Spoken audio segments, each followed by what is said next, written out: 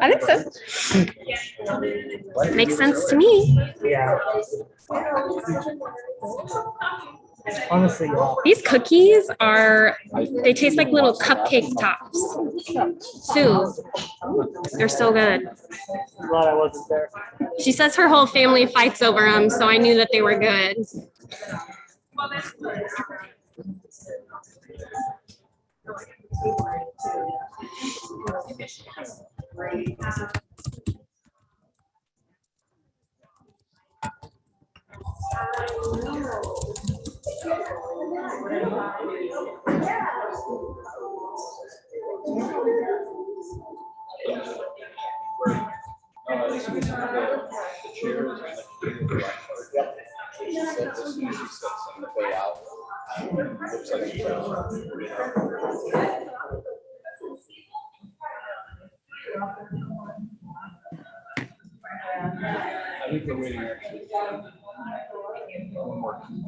Okay, it is. Who was the last one to join? Tahura? Tahura, yeah. Bengali.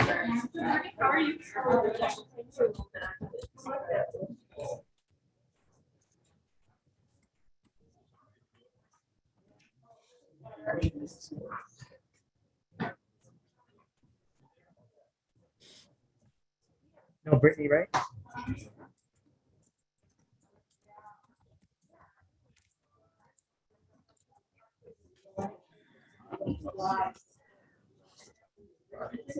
Is Kim's laptop plugged in?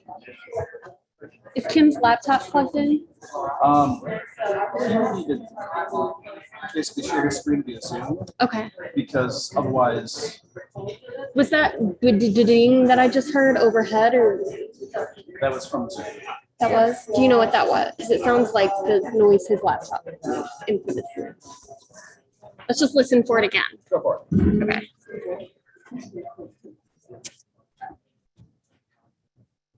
He's not on the Zoom call. Okay. MC, are we waiting for more commissioners? Great. Bethany says she can hear you. She can hear me.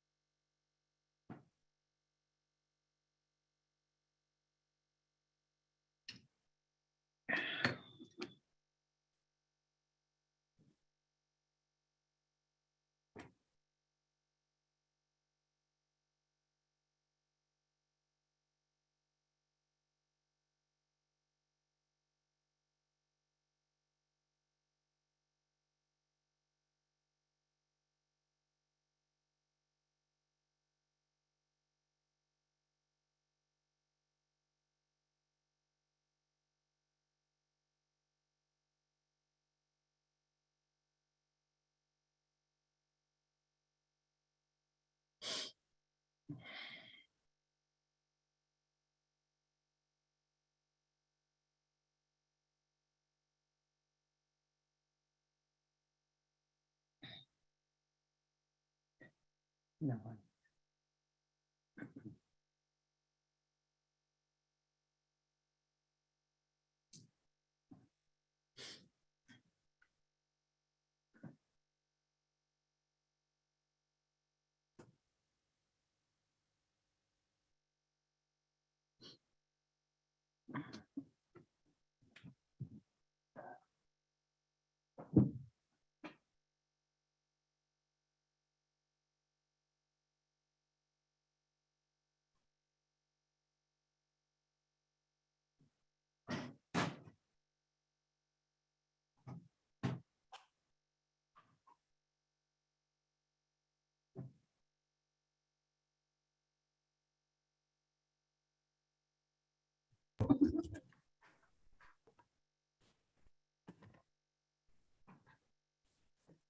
As Chair of the Commission, I call this meeting of the Michigan Independent Citizens Redistricting Commission to order at 10:06 a.m.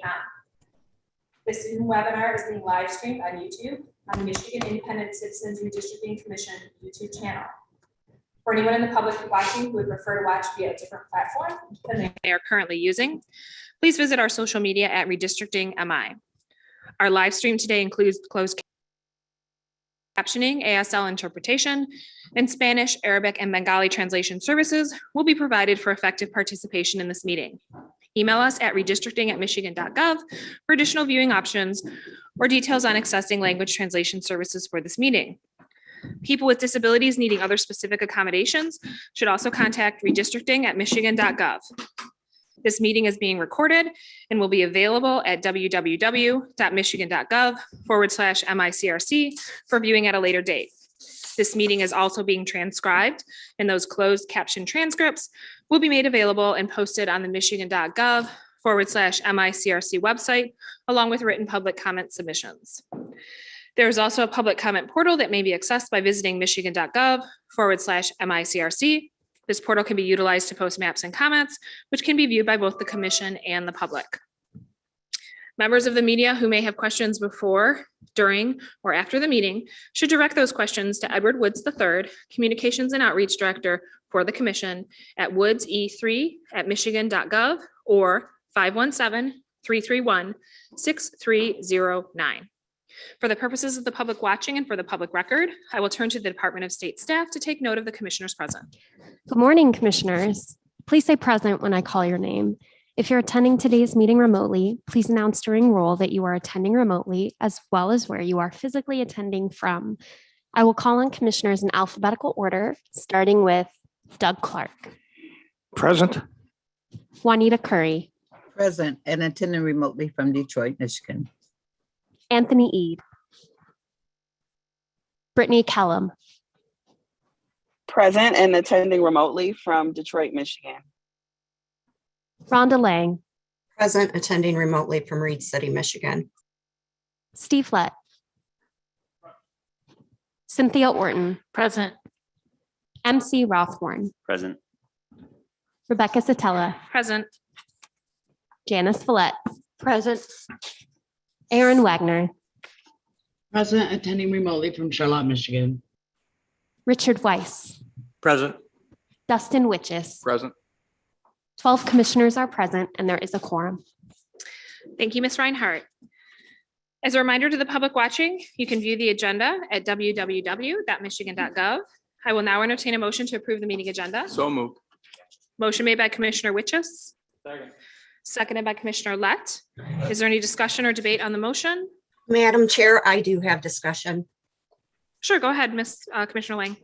Under unfinished business, I would like to add what was on previous meetings about discussion regarding potentially changing and making some changes to the maps. So I would like that added under 5A and move 5A to 5B. So you want to add it before the commission vote process? Is that correct? Am I understanding that correctly? Correct, because if the Okay. discussion goes one way, then that would affect that also. We have a motion by Commissioner Lang to amend the agenda to add a item 5A, changing the current 5A to B, and the meeting or the agenda title would be discussion of changing maps. Is that correct? Do we have a second? I'll second. Okay, so we have a motion by Commissioner Lang, seconded by Commissioner Wagner to amend the agenda to add a discussion item under unfinished business for amending maps. Is there any debate or discussion on the motion? Go ahead, Commissioner Lang. I would just like to say, as far as in favor of it, it's what the public has asked for. And I think as a commission, we deserve to at least have the discussion. Okay, so we have a motion that has been seconded, seeing no discussion. All in favor, raise your hand and say aye. So we have 1, 2, 3, 4, 5, 6. 1, 2, 3, 4. Janice, are you up or down? Okay. So 1, 2, 3, 4, 5, 6, 7. And Commissioner Curry, you had your hand up. Is that right? So that's 8. All opposed, raise your hand and say nay. Nay. So that's 1, 2, 3. And then Commissioner Kellum, are you on? Is I Commissioner am Kellum on. Okay, are you a yay or a nay on the motion to amend the agenda? Can you clarify on the agenda? My apologies because I don't have it in front of me. I'm leaving from getting my booster, TMI everybody. But anyways, can you clarify if there is a moment already on the agenda to discuss that possibility? If, as a chair, was that something that you were going to weave into the discussion anyway? I anticipate that will be discussed anyway, but yes, Commissioner Lang is specifically asking that it be added as an agenda item, and it was on the agenda last meeting, so it would be proper to have it on there. It just for some reason didn't get carried over.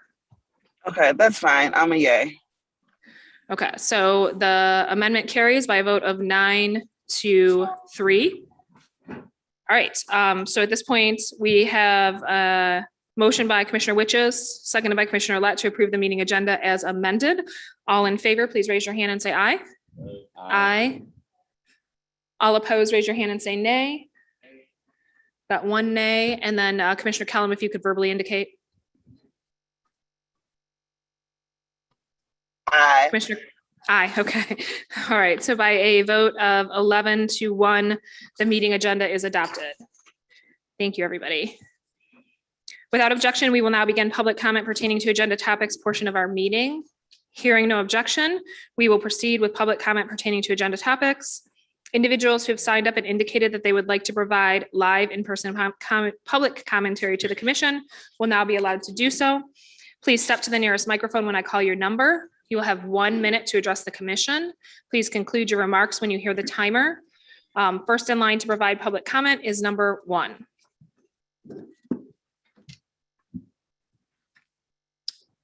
Good morning, commissioners. My name is Robert George, your friendly neighborhood Washtenaw County Parks and Recreations Commissioner. Thank you for providing numerous instances for the public to provide comment on your work. I come before you today to speak in favor of the Cherry State Senate map. It is the fairest map that you have created and will result in an even partisan balance in the state Senate.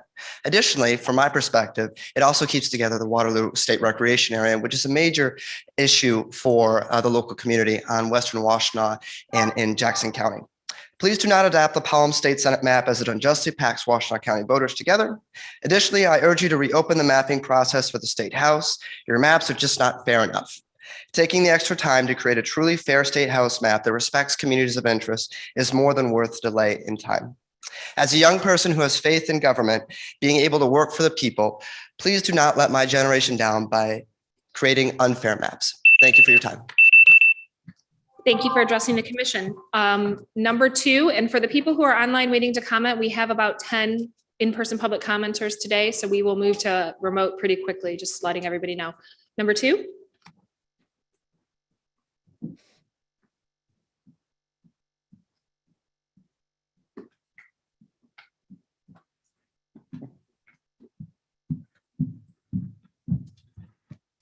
Hello. I'd like to thank you for being here today and doing the job that you've been doing. My name is Linda Appling and I live in Lansing, Michigan, Eaton County. The maps you have carved out Grand Ledge from the current voting area, Eaton County. Grand Ledge is an integral part of Eaton County. and has a strong community of interest there, i.e. the library, Lansing Community College, and the upcoming GM battery plant. Grand Ledge should be put back into Eaton County. As to the others, the fairest maps are for the Senate, Linden and Cherry. For the House, Hickory. Please also include a look at W9304. Thank you for listening to me. Thank you for addressing the commission. Next in line is number 3. Good morning, I'm Sarah Howard and I represent Michigan's AFL-CIO's Fair Maps project. I'm going to address the materials that the Michigan Supreme Court ordered you to disclose to the public. First, the Baker Hotsettler law firm memo on partisan fairness and disproportionate advantage agreed with our position that there's no intent requirement in the Michigan Constitution. As we've said repeatedly, if your maps do not comply with the partisan fairness standard, they won't pass muster, regardless of whether you had intent to create a partisan gerrymander. Second, we believe you received incorrect counsel when it's been suggested to you that you have discretion in the measures of partisan fairness or how closely to comply with them. This ignores the plain language of the Michigan Constitution. Shall means must under Michigan textual interpretation. You must get much closer to zero efficiency gap than you currently are and better under the other measures, particularly in the State House. Thank you. Thank you for addressing the commission. Number 4. Hi, I'm Crystal Boyd, Sarah Howard's legal assistant. We also disagree with Mr. Edelson's VRA discussion in closed meeting. The burden of proof is not on outside groups to refute validity of VRA districts. The burden will be on the commission to demonstrate compliance by conducting a proper racially polarized voting analysis. This hasn't happened yet. Legal compliance requires a robust RPV analysis at the district level, not the county level, looking at more than one Democratic primary election. In fact, that is also exactly what Dr. Hanley said on page 17 of her final memo. You need to assure the public and yourself of VRA compliance by insisting that your counsel engages and publishes this analysis. You should not approve any map until then. Finally, contrary to what you were told in closed session, we are open to the abstract principle that a BVAP lower than 50% may allow the Black community to elect the candidate of its choice. We simply fear that in practice, the current district's drawing could fail that test. Our position on that has been consistent and downright repetitive. Thank you. Thank you for addressing the commission. Number 5.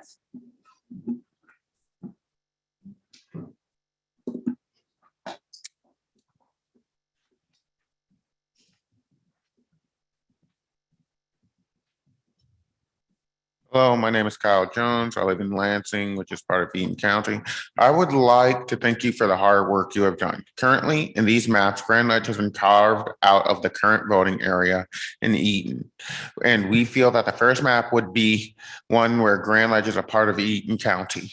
While Hickory is viewed as the Ferris House map, I would encourage you to look at W9304. Thank you for your time. Thank you for addressing the commission. Number 6.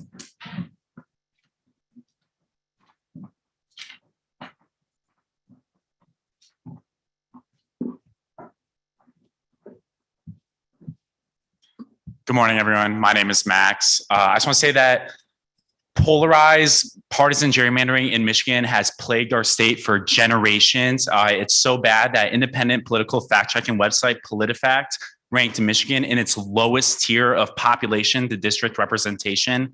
But now you all can fix that. And if you do fix that, your work will go down as heroic in Michigan's history. I'm serious. Like, people will be talking about how you were able to accomplish something that so many before you failed to even accomplish. But it's not just in our state, it's also across the country where people are watching from all over to see if you're really able to take our lowest tier state to fair 50-50 representation. But if you are able to do that, you'll inspire other commissions of other citizens just like yourselves. But you have to get it right, though. You have to pick the maps closest to 50-50. That's Linden for the state Senate, that's Hickory for the state House, and it's not Palm in the state Senate. Even if it has good intentions, the numbers are skewed too much. It's not viable for Palm. But thank you so much. I hope you all think of yourselves as heroes, act like heroes, and we're rooting for you. Appreciate it. Thank you for addressing the commission. Number 7.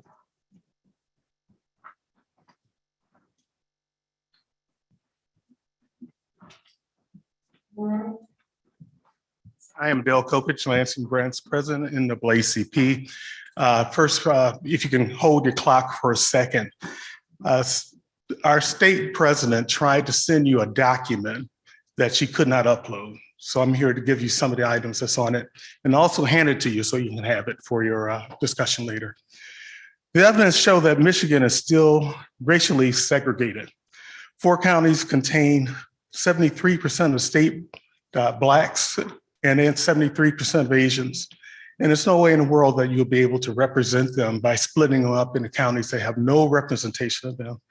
That is something that is of great of interest to us. A couple of areas in particular, Flint, Beecher being separated, also Lansing being separated into rural counties that have nothing to do with Lansing whatsoever. I hope you would consider this in your discussions or deliberations to put forth a method that would better represent people of color. Thank you. Thank you for addressing the commission. And you can hand that over to our general counsel, Ms. Pastula. Number 8.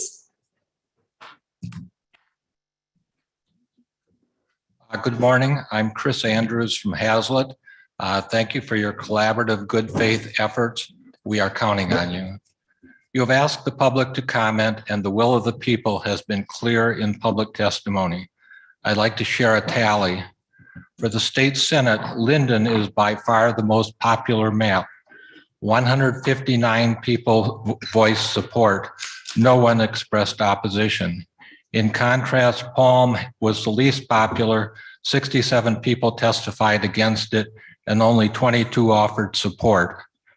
For the State House, the most frequent comment by 142 people was come up with something better. Among your maps, Hickory is the clear choice with 116 supportive comments and only 5 in opposition. I'd like to leave you with a more detailed tally, including Congress. Thank you. Thank you for addressing the commission, and you can hand that to General Counsel Pastula. I'd also like to indicate for the record that Commissioner Eid has arrived and is in attendance in person. Number 9.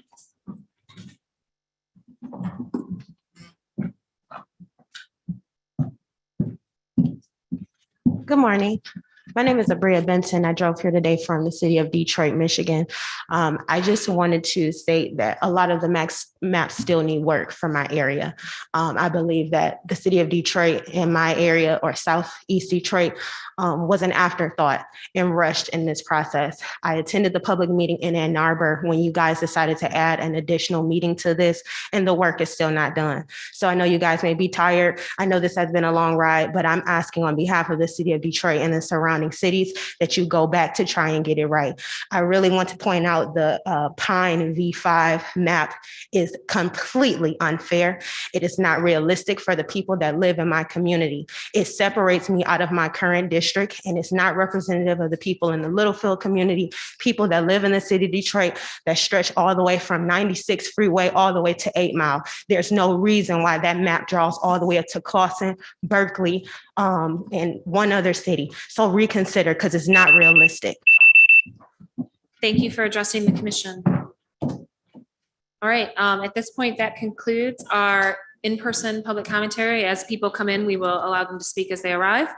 We will now move to remote public comment. Individuals who have signed up and indicated they would like to provide live remote public commentary to the commission will now be allowed to do so. I will call on your name and our staff will unmute you. If you are on a computer, you'll be prompted by the Zoom app to unmute your microphone and speak. If you are on the phone, a voice will say that the host would like you to speak and prompt you to press *6 to unmute. I will call on you by your name. Also, please note that if you experience technical or audio issues, or if we are unable to hear you for 3 to 5 seconds, we will move on to the next person in line and then return to you after they are done speaking. If your audio still does not work, you can email us at redistricting@michigan.gov and we will help you troubleshoot so that you can participate during the next public comment period at a later hearing or meeting. You will have 1 minute to address the commission. Please conclude your remarks when you hear the timer. First in line to provide public comment is is James Gallant. Please wait for our staff to unmute you. Oh, James Gallant, Marquette. These are my opinions. And I believe that the MRCRC's birthday was in 1963. This was a Supreme Court ruling in August of 2018. The rules of procedure start at the moment of conception. Same thing as this abortion thing. Moment of conception is when the rules start. And that's why the reiteration of the prior. And the Supreme Court didn't address the House Fiscal Agency report. You didn't cite their own ruling from 2018. You know, and the MICRC was not born out of the Prop 2 amendment, just like a butterfly is not born out of a cocoon. It's born earlier as a little grub of a little, you know, caterpillar, and it's got to go from that point, not from in the middle of it when all of a sudden you just spring out of nowhere and you just get to make stuff up and change the fundamental rules of parliamentary law in America. This is going to be what's contested in court. It's going to be the rules of procedure and your legitimate rules of procedure, and you didn't follow the rules. Thank you for addressing the commission. Next in line is Lodia Tapia. Hi, good morning. My name is Loida Tapia. I'm joining from Detroit, Michigan. I am completely disturbed by the release of your memos and public closed door meeting. There are many concerns for the city of Detroit that was clearly ignored, and it's evident by the memos that you release. Dr. Handley specifically said that a district by district voting rights analysis was necessary. That was never conducted. I don't know how you can move forward in voting for these maps when you have not finished your work. You have to go back and reconsider. There are analyses being done right now that look at the city of Detroit, and we think that there may be no Black representation for the next 10 years in the city of Detroit based on how you have drawn your maps. There is clear discrimination. There is clear violations of the Voting Rights Act, and I would urge you to continue to work on those maps for Detroit because you still need to address those concerns. You never did a voting rights analysis on the Latino community. Thank you for addressing the commission. Number 3, Rich Thrush.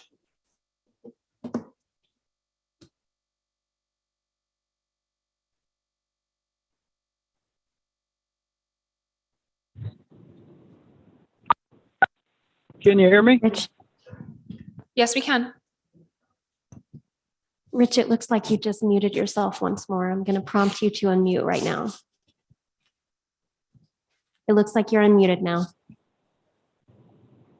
Good morning. My name is Rich Thrush, representing Grand Rapids Proactive, a nonpartisan election protection coalition organization.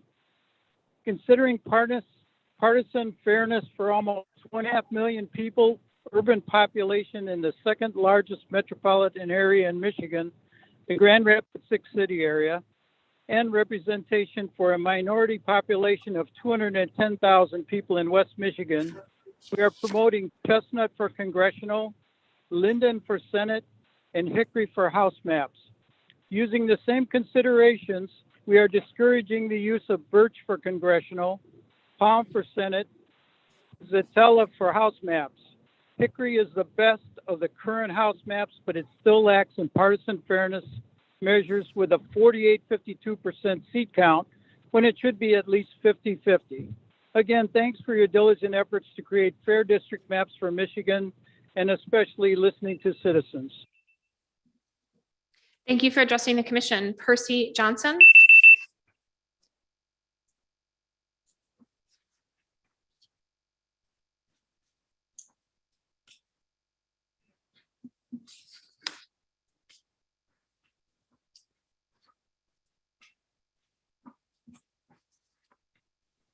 Hello? We can hear you. Can you hear me? You hear me now? Yes, we can. Okay, I'm in. Okay, so you see me participate in a lot of these commissions, and thank you, but we are satisfied with the Birch, the Linden, and we also We pause this time for a moment. Mr. Johnson, it sounds like you may be holding your phone covering up the microphone. It's a little muffled. Okay, is that now? Yes, that's much better. Much better, Thank you. yeah. Okay. So we're satisfied with people are pleased with the Linden map the Birch map, and we're still very concerned with our house maps. I was very impressed with the deltas that came at the last hearing in Detroit, and I strongly suggest that you take their suggestions and apply some of the maps that they are asking for the house. They are a strong community that know the community and understand our concerns in Michigan. Please take time to get these maps straight so we don't have to go to court, because I'm connected with the UAW, the Baptist preachers of Detroit and Michigan, and the precinct delegate. And they Thank you for addressing the commission. Number 5, Richard Williamson. Good morning. I am Richard Williamson from Kent County. Please do not adopt the Zatella State House map. As a commission, you have taken the time in your Pine V5, Magnolia, and Hickory maps to create fair districts that reflect communities of interest in Metro Grand Rapids, particularly in Wyoming. You've created the most Hispanic district possible. Numerous Hispanic leaders have asked you in public comment to keep Wyoming together and allow the Hispanic community a strong voice in Lansing. The Zatella map would crack Wyoming and divide the Hispanic community between rural Byron Center and white Granville. Adopting the Zatella map would run counter to your collaborative work and the wishes of voters in these communities. Please do not adopt the Zatella map and instead adopt either your Pine V5, Magnolia, or Hickory maps. Thank you. Thank you for addressing the commission. Number 6, Micah Perkins.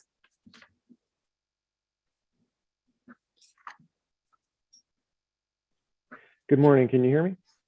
Yes, we can. Good morning. My name is Micah Perkins, and I represent the 10,000 Michigan building trades, skilled trades workers of West and Southwest Michigan. The congressional maps vary drastically when it comes to configurations for West Michigan. I've been paying a lot of attention to these meetings, and the Chestnut map, above all, appears to be the most favored configuration. There have just been over 220 mentions of Congress made in the last 3 public comments, and almost half of all comments about Congress have been voiced in support of Chestnut. That's twice as many positive comments as the next closest, Birch.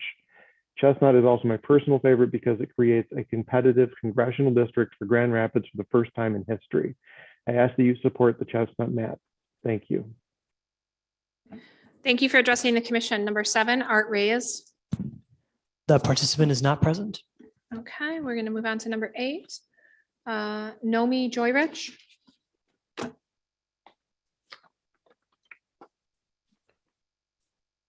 Can you hear me? Yes, we can. Hi, I'm speaking on behalf of the Michigan Unitarian Universalist Social Justice Network. We are a nonpartisan, faith-based statewide organization, and we thank you for your dedication to this sacred work.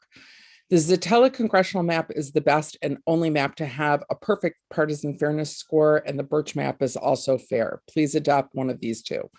Linden is the best of the Senate maps and minimizes the population deviation among districts, but all the Senate maps still favor one party and do require some tweaking.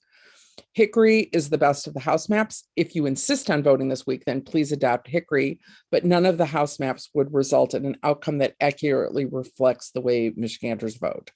We don't want to delay the process, but the worst outcome would be to settle for inherently unfair maps. Maps that are less unfair are still unfair. Please reopen the process and improve the Hickory map. Thank you and happy holidays. Thank you for addressing the commission. Number 9, Kermit Williams. Good morning, Commission. This is Kermit Williams again, City Council President for Pontiac and Co-Executive Director of Oakland Forward. I would just ask the Commission to stay focused on what you have done this whole process, which is to balance community of interest, also with partisan fairness. And as you are having the debate today, take the time, especially on the new 5A, to make sure that if there needs to be a map that is grossly looked at as the Commission as unfair, that you guys take that time to really look at it and have that robust debate. I thank you for not only serving on the Commission, I thank you for the year of work that you guys put into it, and for this process to come out the right way. It takes a little bit more deliberation. You're almost at the end. Don't give up now, and don't give up on discussion. I saw 9 commissioners vote for it and 3 that voted against it. So I'm just asking that everybody will participate in the discussion and everybody's voices will be heard. Thank you again. Thank you for addressing the commission. Number 10, Rima. Hi, thank Thank you for listening to us. My Arab American and Middle East and North African community of Dearborn and Dearborn Heights already face many challenges. We are not under the Voting Rights Act, despite the fact that it has been said so. We are not counted in the census. The only way to get equitable representation is through the commission, but it doesn't seem that this has been heard. Access submitted a COI map C1510 in August of this year, and I thank you for acknowledging my community in the congressional map of Chestnut and in the Senate map of Linden, but I cannot support what you have done with House maps. We do support the Chestnut maps only in the way that it represents our community of interest in the C1510. However, when it comes to the fair maps for the entire state, as you have heard from many of our partners, we strongly support the Birch map. Our community of interest map has been split into 7 districts. We will never get the representation we need in Lansing, and our communities continue to be left out when we are split into so many districts. We need to fix this and redraw the House maps to address minority communities' concerns and to fix the voting rights districts in Detroit. Thank you for addressing the commission. Next in line is number 11, which is Shams Al-Badri. Thank you, Commission. My name is Shams Al-Badri. I am here on behalf of Access. As you may know, Access serves most directly in Dearborn and Dearborn Heights, and the largest Arab American community and MENA community in the nation. We share a community which is rich in history of economic development and social concerns that need to be addressed by policies that reflect our community's needs. Because of this, we support Birch and Linden and highly recommend you reevaluate the House maps. Although the largest community in the country, my community is not captured in the census and therefore is left out of the redistricting process. Please continue to work on the House draft maps, and please consider the community of interest map C1510 as you redraft the House map. The commission was put into place to end gerrymandering, and you have successfully done that in fair representation in the congressional maps of Chestnut and the Senate map of Linden. I support the Chestnut map only in the way that it represents our community of interest. However, when it comes to fair maps for the entire state, we strongly support the Birch map. You will determine the future of my community. I hope you listen to the. Thank you for addressing the commission. Next in line is number 12. Judy. Hi, good morning, everyone. Thank you, and thank you to commenter number 8 this morning who took the time to tally the online comments. It puts a point on a long-standing question that I've yet to find an answer for. Exactly, I would like you guys to explain today how those comments were tallied for you and how they're part of your vote today. If people took all the time to comment and they weren't somehow assessed and given to you on a chart of some kind, then it's really all for nothing.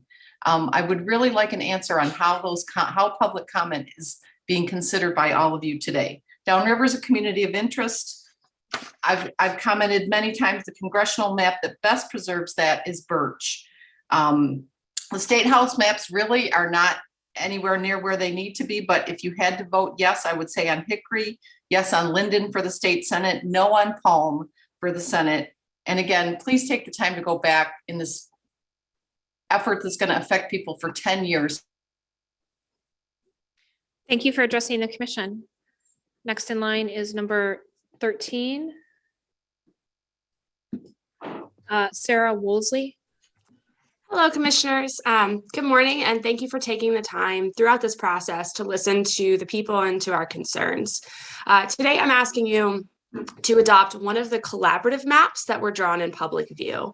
The transparency of map drawing in meetings is the sort of openness that voters supported in 2018 and the transparency in the redistricting process that we were looking for. I urge the commission to pick one of those collaborative maps that voters have had more opportunities to view, comment on, and understand. After these past few months and the hundreds and thousands of different comments in meetings, on the portal, on maps, and that you've just heard over and over, I really do think that the maps that are selected should be reflective of that feedback and should be those collaborative ones that were drawn with the input of the entire commission. Thank you for your commitment to fair maps and for listening to the citizens. Thank you for addressing the commission. Next in line is 14, Sherry Massan.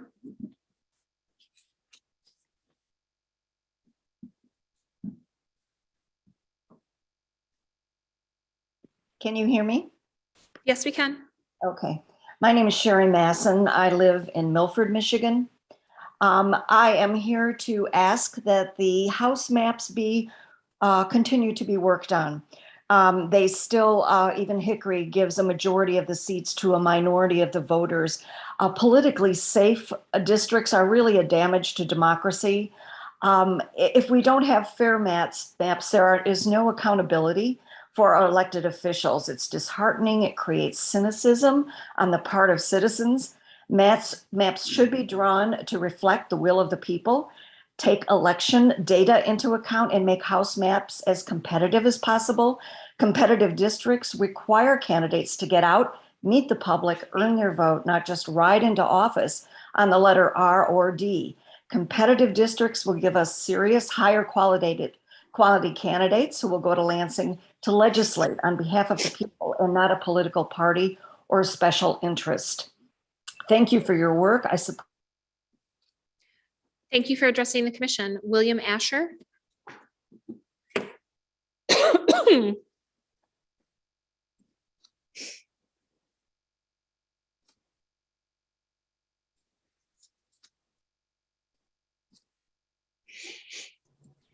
Okay. Hello. I found the unmute button. You hear me? Yes, we can. Okay. My name is William Asher. I'm a voter who lives in Royal Oak. I urge you to approve district maps on the basis of voting rights compliance and partisan fairness. Michigan voters enabled this commission so that voters like yourselves, not politicians, would draw the boundaries between districts. We wanted voters to choose our politicians and not the other way around. For the Michigan State Senate map choice, I urge you to vote for the Linden map. It is the best in terms of partisan fairness and VRE compliance. For the same reasons, I urge you to approve the Hickory map for the Michigan State House and the Birch map for the U.S. House of Representatives. Thank you for your service on this commission. Please do what you can to make Michigan voters proud of your final outcome. Thank you for addressing the commission. Scott Urbanowski. Hi, everyone. My name is Scott Urbanowski. Can you hear me? Yes, we can. All right. I just wanted to say that when it comes to partisan fairness, all the metrics that I've seen, the Satella State House map outperforms the other maps when it comes to, again, all the partisan fairness measures that I've seen. The Satella map also does the best at promoting diversity within my hometown of Kentwood. It creates a House district that focuses on the city of Kentwood, which I think is very important. We haven't had a Kentwood resident serve in the State House of Representatives since 1997, 25 years ago almost. And so I think it's long past time that we have a Kentwood focused House district, and the Satella map is the only one that does that as well. So when it comes to partisan fairness, again, all the metrics I've seen, when it comes to making sure that voters and diversity are lifted up in the process, the Satella map clearly wins out for the State House, and I ask you to support that one. Thank you for addressing the commission. Number 17, Wendy Caldwell. That participant is not present. Okay. 18, Rosa Holiday.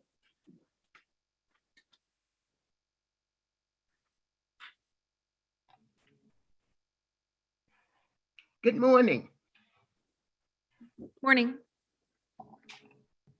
I'm Rosa Holiday, representing the Tri-Cities, which is Bay City, Midland, and Saginaw. And I'm here again because I'm so concerned about being competitive and drawing fair maps. So what you have so far, none of them actually is fair, but the Chestnut for Congress, your Linden for the state Senate, and also on your state house map, if you work with the Hickory, I think we could be able to get some fairness there. And absolutely no on the palm. We have a chance to show the country how Michigan has voted and how we've had fair maps and how we've been competitive. Thank you for addressing the commission. Number 19, Denzel McCampbell.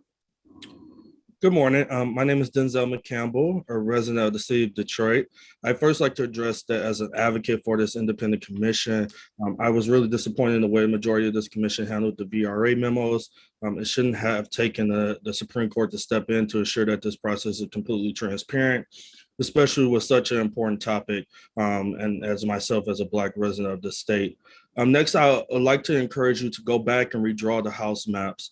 I live in what will be District 16 of each of the 4 House maps, and I feel that they completely disregard communities of interest. To have the Rouge Park, Brightmoor, and other Detroit neighborhoods in the district with the city of Livonia is unacceptable to me, as I fear that our voices will be disregarding our representation. Thank you for your historic work. I encourage you all to take the final steps to ensure that we completely get this right. Thank you and have a good day. Thank you for addressing the commission. Number 20, Rachel Goodstein.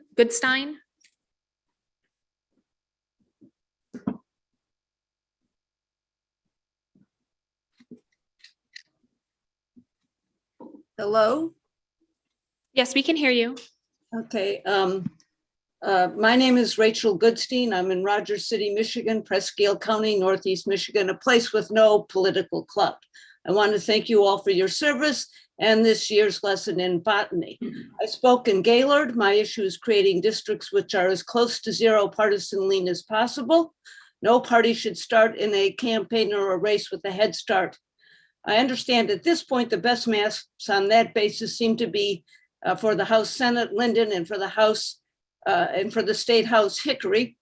But it seems that some of them still need work. There's no new plans that have not been subject to public input should be allowed at this point, if that's even a consideration. You should always abide by open meeting rules. 10 years from now, I think that the commission should be made up of totally nonpartisan people. I participated because I am the chair of the Democratic Party up in Presque County. Thank you for addressing the commission. Anthony Scannell. Hello, good morning, MICRC. I'm joining you from Detroit, and well, I just wouldn't encourage you to approve any of the congressional proposals you've put forward because, I mean, for God's sakes, it started with Birch. That's the original shape of District 13 where I live, Birch. And to get Chestnut, all you did was switch out Warren and Centerline for Romulus. And so the person who drafted the Birch, it took you guys 20 minutes to find Woodward when that ordeal began. I was watching it, you know, and he's quoted as saying COIs don't matter. So you said we'd have to make a convincing case for you to do at one of your candid conversations to do anything to extend beyond 45 days. Well, what more convincing case can be demonstrated that you can get better partisan fairness metrics? Organizations and individuals have demonstrated that you can get better COIs in your own words. What could be more convincing? Thank you for addressing the commission. Number 22, Francesca, sorry.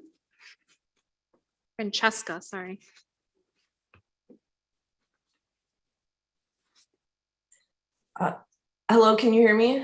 Yes, we can. Okay. Hi, my name is Francesca Stevenson, and I am a resident of Detroit. I have addressed the commission before, but I would just like to reiterate my support for the Linden map for state senate because it is the closest to a 50-50 partisan split, and that was the goal of this. I would also like to say that the Palm map is really unfair, and we definitely should not use that one. As for the House maps, if we have to go with one of the existing ones, then we should go with Hickory because it's the closest to fair. But I'm going to reiterate what a lot of other people have said, that I really think that we should consider going back to the drawing board here so that we can get a map that is a 50-50 partisan split. It's really important that the citizens of Michigan have an equal chance to make their voice heard in elections. I want to thank you all for the work that you're doing. It's very important, and I understand that it's very difficult. Thank you for your time and enjoy your holidays. Thank you for addressing the commission. Number 23, Danielle. My name is Danielle Fergan, and I live in the city of Midland, Michigan. I chose to address the commission today to show support for the following maps: The maps that I feel best follow the spirit of nonpartisan redistricting are the Chestnut Congressional Map as it reunites Mid-Michigan, the Linden State Map as it reunites the Tri-Cities and is fair, and the Hickory House Map because it is the most fair, but it could use some work.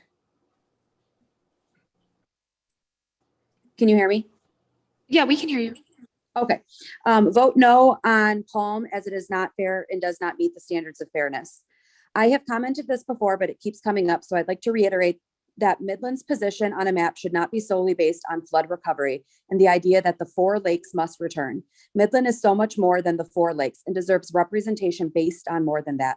Public officials noting their held office and business administration representing their business ties, commenting on the subject and pushing this narrative are not acting in the spirit of political fairness as required by the redistricting process. Thank you for addressing the commission. Next in line is Jennifer Austin. Hello, Jennifer Austin, City of Midland. I wasn't going to speak today because frankly, you've already heard everything I and my opponents could possibly say about Midland. But since I've been invested in this process since the beginning, I wanted to leave you with one last testimony. I just want to say thank you for reuniting the Tri-Cities and Mid-Michigan, for listening to thousands of testimonies and reading thousands of comments, and for following Prop 2 and placing COIs and partisan fairness high above county lines. Most of all, I want you to take a second and understand the historic work you've done. Nowhere on these maps is the essence of Prop 2 better represented than the Senate and congressional districts for Midland. You created Senate and congressional districts that are as close to zero political bias as possible. Just imagine, for the first time in 30 years, and maybe ever, the people of Midland will get to choose the most qualified representative instead of it being a preordained conclusion determined by how the maps were drawn. So thank you. The maps aren't perfect. There is more work to be done, but if you are voting this week, please vote for Chestnut, Linden, and the Zatella House map with Hickory being a second choice. Thank you for addressing the commission. Marie Johansson.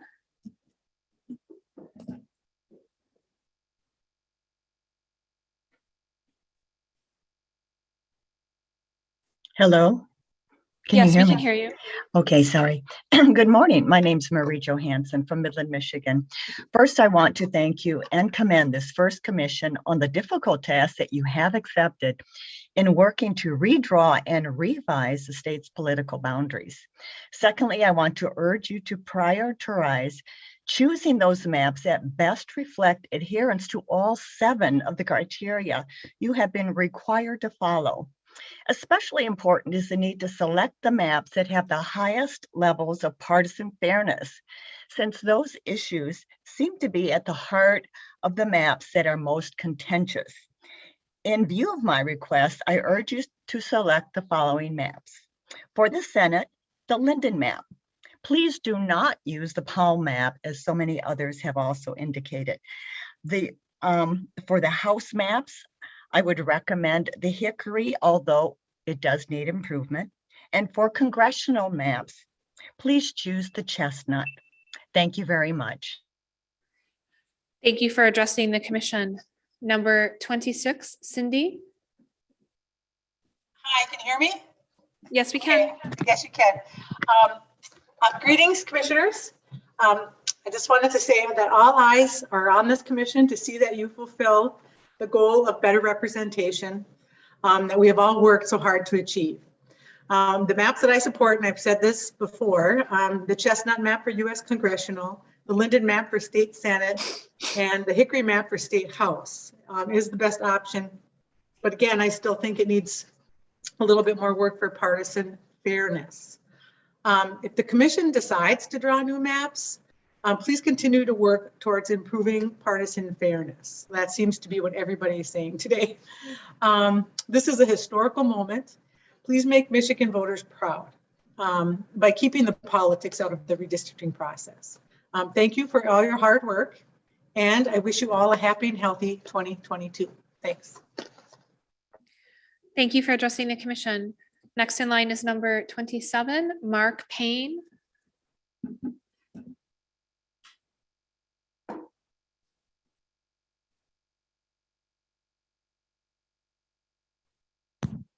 Mark, if you can unmute yourself, you're free to address the commission.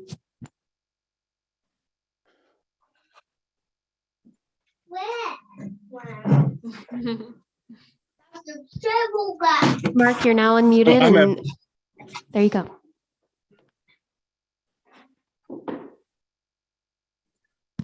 Mark, can you hear us? No, I'm having technical difficulties. 1 second. Sure. Okay. Thank you very much. Good morning, Commission. Good morning, Good Mark. morning. Good morning. Thank you. Thank you for your patience. Good morning. So thank you for your service. My name is Mark Payne. I'm a resident of Detroit. I ask that the vote process you have established be adhered to during the actual vote so that the public can witness a transparent conclusion to your work. In addition, these lines will last 10 years and have a lasting impact. You can still do better, especially on the state house maps. Hickory is least bad, but you can still do better for Michigan by taking a little bit more time drafting. Please take more time to sufficiently address our ability to elect candidates of choice and ensure compliance with the Voting Rights Act. As your racial polarized voting expert, Dr. Hanley points out, in her final report in Section 2C, recompiled election results for all draft districts can be used to assess whether your proposed districts will provide minority voters with an opportunity to elect. However, no mention of this being done is made. Thank you for addressing the commission. Next in line is number 28, Nicole Bendy. Hi, everyone. My name is Nicole Beatty. I'm from Birmingham. My testimony is in support of the Birch Congressional Map. So my family and I are part of the congregation of the Sikh Gurdwara or Sikh Temple of Rochester Hills. You heard a lot from my community earlier in this process that we support the Birch Map because it keeps together the neighborhoods of Sterling Heights, Troy, and Rochester Hills so that our religious community, as well as a South Asian cultural community, can be a constituency with our member of Congress. I've been following this process really closely, and I've actually taken the time to tally the pins on the portal. And I want you to pay attention to the fact that there are actually 1,500 comments between the Birch and Chestnut maps, where 67% of comments are positive on the Birch map, where only 55% are positive on or green on the Chestnut map. There's been a lot of attention on these verbal comments like mine, many of which seem organized by groups, but there's a ton of individuals that don't have the luxury to take time away from. Thank you for addressing the commission. Next in line is number 29, Claudia Warren. Good morning. Good morning, commissioners, and thank you for your service in this extremely important process. I am one of the many Voters Not Politicians volunteers residing in Midland County. We collected 21,000 signatures to get Proposal 2 on the ballot. 50 to 60% of Midland County voters approved Proposal 2. 50 to 60% of Midland County voters understood that Michigan's redistrict process was rigging the election in favor of one party. In Midland County and in the rest of the state, we all witness what happens when one party dominates with a closed mindset. Public health, public education, environmental protection, and good governance declined over the last 20 years of unresponsive and uninformed legislation. The Flint water crisis and the emergency financial manager fiascos were the most egregious. Thank you for addressing the commission. Number 30, Michael Fields.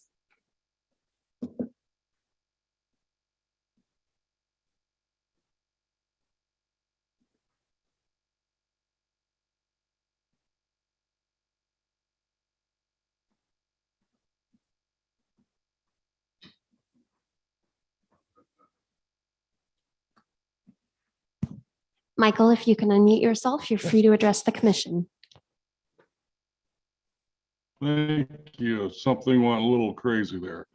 Thank you for allowing me to speak today and for all the hard work you've put into this commission. My name is Michael Fields and I'm from Gladwin County. After asking you several times for a fair playing field, I am willing to put my support behind the following plans. If you are going to be proceeding forward at this point, I would prefer that you adopt the Linden plan for the State Senate, the Hickory Plan for the State House, and the Birch Plan for the United States Congressional District. Again, thank you for your time and allowing me to speak in this process. Thank you for addressing the commission. Thank you. Number 31, Kathleen Curell.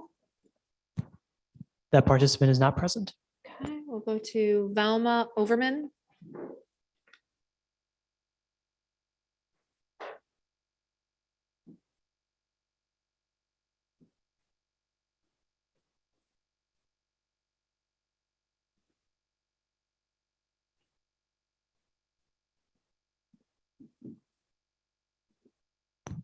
Pastor Overman, if you're able to unmute yourself, you're free to address the commission.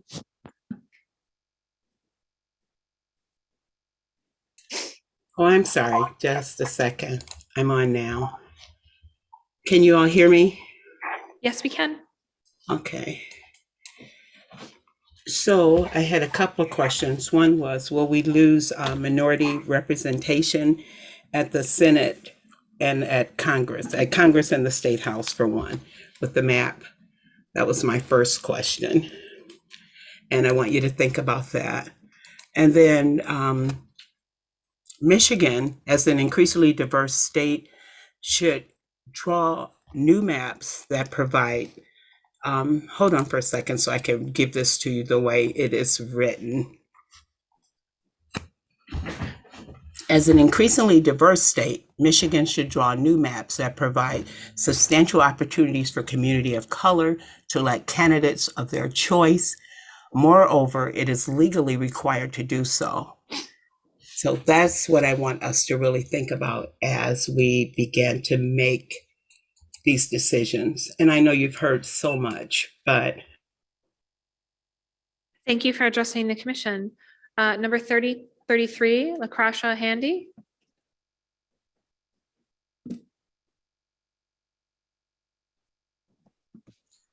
Good morning, commissioners. I am Lucretia Handy, Flint Township resident in Genesee County. Maps need to be fair with no political bias.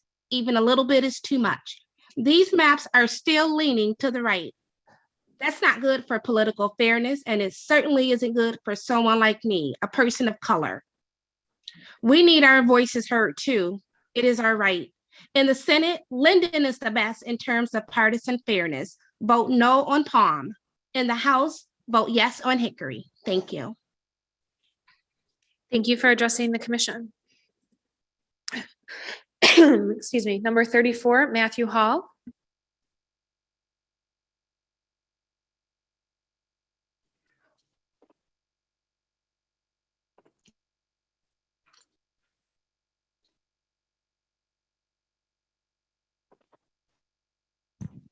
Hi, Matthew. You're unmuted and free to address the commission. Good morning. Thank you for your time and for the work you've already put in on this project. I'm Matthew Hall. I'm a stay-at-home dad in Northwest Grand Rapids. Having looked over the proposed maps, I'd like to voice my support for the Birch map for Congress, the Hickory map for the State House, and the Linden map for the State Senate. While no map can perfectly represent the will of the voters, geography being, what it is, these three maps come the closest, and I look forward to my voice having a little more effect in upcoming elections. Again, thank you all for your time, and have a nice day. Thank you for addressing the commission. Rebecca Grayson. Hi, this is Rebecca Grayson from Grand Rapids, Kent County. I wanted to voice my support for the state Senate, the Linden or Cherry map, vote no on the Palm. And then for the State House, the Hickory map is the most fairest. When the commission starts to vote, make sure that the commission passes the one of the collaborative maps, not the individual submissions. This is because the collaborative maps were drawn during the public meetings, and the reasons for districts being drawn is how they were they were drawn out by the public comments and all the commentary that you've been listening to, and it makes it more collaborative. Thank you so much for your time, and really appreciate all of your hard work. Thank you for addressing the commission. Sorry. Next in line is number 36, Gina Favors. That participant is not present. Okay. 37, Cassie Foley. Good morning. I'm Cassie Foley from Midland. As you near the goal of final maps, I want to thank the commissioners again for their hard work and all the time they've given to this process. For my area in Midland, I'm very grateful for the collaborative maps you have drawn that unite the Tri-Cities and Flint. You have recognized the common concerns of the mid-sized cities in mid-Michigan and the communities of the Great Lakes Bay region. I urge you to choose the Chestnut Congressional Map, the Linden State Senate Map, and the Saltella State House Map. If you do, I will, for the first time in decades, live in fair and competitive districts. As you vote, please do it with fairness for the voters as your guiding star. Thank you very much. Thank you for addressing the commission. Number 38, Susan Steigerwald.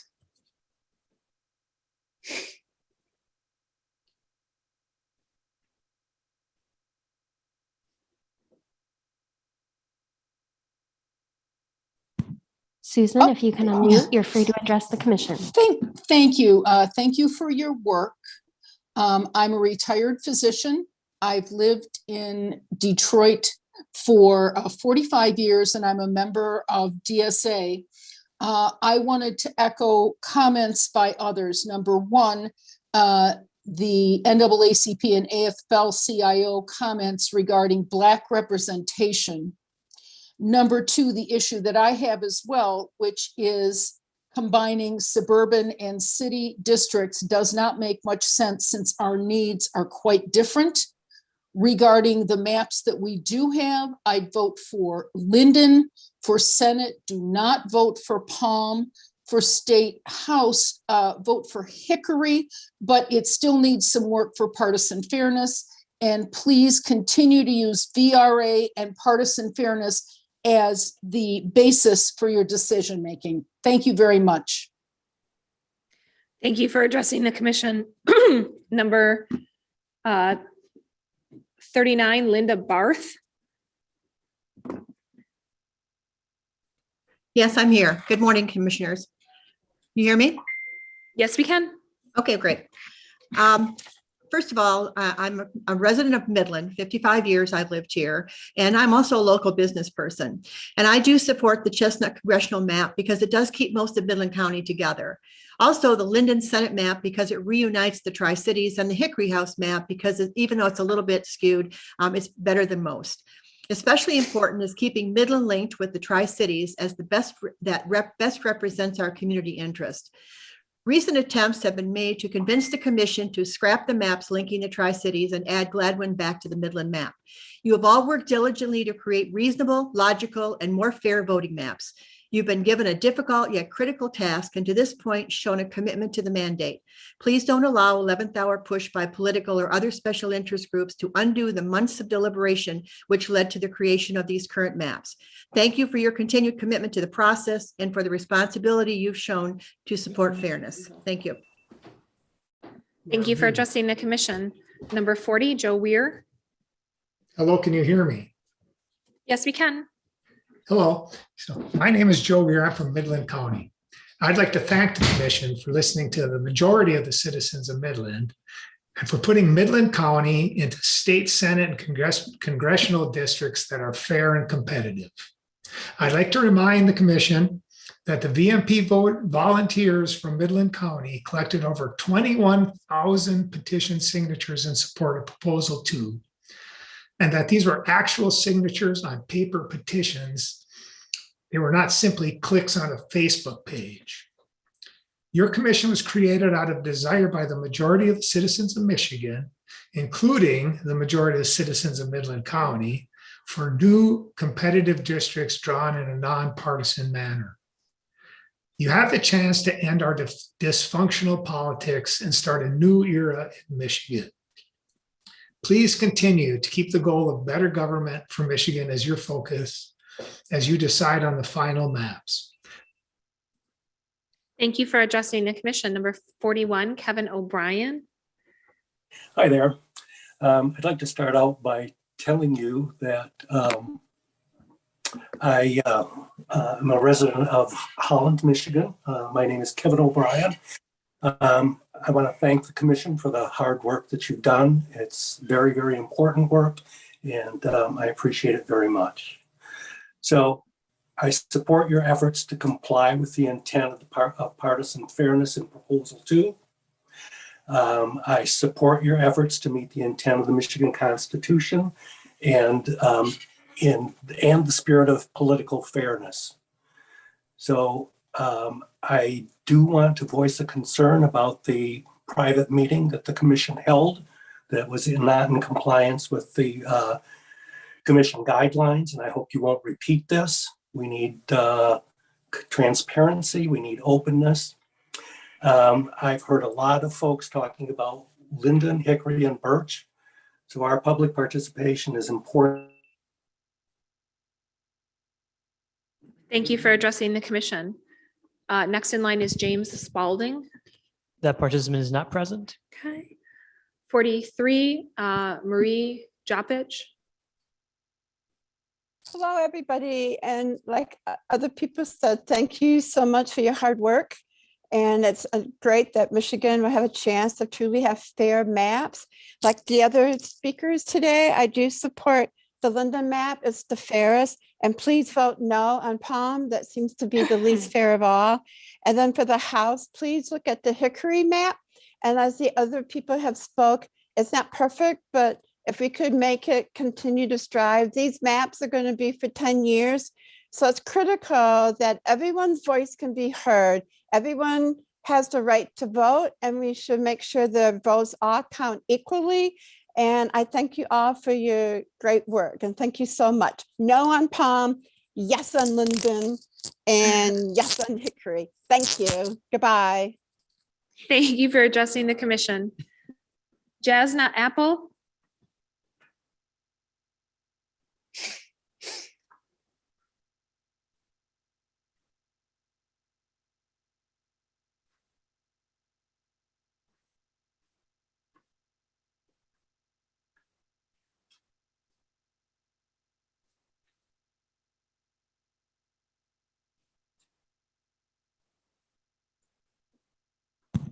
Jasna, if you can unmute yourself, you're free to address the commission.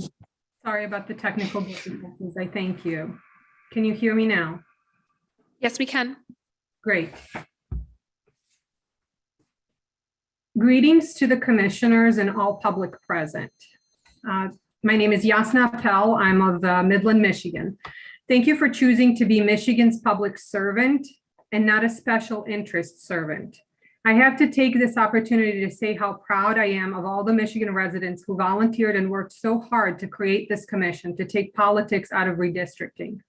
They entrusted you their desires to create maps that will be most fair and inclusive maps, whose primary focus is Michigan communities. Whenever you make your individual decisions about maps, I ask you to start from yourself and ask yourself this. Is this what would be best if this were my community? What areas do I consider part of my local and regional community, including school districts, neighboring towns, etc.? Ask yourself that while rejecting any bias on partisan politics, skin color, or regional economic. Thank you for addressing the commission. Number 45, Mary Murphy.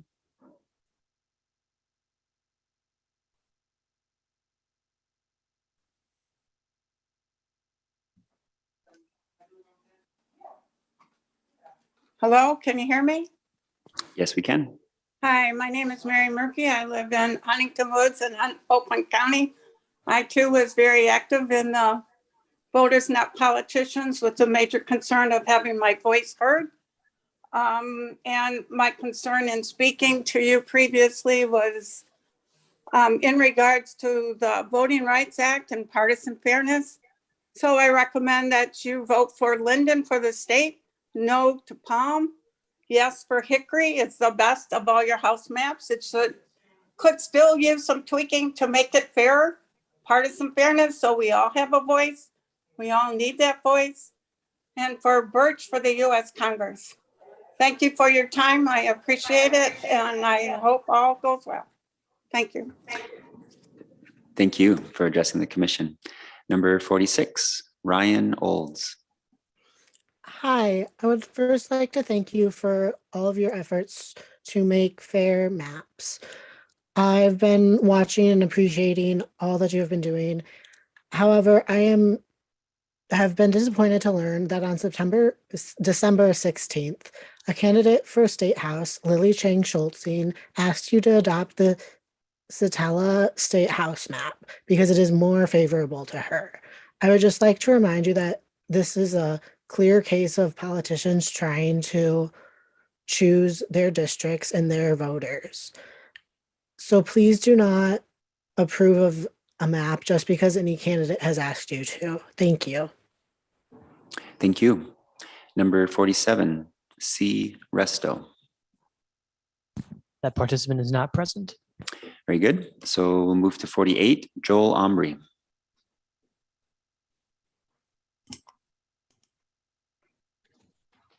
Hello, my name is Joel Ombre and I'm from Grand Rapids. As we approach the end of the process, I want to thank you for all your hard work. Your task is not an easy one. As someone who collected signatures in the sun and in the rain to get Proposal 2 on the ballot in 2018, I'm especially grateful for your seriousness in this long and historic effort. My comments on the specific maps focus on the congressional level. I urge you to adopt the Chestnut map or the Satella map. Those create more competitive districts and minority representation. Please reject the Birch map as it slants towards too many safe Republican seats in West Michigan. As we near the final vote on maps, it reminds me of a runner approaching the finish line of a race. We've all seen races where the runner eases off right before the finish line and loses. You're racing to provide the citizens of Michigan fair maps and good democracy. Please don't ease off and allow anything other than your most fair effort to prevail. Run through that finish line. Thank you. Thank you for addressing the commission. Number 49, Tad Weiser. That participant is not here. Okay, number 50, Doug. Hi, I'm Doug Floto. I'm from Commerce Township, and I just wanted to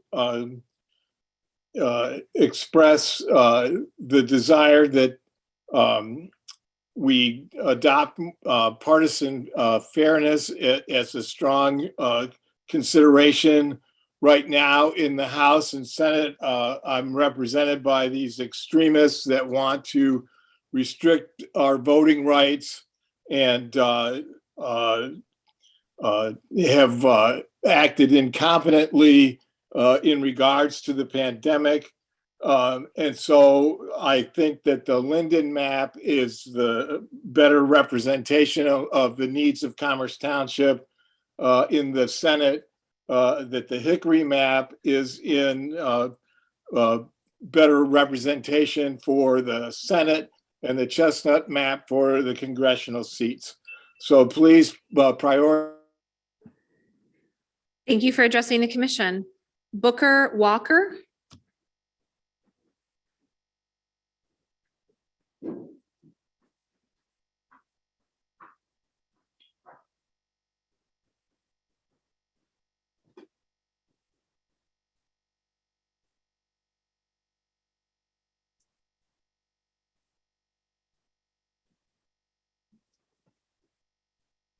Booker, if you can unmute yourself, you're free to address the commission.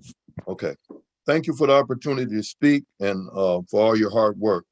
I was born and raised in Detroit, Wayne County, a district that has the highest rate of conviction in Michigan and houses the most prisoners in Michigan Department of Correction. Me being a formerly incarcerated returning citizen while incarcerated in Barica, Michigan. I was counted in the census. Later to find that returning home, that this miscarriage of justice had affected me in the reentry to society. The resources and representation had been ciphered from me and the ability for me to transition and coming home. Prison gerrymandering, just this is what it does. It's not fair, and it promotes mass incarceration. We say we live in the home of the free and the land of the brave. Please be brave in deciding these maps. Take this under consideration, and please do what you can to make this right. It's very wrong. Thank you. Thank you for addressing the commission. At this point, we're going to go back up to number 31, Kathy Curell.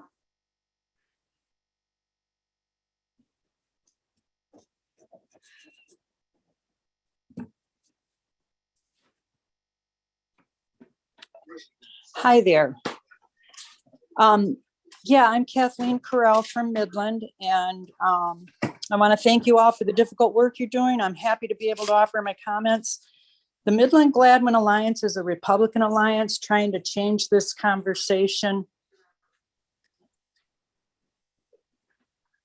Can you hear me? Yes, we can. Okay, sorry, I kept getting pop-ups. Trying to change it from fair districts to watershed and flooding issues. And keeping counties whole is an age-old, well-documented GOP tactic to gerrymander maps. I'm very aware of the intense, difficult work you're undertaken in balancing COIs with partisan fairness scores. Keep your heads high. You are providing an example for the rest of the country, and I'm eternally grateful for the work you're doing. I support the Satella House map for its reliable partisan fairness scores. Secondarily, the Hickory for House, the Linden for Senate, and the Chestnut congressional map. And happy holidays to all of you. Thank you for addressing the commission. Number 52, Kathy Leakum.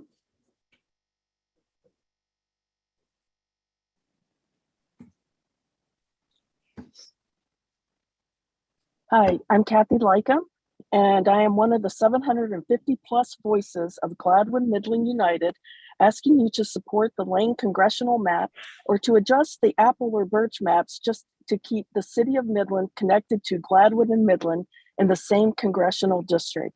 Today, I have for you an updated copy of our petition with 750 plus names that I have emailed to you. A group of Gladwin Midland leaders attended your December 16th meeting in person to deliver an early copy of this petition.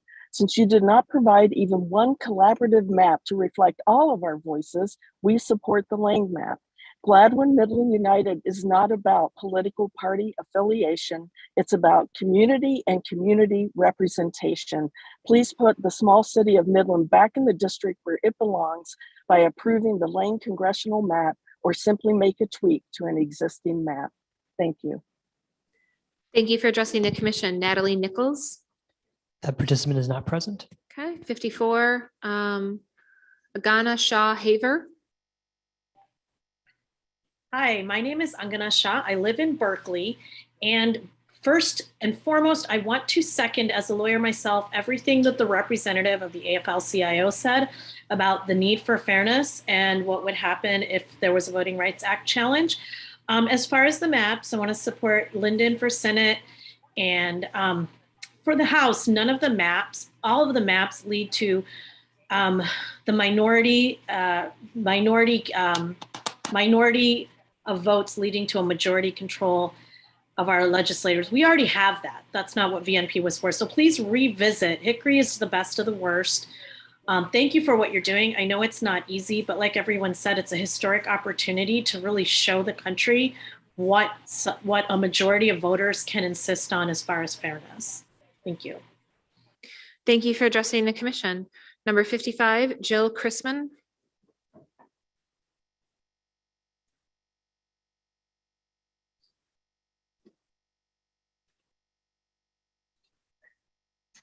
Hello? Oops. Yes, we can hear you. Oh, okay. Hi, my name is Jill Haver-Chrisman from Midland. First, I want to thank you all for your very hard work together. I hope you will honor the work of all the voters, not politician volunteers who work to create this commission to take politics out of redistricting by voting for the fairest maps. Over 50% of Midland County, 60% of Bay and Saginaw counties voted yes on 2. A solid majority wants fair maps and real representation. If you go to, that said, I support your fairest collaborative maps, Chestnut for Congress, Linden for Senate, and Hickory for House. If you go to ranked choice, Satella's House map is even better.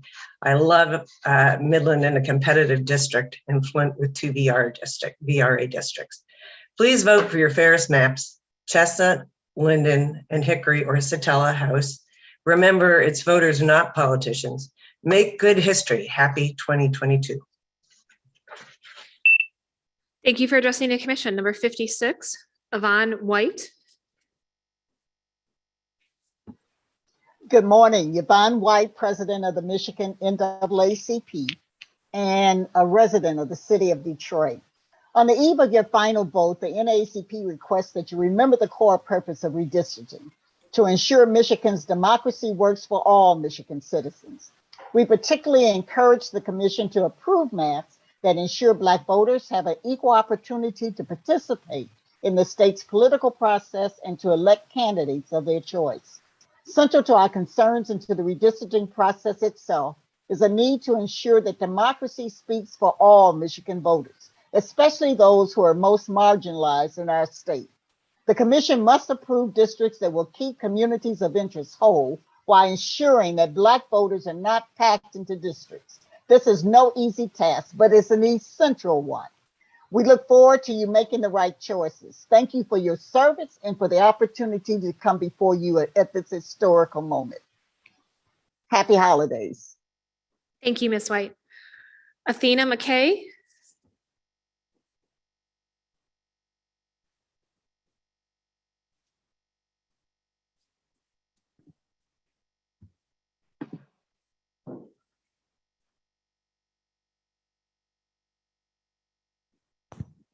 Athena, you're unmuted and free to address the commission. Good morning. Thank you so much for your dedication, Commission, on this process. Sitting there in an empty room, hearing our voices. I debated whether to speak this morning, given the fact that I don't have anything new to testify. From Flint, we have the same agenda to make these maps as fair as possible. As you read each person's name and as you see those comments in the portal, you can see the diversity of our state. And as a Michigander, anyone, if you have any children over the age of 18, they'll be able to vote based on the lines that you draw for the next 10 years. We do support the congressional map, Birch 2, the Senate map, Linden. Hickory, we believe, is the worst, the best of the worst. There's still things that can be done to improve.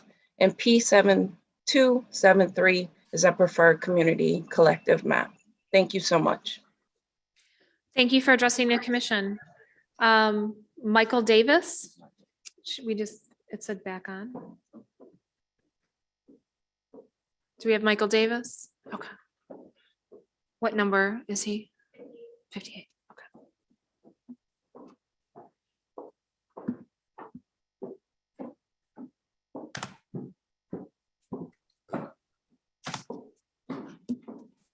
All right. Good morning, commissioners. My name is Michael Davis with Promote the Vote. From day one, we've aimed to be a resource for you in this process. We've abided by the same constitutional criteria and used the same data available to the commission. And again, PTV's maps are better across the board by every metric: equity in the number of VRA districts, partisan fairness, compactness, etc. So you've heard about our maps for months because you missed the mark in terms of where you needed to go with drawing. So I'm happy that you added the time for more discussion. I ask that you please use that time to further discuss better maps, review the report that came in from President White in NAACP Michigan State Conference, because you're not doing Michigan or yourselves any favors by going forward with poor map options. We understand the commission values the time and effort behind the maps that you've all drafted collaboratively. However, collaboration shouldn't end beyond the bounds of the commission's membership. In fact, collaboration is one of the reasons that Michigan voters overwhelmingly voted to create this very commission and change the old way of doing things. So yes, both vote used the same data and process, but we simply did it better because our goal is to ensure that Michiganders get. Thank you for addressing the commission. That concludes our public comment for this morning. However, I would like to mention that all mailed and emailed public comment is provided to the commission before each meeting. And commissioners also review the public comment portal at www.michigan.gov/MICRC, as well as the My Districting link to the comments on the proposed maps on a regular basis. Excuse me. We are grateful to our residents of Michigan who provided public comment to inform the work of the commission. All right, at this point, we're going to move on to the next item on our agenda, which is unfinished business item, the new 5A, redrawing of maps. And Commissioner Lang, since you requested that this be added, I'll ask you to lead the discussion. Okay, we've received a lot of public comment regarding this very topic. I think the consensus with the public comment is everybody wants the maps to be fair. They want more consideration given to communities of interest, more consideration given to VRA and other things. And I think we owe it to the public, the state, to do that. In my opinion, and this is just my opinion, I feel that our maps have been a little bit consistent as far as on certain criteria, on certain areas such as communities of interest. I feel there's been more weight given to certain areas and certain groups than others. And I would like to see consistency regardless of which way, if we do it, they end up. I think the one thing, and especially going forward for legal reasons, is consistency. And I'm not personally happy with any of the maps. I guess I envisioned when we did the maps that we would take into consideration, we would definitively pick communities of interest and have them all on one map, not making winners and losers on 5 maps. It was to come up with the one best map, I thought, for the entire state. And I just don't feel that we've done it. The public doesn't feel that we've done it. And I don't want to adopt maps based on a time frame that are going to be in place for the next 10 years. When in my mind, I think we could have done better. And I think that seems to be the popular consensus of the public is we could have done better. And so since it was on the agenda before, I thought it warranted a conversation today. So that's what I've got. Thank you, Commissioner Lang. Commissioner Witches? All right, so just in response, first thing I'm going to say is, one, I'm proud of all the maps that we have. Second, if we were to redraw maps, we're going to have other people say we need to redraw maps again 45 days from now. It's going to be an endless cycle and an endless loop, and it's not going to get anywhere. The maps that we have proposed in front of us that we're going to be voting on today are quality. We've heard people say which ones they like, and we've heard people say which ones they don't like. So the ones on the table right now in front of us are the ones that we should be voting on. We should not go back to the drawing board, in my opinion.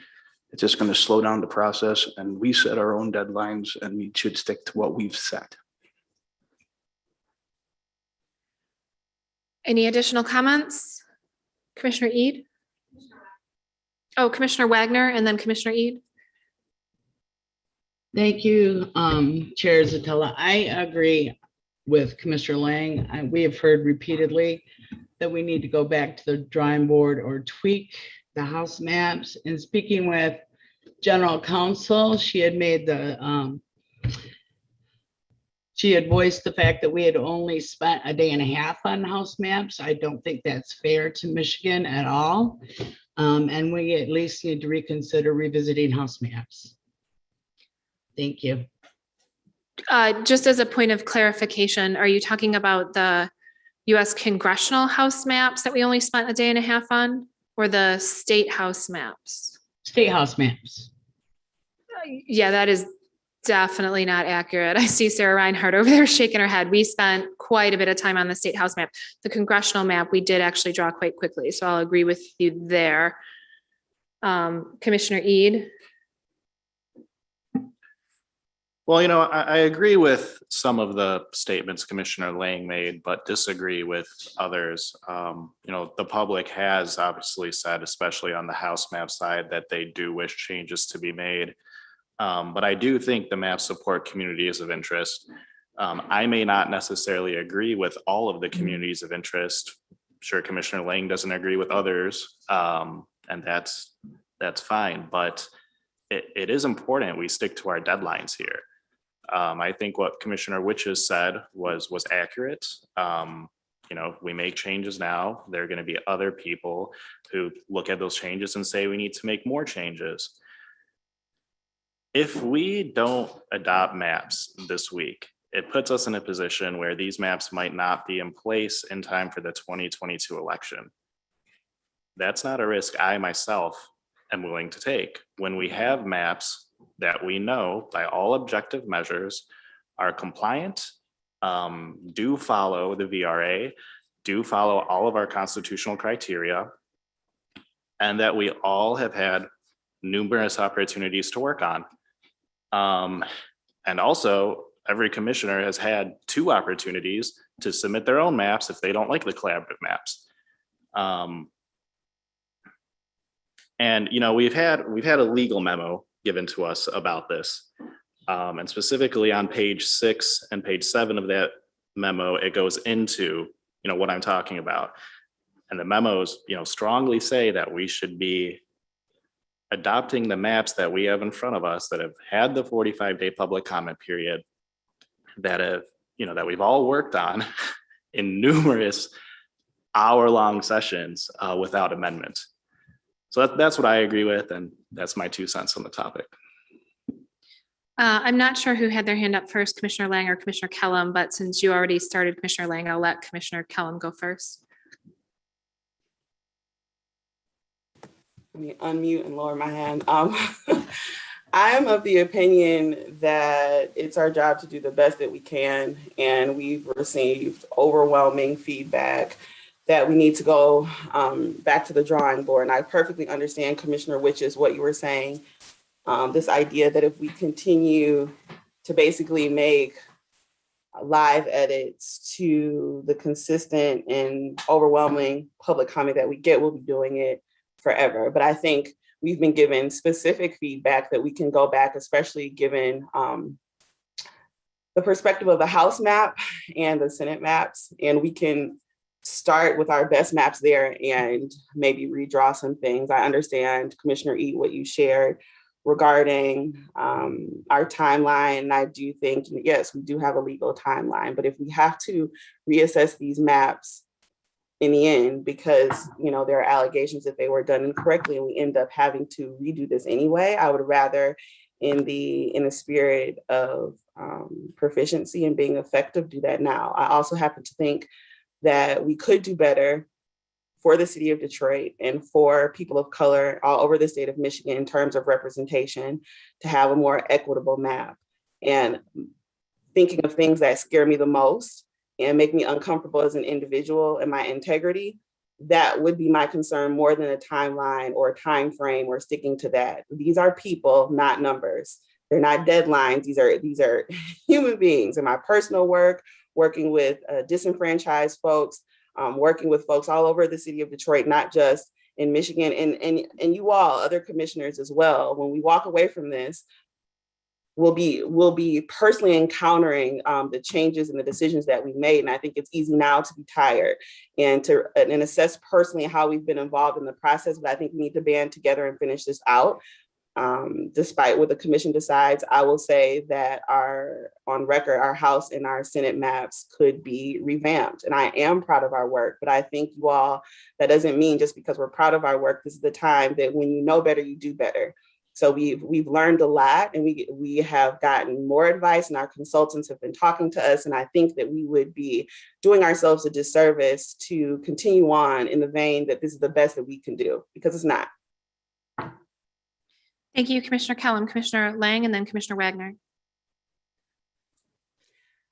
I don't think I need to say anything else. I think Commissioner Kellum put it the best possible way in what she said. Commissioner Wagner.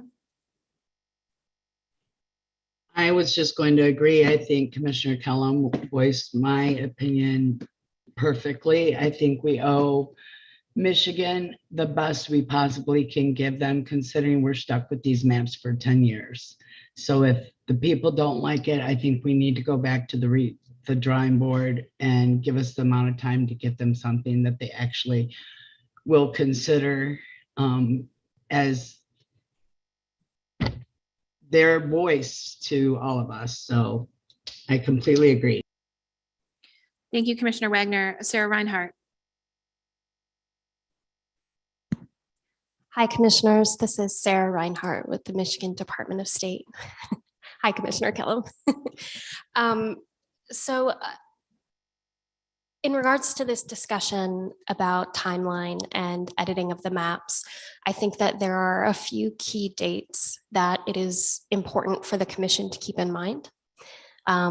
The first being that April 19th candidate filing deadline and the deadline for the Bureau of Elections, the Michigan Bureau of Elections, to update the QVF qualified voter file. This entails the Bureau of Elections updating all 8 million plus registered voters in the state to comply with the new redistricting boundaries. And as we've made clear before, this is a process that generally takes about 6 months for the Bureau of Elections to complete. But given the condensed timeline that you all are facing, as it stands now, if the commission were to approve a plan or plans prior to the end of 2021, they would have significantly less time than that, about 4 months, if my math is correct. So considering the option of the commission editing maps, were the commission to edit maps, I drew out a rough timeline of what that might look like for the commission. So given the number of maps that you all have and the time it's taken you to edit these maps previously and ensure compliance, I would estimate about, if you were all to start today, hypothetically, about at least another week and a half. So let's put that, let's say that you all were to finish editing additional maps by the 7th. To remind you all, it takes about another week for us to legally publish the maps. So the maps would likely be published by January 14th. That's 2 weeks into the new year. As soon as the maps are published, that triggers an additional 45 days of publication, 45 days ending on February 28th, that being the 45th day, the end of February. That means that you would all have the opportunity to vote and to discuss and go through the entire voting process the first day of March. Assuming that by the end of that week, March 4th, you all arrive on maps selected, that puts the Bureau of Elections at less than 2 months to complete a process that under normal circumstances takes at least 6 months. That timeline, so condensed, I can firmly say that it is next to impossible for the Bureau of Elections to complete that amount of work in that time frame. It's already going to be a very heavy lift for them to complete it in the timeline that we have now.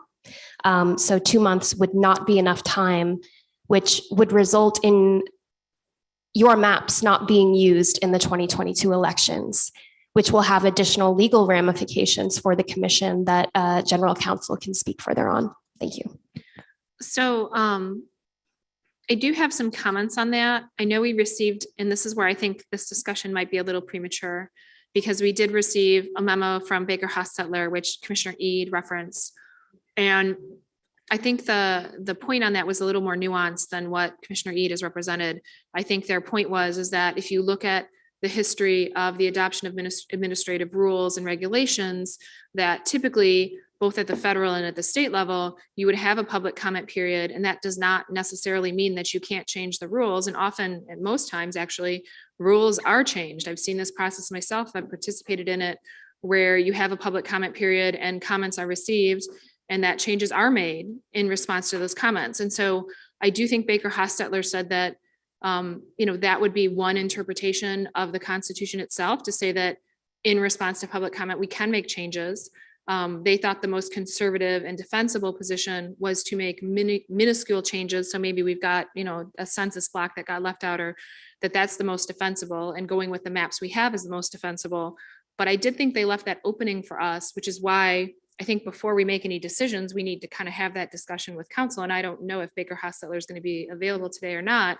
But I feel like there was that discussion that was more nuanced, that we could potentially make changes, particularly if we're making changes in response to public comment, which we have abundant public comment, that the maps need some changes. And then too, I think we also need to think about this a little bit more compartmentalized than we're thinking about it, because I feel like on the US congressional level, I don't think we've had a lot of comments asking for changes on those maps, and I don't think they need changes, in my personal opinion.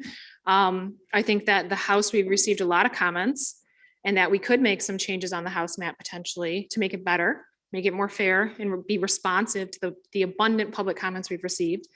And then for me personally, based on Dr. Hanley's analysis, I have some concerns about the Senate maps that I think we need to address as well, with the potential for maybe making some changes there, responsive to our VRA analysis and public comment that we received in Detroit in particular as well. So, I think I would hope as a commission, we would not become entrenched, and we would consider all the possibilities before us. One of those possibilities may be that we make changes to accommodate public comment and feedback, and then vote and take the risk that someone's going to challenge the maps, rather than taking a position that we can't make any changes and we have to adopt what we approved 45 days ago for publication. Because if we're going to take that position, to me, it seems very inconsistent to say we're going to get 45 days of public comment and then we're not going to do anything in response to it. Especially when we've received very vigorous public comment saying, particularly around VRA issues, and particularly with, primaries and Democratic primaries, and are these maps actually representative, and do they actually provide the Black community in Detroit with the ability to elect? I think these are things we need to think seriously about to make sure we get the maps right the first time. So those are my thoughts, and then Commissioner Witches, and then Commissioner Eid. So I'm going to start off by saying again that I think we have quality maps, but I see the timeline a little differently. We were getting public comment while we were drawing the maps. Then we went on our 5-day tour. Well, we went on our listening tour in the beginning of the year, got all the public comments. We drafted our maps. We got public comment throughout that entire drafting process. We took those comments to heart. We made revisions to the map. I see the 45-day public comment period as of the people telling us which ones do they want us to pick, not necessarily to make changes to them. Secondly, let's stop the snowball effect of things taking longer and longer to finish and putting more strain on different government entities. We were under a compressed timeline because of the pandemic and the census data being delayed for so long.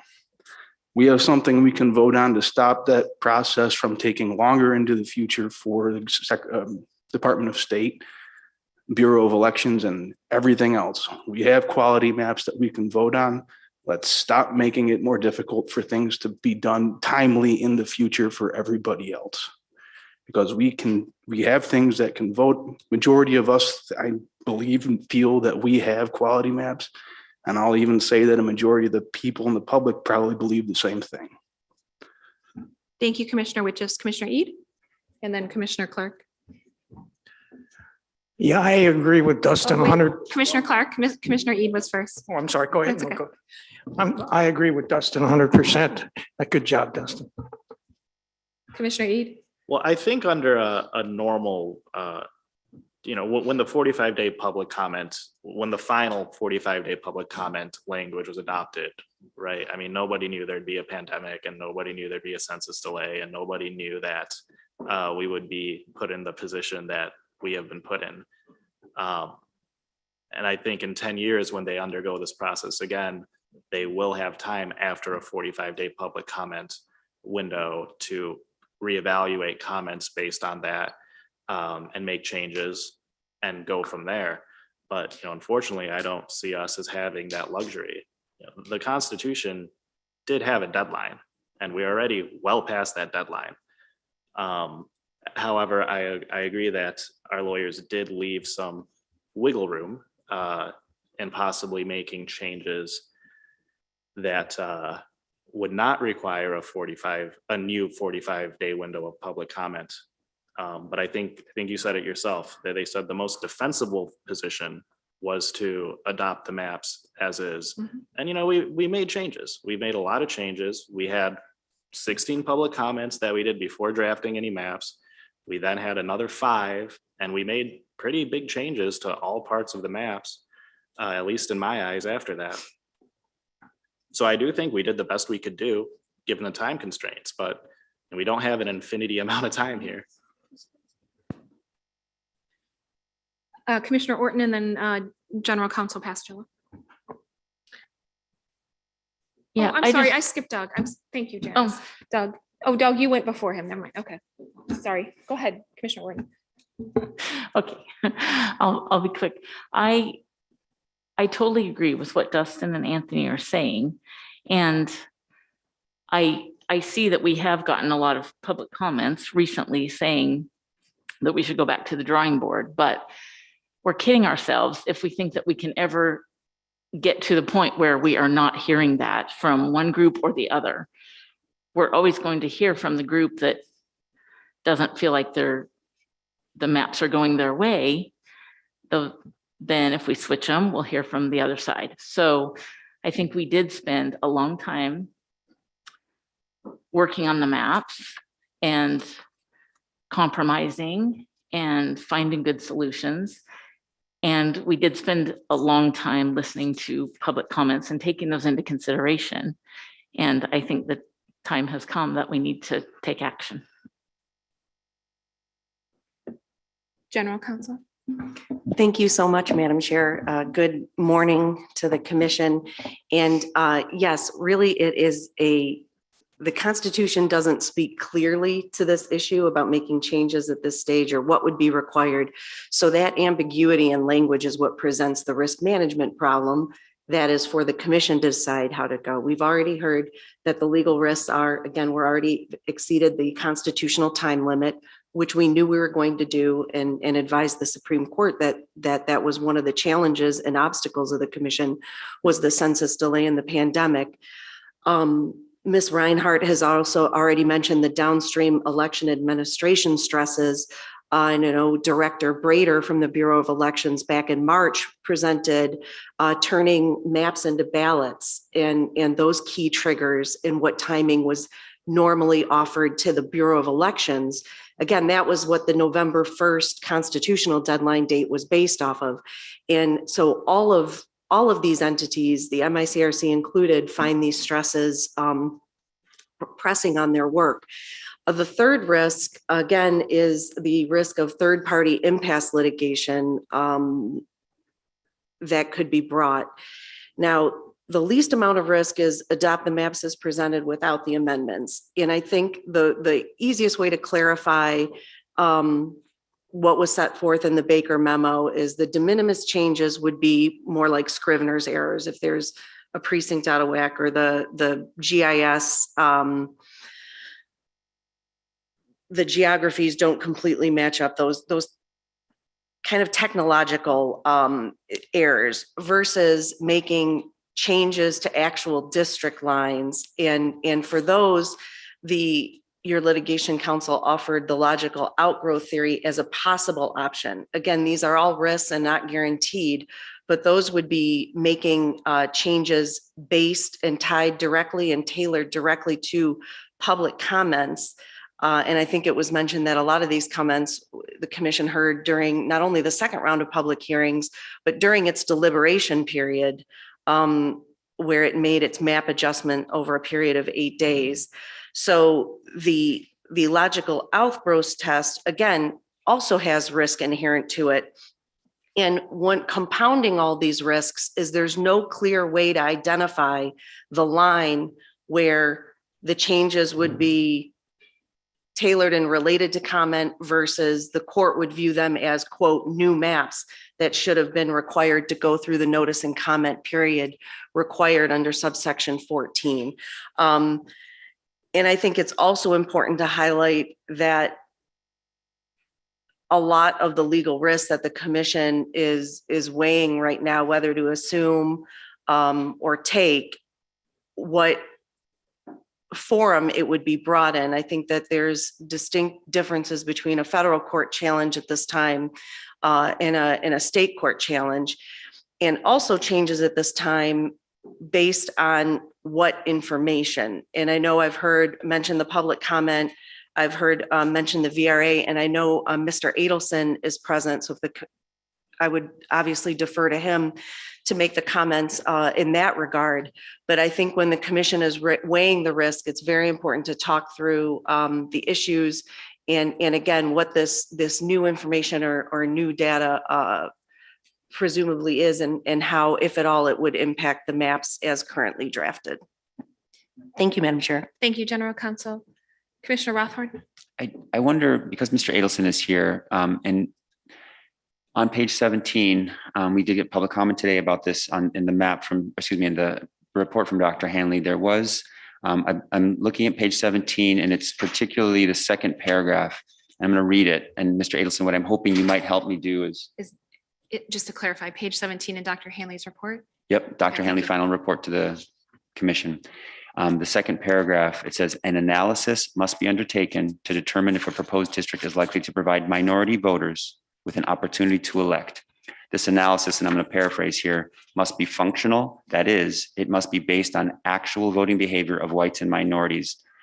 What I'm aware of is that it feels like we're trying to predict the future here and make sure, and I think many of the commissioners are speaking to this right now. If we're going to adjust these maps, what we want to do is ensure that there is minority representation or an opportunity to elect. That paragraph tells me that we might not know that until the actual votes happen. Is that accurate? We can't predict the future really with it. I mean, we have good data. We know it's imperfect, but it's the best data we have, and we've got great experts, and I trust what we have. And it sounds like this final paragraph says an analysis must be undertaken, and it must be functional based on actual voting behavior, which we don't have yet. Is that okay? I'll just let you speak now. Thanks. Mr. Adelson. Good morning. Good morning. We approach several momentous decisions and events. Let me speak briefly in response to your question. I think that one of the things that you may recall going back to June, the analysis that has been done that we did throughout the mapping process, when we looked at the recompiled election results, we would analyze maps looking at the results of the 2014 Secretary of State election, for example, gubernatorial election, the presidential election. That's a functional analysis. Those are recompiled election results seen through the prism of your districts. But to the larger point that you make, all of these are estimates. As we've discussed before, there have not been any elections yet, of course, on your maps. That has not happened. So we are using election results from past elections, whether from statewide elections or on legislative districts that you've changed, that don't, if your maps, if you adopt maps this week based on what you have before you, that won't exist anymore. So one of the things that's important to remember is, yes, these are estimates. Yes, these are predictions because there have been no elections on your districts.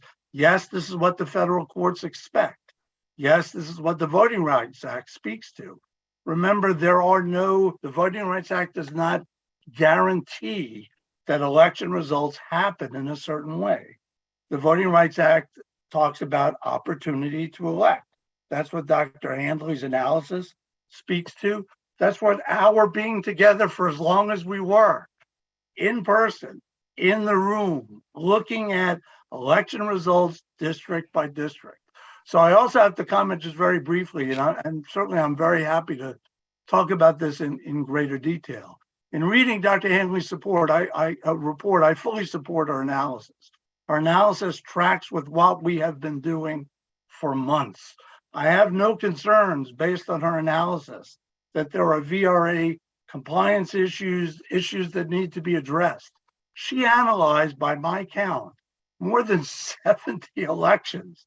In my 3 redistricting cycle experience, I've never seen that before. Frankly, I've never participated in analyzing that many elections. And her results are quite telling in that they reveal that minority voters have had the opportunity to elect candidates of choice in Michigan over a decade in well over 50% of elections analyzed. That there is no consistent white bloc voting under the Jingles test, which we can talk more about if you like as we go forward. And that I was also struck that there are a relatively small number of elections, like a handful, that raise any specific question, thought, I wonder why that happened. It's really important to remember that decisions cannot be made based on one election where there's some anomalous potential result and you wonder, well, why did things happen the way they did? It doesn't work like that. Dr. Handley looked at, as I said, by my count, more than 70 elections. And I think that her report tracks with what we have been doing, tracks with her analysis that she presented in September, tracked with what we've done as far as the recompiled election results. But in the end, Commissioner, you're right. These are predictions. These are estimates. Everything that you're doing is a prediction in a sense. But that's all that you can do. That's the limit of the law. That's the limit of the Voting Rights Act. That's just the reality because no elections have been held yet on what you're doing. So thank you for the opportunity to speak. And I'm looking forward to the continued conversation. Thank you.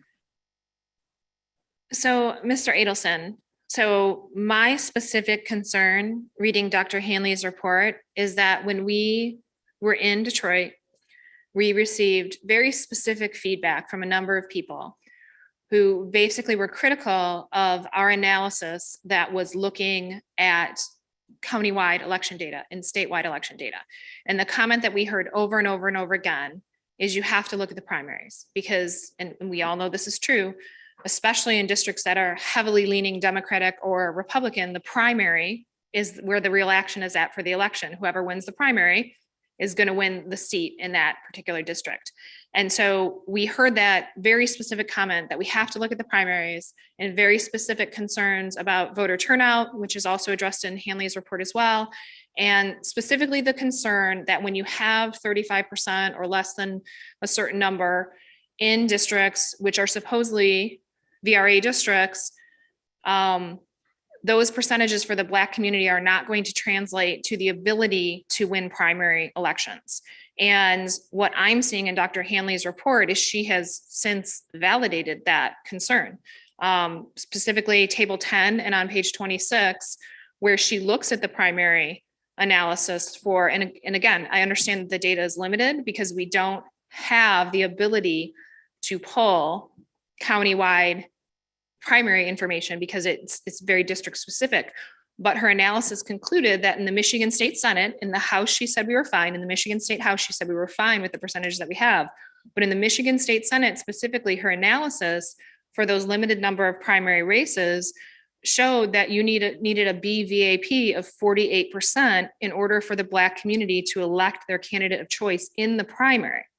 Now, once they had their candidate of choice, they were then able to go on to the main election and elect their candidate of choice there as well.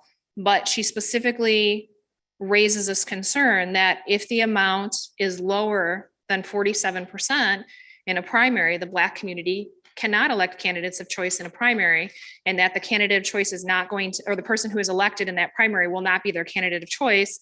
And then ultimately they will be stuck with that choice when we come to the main election. So given that our Senate maps, all of them, have BVAP ranges between 35 and 44.78%, are our Senate maps VRA compliant? If we can go into it looking at, again, limited analysis on a limited number of primaries, are we truly comfortable that those districts for the Senate are VRA compliant, or is there a concern that we need to address? Well, there's a lot there. Let's take things one step at a time. I disagree with you about your characterization of Dr. Hanley's report. She did not say that 48% BVAP is required for Black voters to be elect candidates of choice. Much to the contrary, if commissioners recommend setting arbitrary percentages that are not based on significant election analysis, and that comment is based on one election, then we run a real risk under Supreme Court precedent that we're setting arbitrary percentages of minority voters that would suggest a racial gerrymander. One of the continuing challenges in Michigan, which we've talked about and Dr. Hanley's talked about previously, you have one statewide primary in the last 10 years to analyze. Dr. Hanley analyzed myriad state house and state senate primary elections. In some of them, there were multiple minority candidates running, so there she was unable to determine who was the minority candidate of choice. More in the other direction, and which I think is a very positive direction, that there was significant support between white and Black voters of the same candidate. So in that case, there were no racially polarized election. So she did not recommend in her report, and I certainly do not recommend that you set 48% as a BVAP percentage. She does not say that. She recognizes, and I agree, the challenges of limited data, meaning limited state and legislative primary election results. But that's the universe that we're operating in. That's been the universe that we've operated in throughout. That's something that General Counsel and I have continually advocated, finding other primary elections to analyze. Dr. Hanley did that. And her conclusion is that yes, with the absence of additional primary election data, we have to rely on what we have.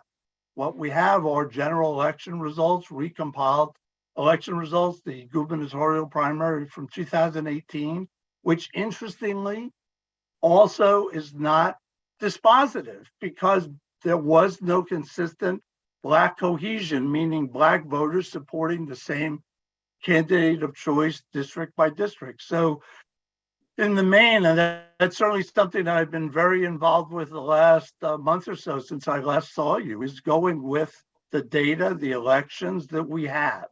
And in Michigan, you just don't have a lot of state primary election results, legislative election results. And please remember that her analysis showed that in approximately 70% of elections, minority voters elected candidates of choice, and there was no white bloc voting.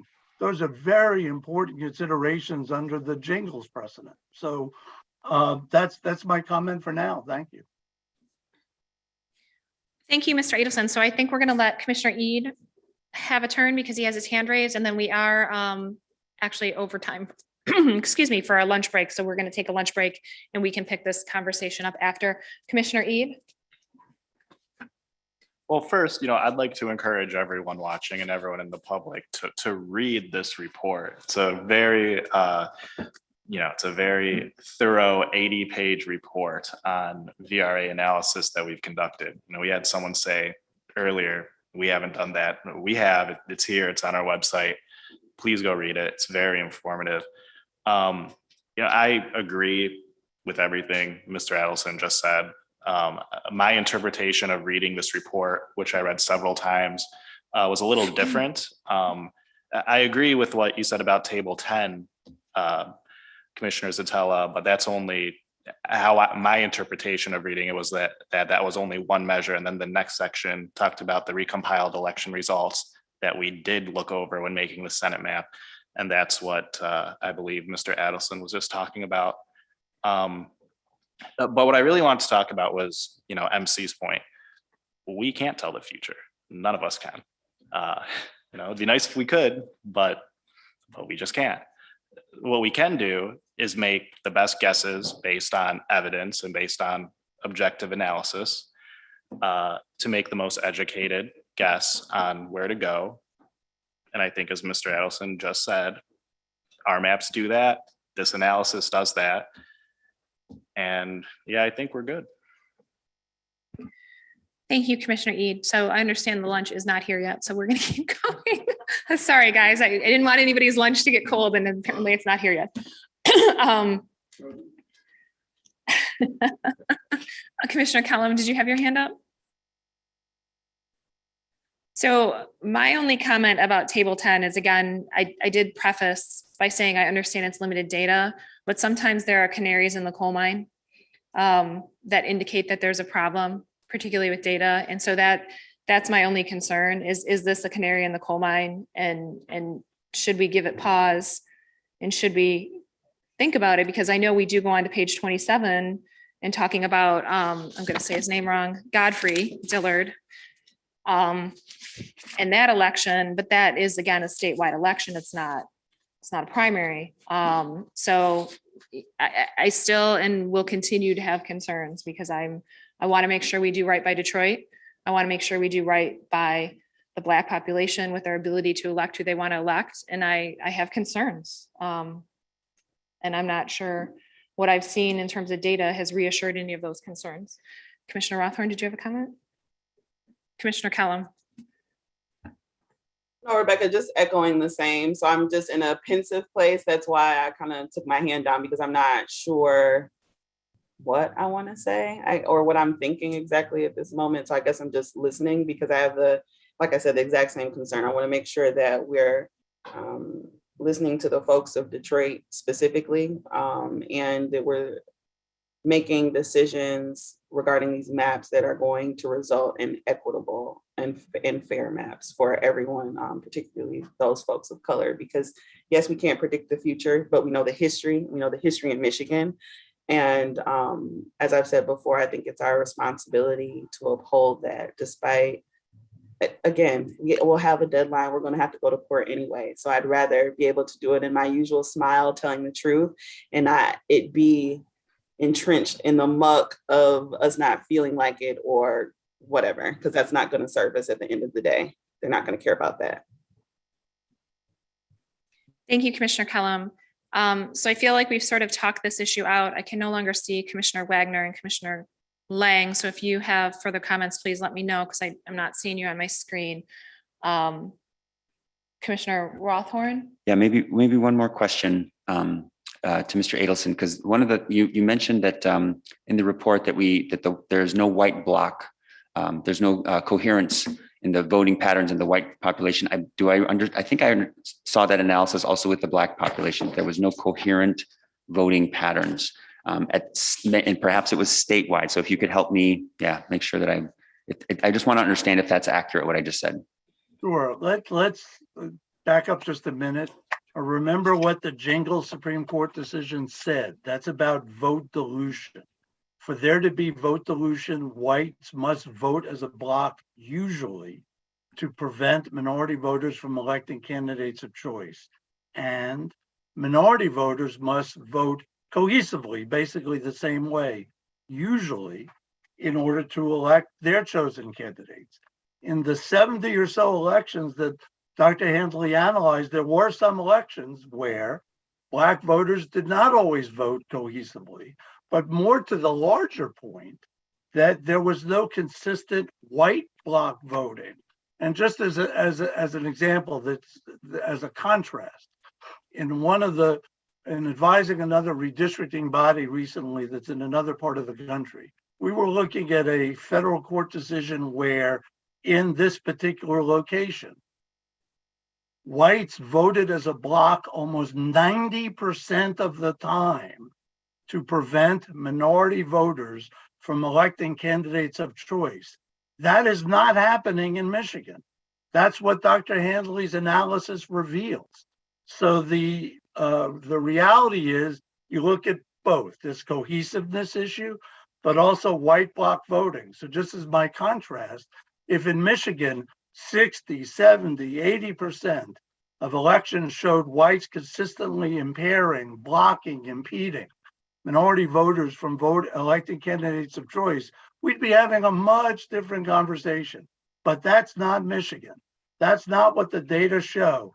I understand, and I understand from the work that I do, outside of the work with the commission, my scholarship in teaching in law school, my writing, my legal work and my litigation, I understand very well what people's concerns are. But just as I told you way back when we had our first meeting, I'm an analysis guy. I rely on the analysis and I rely on the data. I don't let my personal opinions get involved. The data and the analysis are reflected in Dr. Handley's report. And they show the absence of usual white bloc voting. They also show that in some elections, Blacks don't always support the same candidate of choice. Look at it this way.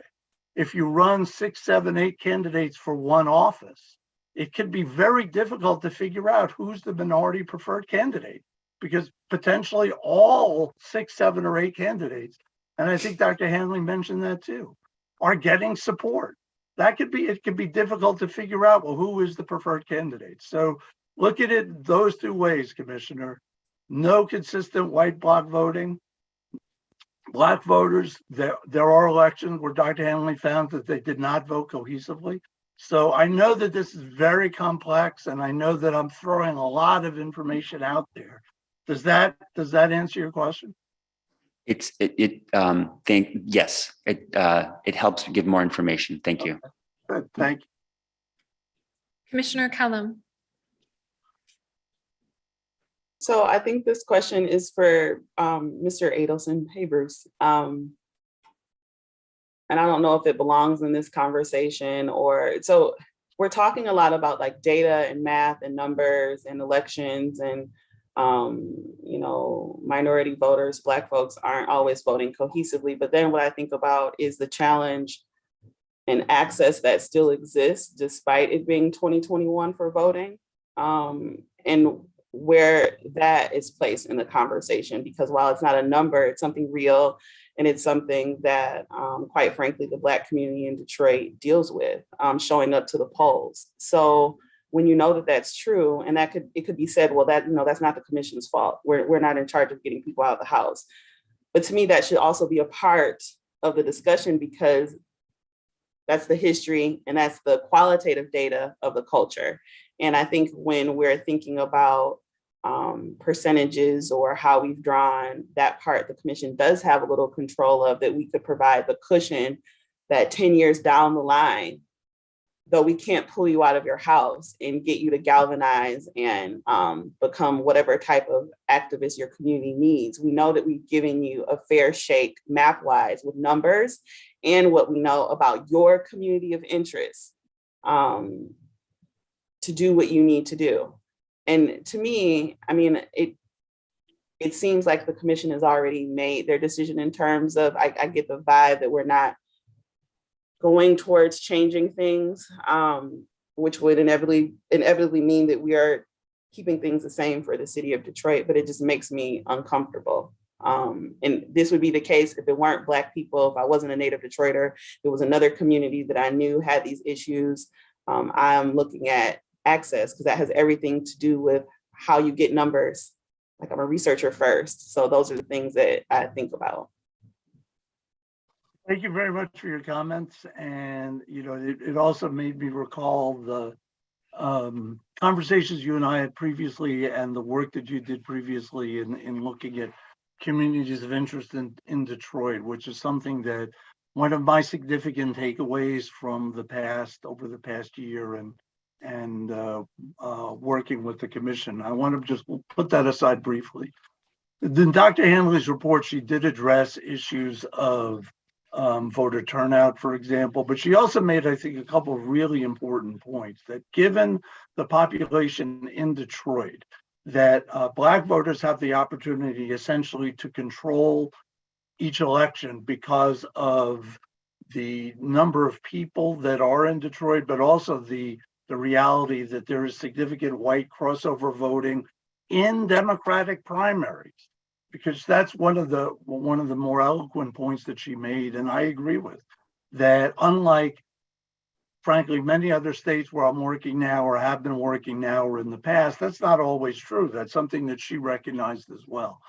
So the issue of going back to your point about communities of interest, I've been very clear about my opinions on communities of interest and retaining neighborhoods and communities in Detroit. Those are conversations we had in October and in early November, and I made my recommendations then about ways that the commission could address these issues.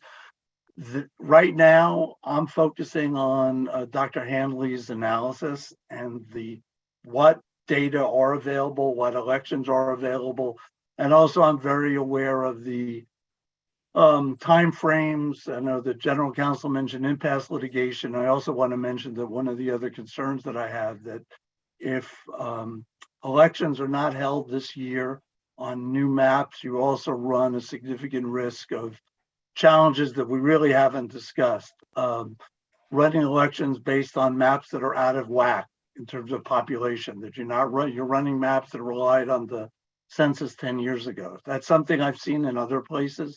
I know we haven't really talked about it because frankly, I hadn't really thought that that was a prospect. So I know I'm throwing a lot of information out, but I'm relying on right now what Dr. Hanley has analyzed, what she had proposed back in September, the vast array of elections that she analyzed, and they track very consistently with the results that I spoke to earlier. So I very much respect what you've said, and I respect what we've discussed. I very respect what you did in October as far as the communities of interest, but this isn't October, it's not early November, and there are the issues that have been discussed with the reality of the calendar. So, I appreciate your comments and your including me in the discussion. Thank you. Thank you, Mr. Adelson. Are there any additional comments on this topic? There's one last thing I want to just, Commissioner Rothorn and then Commissioner Eid. one of the things I think I'm struggling with right now is that this is such a human process. And that's that's the way the Constitution has us listening and taking into consideration public comment. And we've gotten, it's a constitution, it's a legal process also with data. And we have to do this systematically in order to make sure that our maps that we're drawing for the state of Michigan, for the people of Michigan, are defensible and are enacted as soon as possible so that we get these unfair maps replaced.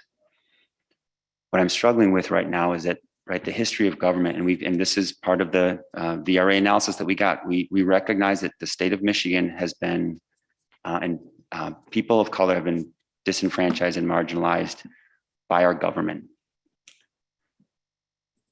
What I'm struggling with right now is I don't want to be another member of government that doesn't listen to people who know their community, particularly people of color. So that I'm trying to name it, right? That this, yes, and I know that we have to use data, and I know we have to use a system.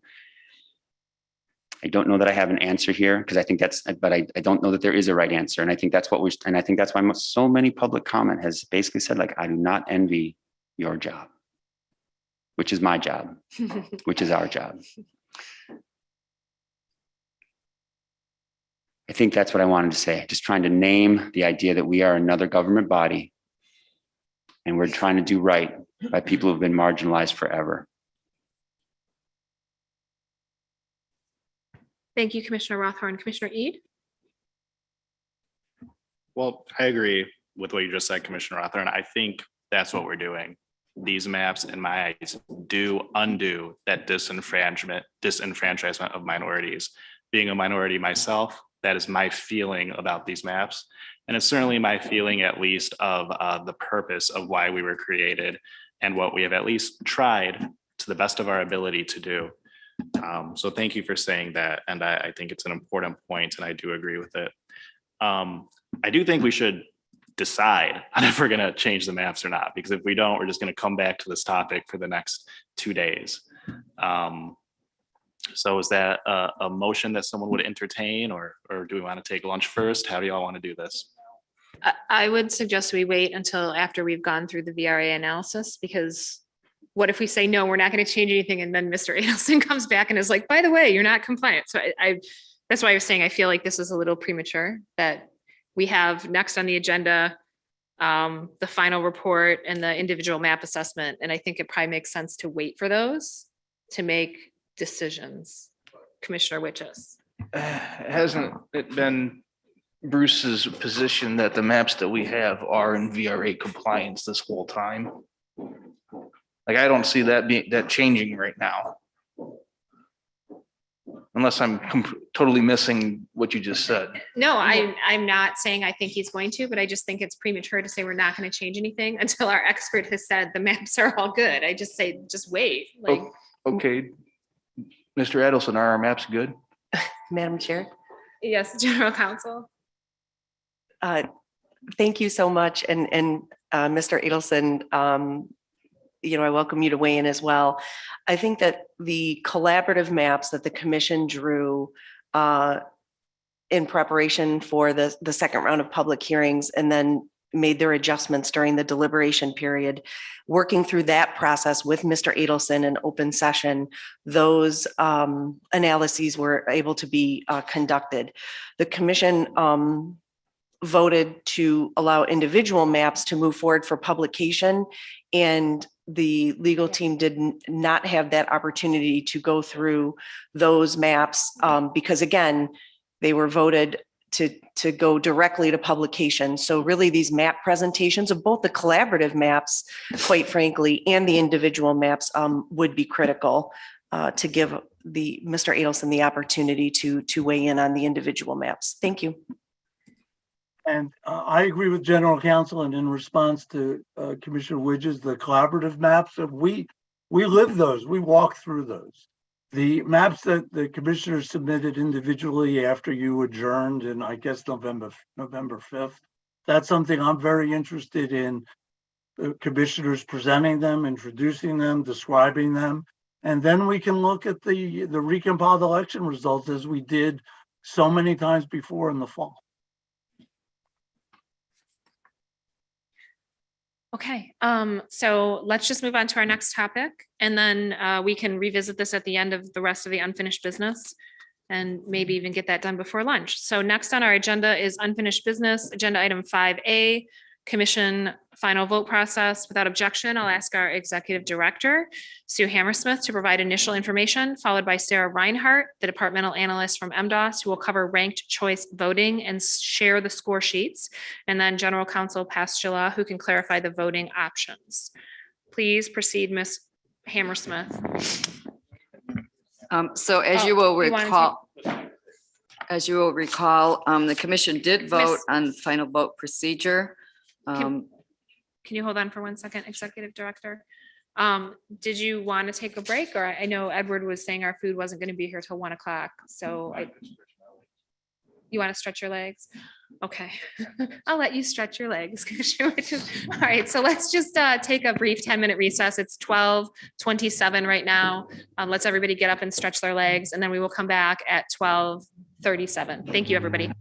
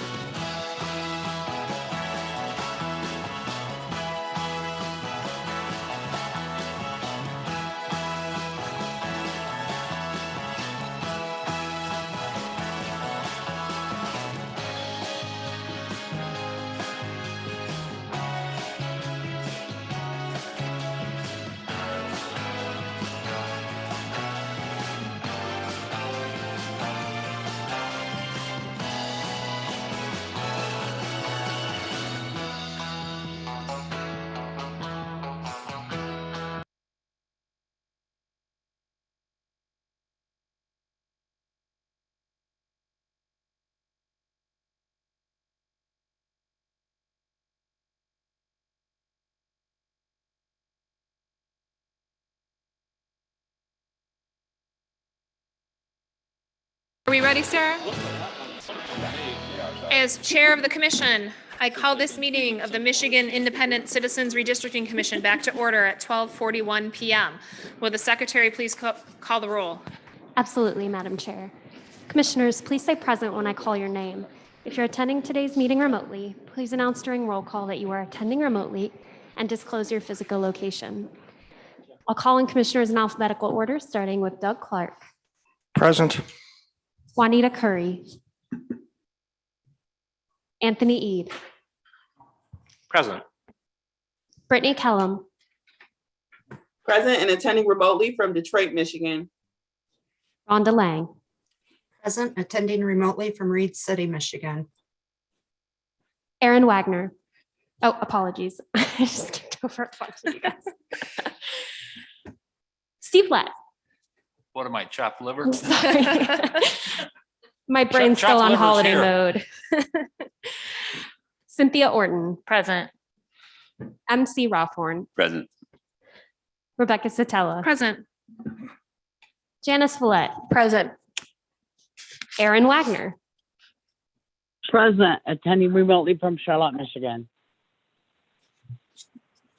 Richard Weiss, Present. Dustin Witches. Present. And I'll return once more to Commissioner Curry.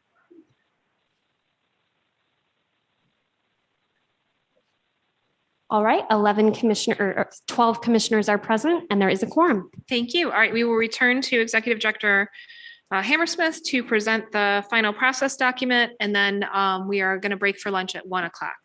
Go ahead. Thank you, Commissioner Zatella. As the commission approved the final vote procedure at the last meeting, we wanted to bring you the final copy. And the areas were highlighted where the commission had decision points discussed in the previous meeting. So the district type considerations were reordered per the commission's wishes to start with congressional, move to state senate, and then move to state house in the plans. There will be overviews of the plans that's coming up fairly soon on the agenda. And so those individual plans can be presented by the commissioner who drafted each of their maps. At the same time, we can have VRA analysis, which has not been done on those maps yet. There's a discussion before the vote. There will be the straw poll. There's a lot of discussion about that, and then discussion about each of the plans. Step 3 is voting. And I think General Counsel Pastula's memorandum did a really clear job of describing the voting process. A vote by majority with the 2-2-2, 2 Democrats, 2 Republicans, 2 non-affiliated, and then a majority vote of the total commission could achieve consideration for a map, but also that this commission will not put forth any motions for a specific map, but instead allow each commissioner to state the maps that they prefer to be adopted. The ranked voting process, I'm not going to discuss because Commissioner MDOT from MDOT, Sarah Reinhardt, has a brief PowerPoint that I think describes the ranked process voting and the options that this commission has that were set forth in General Counsel Pastula's memo. So I would turn it over to Sarah Reinhardt from MDOT, who has a very brief PowerPoint about the 3 options you could consider for the ranked voting. All right, hi commissioners. General Counsel Pastula and I are going to tag team this presentation just a bit. She's going to go through some of the pieces of the memo that was circulated, and I'm going to share some visual examples of the options to make it a little more clear. General Counsel. Thank you, Ms. Reinhardt. Yes, Ms. Reinhardt has prepared a much more interesting PowerPoint than, unfortunately, my memo I'm sad to relay. I submitted a memorandum to the commission that summarized the 3 stages of voting under subsection 14, adoption by majority vote. The second is the ranked choice vote, and the third is the random selection process, the choices that are before the commission in conducting the ranked choice vote are set out in that memo and also reflected in the PowerPoint. So we'll start with some general observations on the ranked choice voting that would apply to any of the options that the commission would select. The first is that there will only be one round of ranked choice voting. The commission voted at its December 16th meeting to set the maximum number of majority voting attempts at 3, but the Constitution contemplates one round of ranked choice voting. The constitutional language is permissive that each commissioner may submit one proposed plan for each type or decline to advance one of the proposed plans. However, and this is critical, I'll be stating this, and I know Ms. Reinhardt will be stating it as well. Commissioners that do not advance or identify a proposed plan for a district at the ranked choice stage will not have a selection in the random choice process if one is required. So the plans, the proposed plans by commissioner that are identified in ranked choice voting are the ones that are put into the random selection process.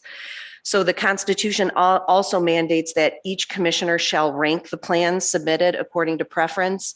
So the commissioners, individual commissioners have discretion whether to identify a proposed plan, but they do not have discretion as to participating in the ranked choice vote based on the constitutional language.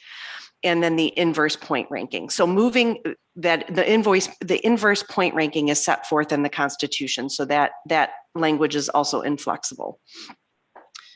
As well as the computation for the plan that would win through that process. So the three options, moving on to the three options.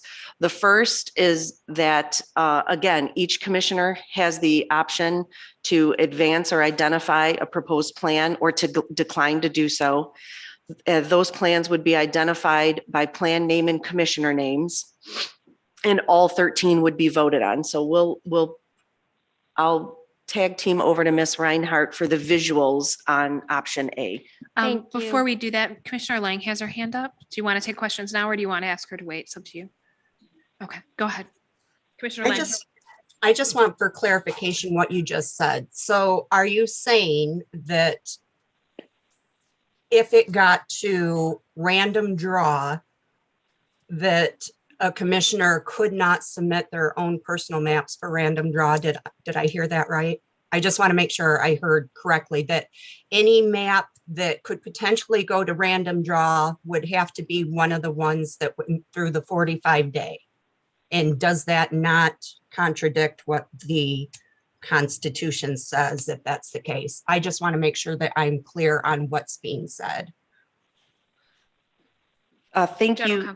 Thank you so much through the chair to Commissioner Lang.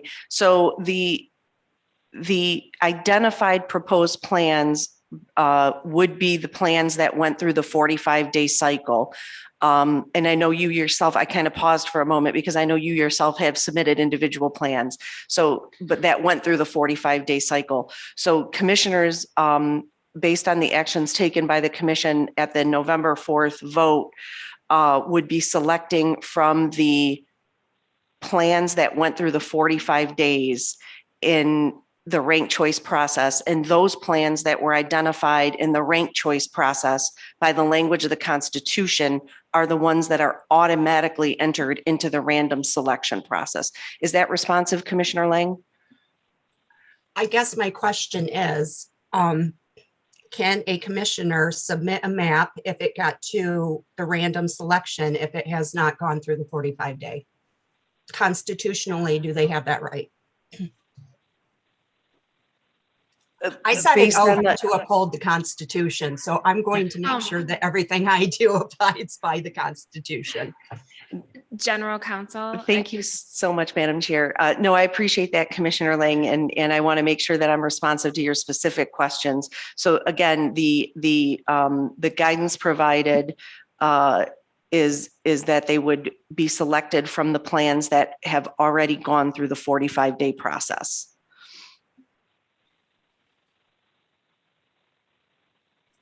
Thank you. Okay, Ms. Reinhardt, did you want to take over? Absolutely. So I know that at the previous meeting, the commission went through many different key decision points regarding the voting process. And since then, there have been just a couple more identified that we need you to make a decision on. So what this memo points out is that there are a few key questions that you all need to consider regarding the ranked voting procedure. The first listed here is, can more than one commissioner submit the same plan for ranked choice voting?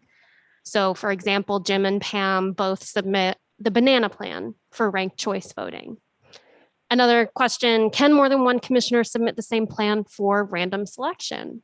So together, Jim and Pam submitted 2 entries, or tiles as general counsel referred to them, into the random selection. And is that constitutional? For the last question, I defer to your general counsel.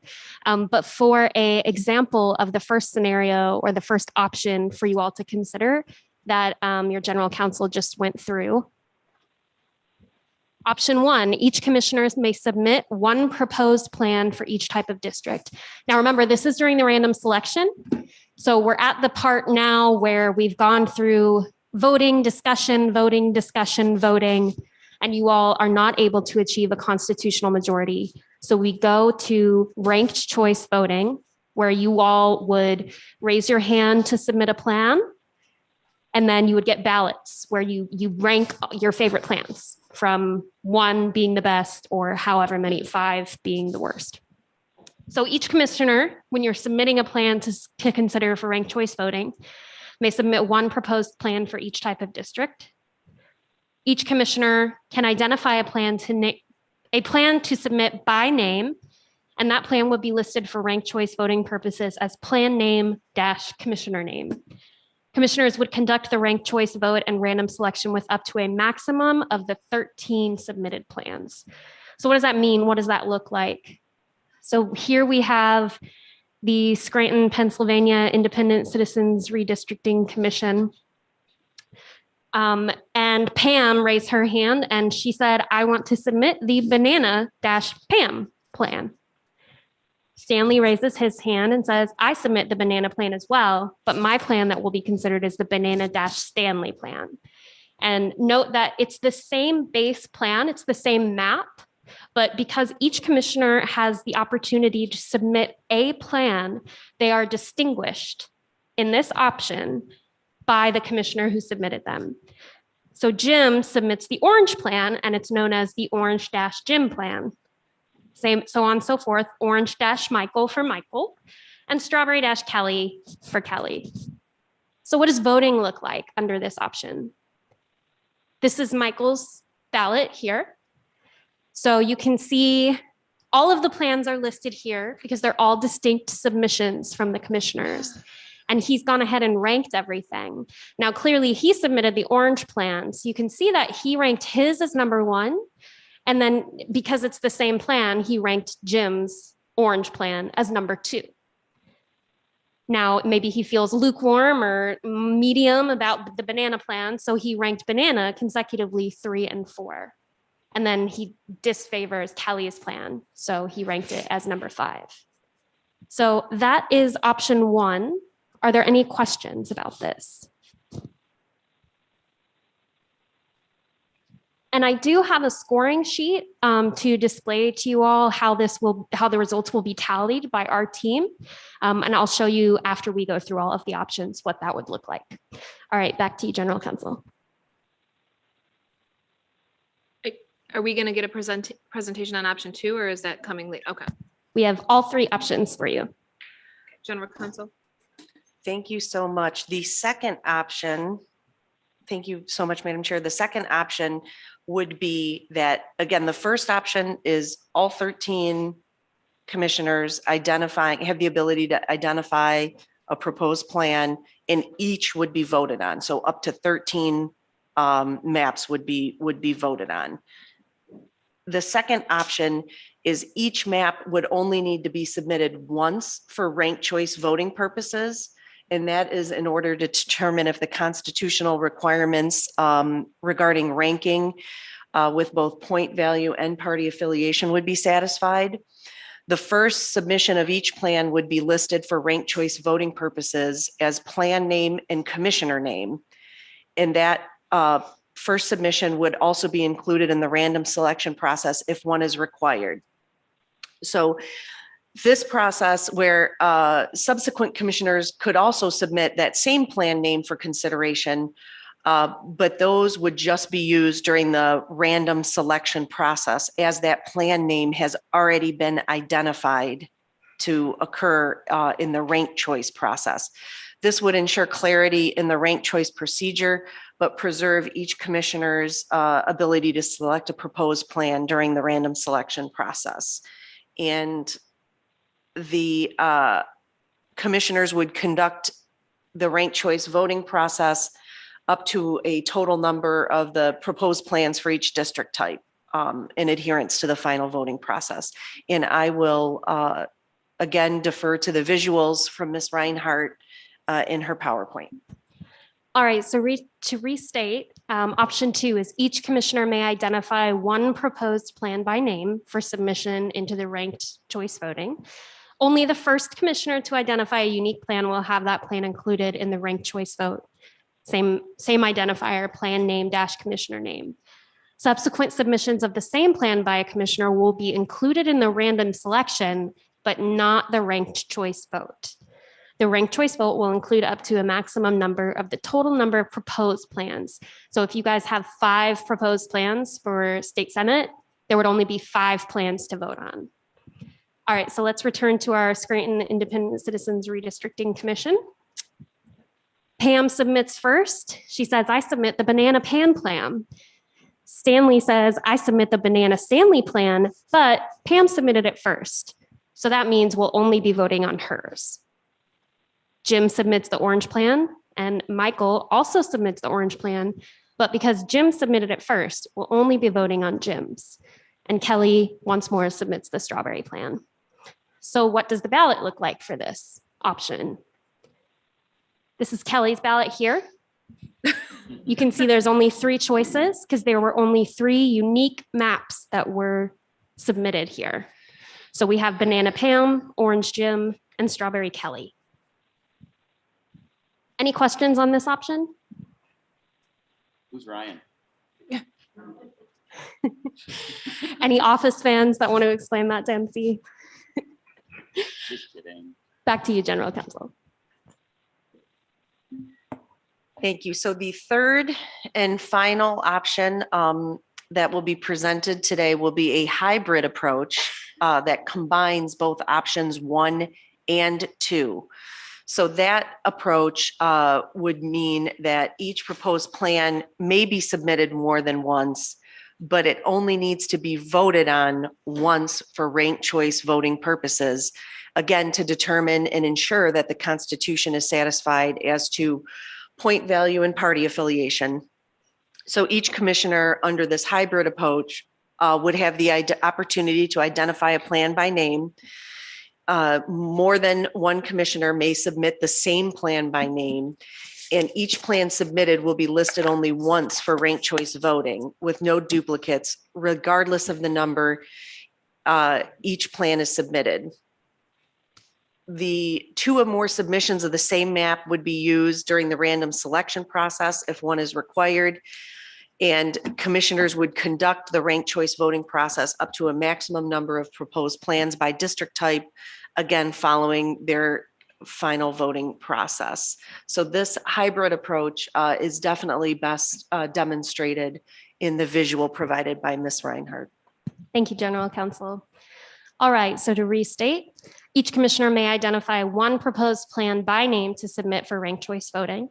More than one commissioner may submit the same plan, but each plan will only be voted on once. Each commissioner who submitted a plan will be scored and assessed for affiliation requirements for a constitutional majority, and each commissioner's submission will be entered into the random selection. So what does that look like for our Scranton Redistricting Commission? Pam submits the banana plan, Stanley the banana plan, Jim orange, Michael orange, and Kelly strawberry. You note that these plan names are not denoted by the commissioner name who submits it. It will be on our team, the secretary, to record which commissioner submits what plan. And the ballot for Pam, it just says banana, orange, and strawberry, and she's able to rank those. And that concludes our Scranton Independent Citizens Redistricting Commission examples. Thank you. General Counsel. Thank you so much, Madam Chair. So again, the memorandum that the commission was provided, I think really is most clearly demonstrated in the PowerPoint in those options. Another really useful tool to examine those options that are before the commission for consideration is the ballot, the sample ballots prepared by Ms. Reinhardt. And I believe that as we work through those, will give, again, additional clarity, and we're happy to answer any questions throughout that process. So I think what General Counsel is referring to is the score sheet, the Excel score sheet that I created that I think was circulated with you all yesterday. And I'm happy to share that now to walk through what that looks like on how your plans will be scored and how the affiliation requirements are considered. So this is an example that I filled in where your plan names are fruits. And this is an example of the third option, the hybrid option. So over here, I'll zoom in a little bit because I know it's quite small. Over here, we have plan submissions. So this is the very start of ranked choice voting. You submit your plan name that you want to be considered for ranked choice voting. So you can see that Doug and Juanita both submitted the grape plan. And Rhonda, Steve, and Cynthia all submitted the guava plan. And these are the same plans. So here, if we move to the right, our commissioner plan rankings. So we will take the ballots that you give us and we will fill in all of the scores for each of you, that each of you assigned all of the plans. So you'll see here that in the example that I showed you for option 3, Doug only voted on each plan one time. So he only voted on grape once and he gave it first place. So for all grape submissions, we give it a first place rank. And same for all the other commissions. So all plan submissions that are the same for the third option will receive the same score. Now, if we scroll over here, the Constitution states that points will be assigned to a plan that is the inverse of the rank that was assigned. So if Doug were to rank the grape plan as number 1, it would receive 13 points if there were 13 total submissions. So this formula here calculates the total points that are received for each plan. And you'll note that both grape plan submissions receive the same exact point total. So that's one hurdle that the plans that are voted on need to go over in order to win.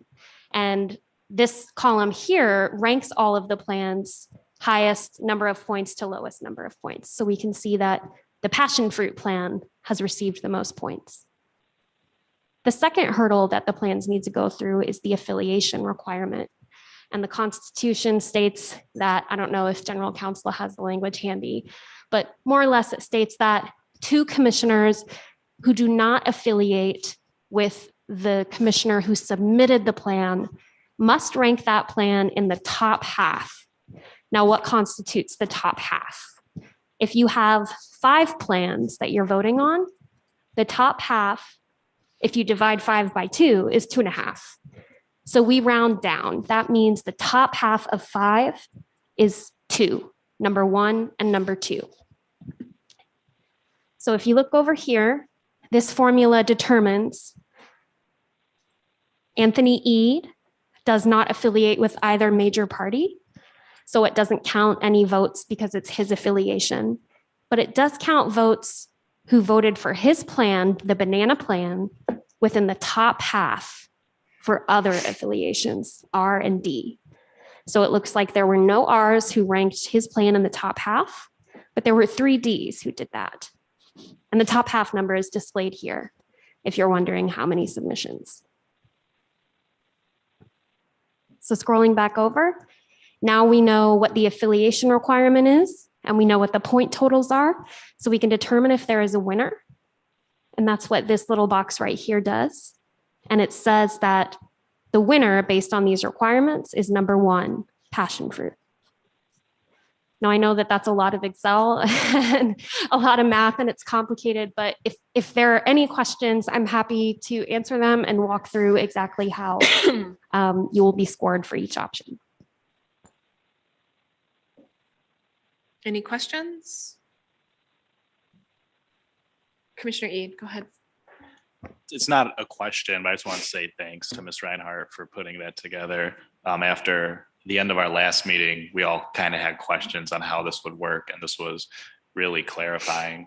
So are we gonna, if we talk about the 3 options, my choice would be option 3, because it doesn't split the ranked choice voting, but still gives individual commissioners the chance to submit a map for the random drawing process in case one doesn't pass the ranked choice voting process. Ms. Reinhardt, did you have a comment about that? Not about that in particular, but I did want to clarify one additional thing. Commissioner Lang, you had asked prior to our presentation about how commissioners may submit plans into the random selection. I hope that this presentation clarified that just a little bit, but I just want to restate, just to make it more clear, that there isn't a second round of submissions prior to the random selection. The submissions all occur prior to the ranked choice vote. So every commissioner who submits a plan to the ranked choice vote, those submissions will be what is entered into the random selection. And that's in line with the constitutional language. Thank you. Commissioner Clark. Let's say I submit a plan, call it orange, and then Richard says he submits orange, and that I've already submitted it. And if it goes to random drawing, does it go in as 1 entry or 2?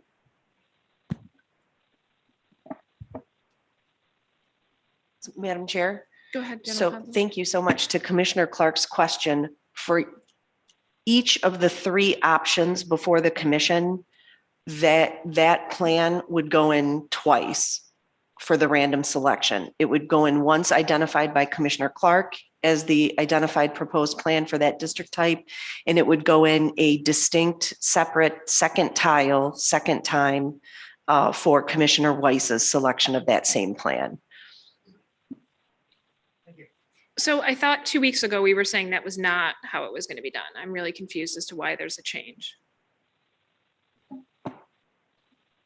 So Madam Chair, 2 weeks ago, it was that the commission would vote on one identified plan would be submitted once, and that those would be the ones that go into the random selection process.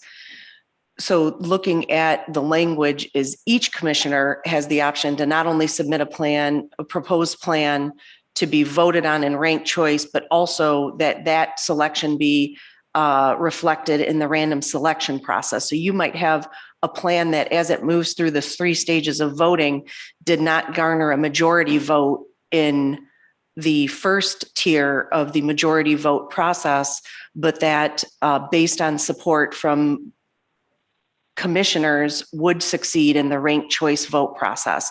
If a plan wouldn't succeed in that process, then the random selection process, including up to 13 tiles or 13 options for each district type, would best reflect what the will of the body is and the measure of support for each individual proposed plan as submitted. So it more accurately reflects the ranking that the body is doing by submitting those identified plans. Is that responsive, I hope? Yeah, I just don't see how that correlates to it being a random selection. At that point, it's a weighted average. It's not random. Right, that's not random. If you have five of one tile put in and 1 of another, that's no longer random. because you've weighted the results. It's no longer a fair result. I mean, we didn't get to put in 5 entries of our name when they did the random selection to select us as commissioners. So why would you get to put in 5 versions of the orange plan at what's supposedly a random selection? That's no longer random.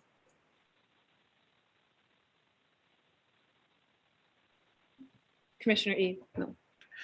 It's still random. It's just random based upon what each of us as 13 commissioners have the constitutional power to be able to do by allowing us to submit a plan under section 14. So if let's say hypothetically, 5 of us, the number that you used, wants a plan, it should be weighted like that because 5 of those commissioners want that plan. But then that's not random. Madam Chair? Then that's not random. If 5 people can sway the results, it's no longer random. Madam Chair?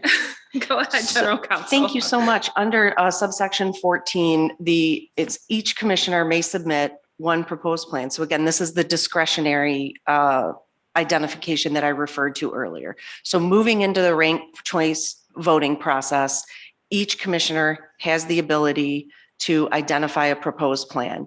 Those plans go through the ranked choice voting process.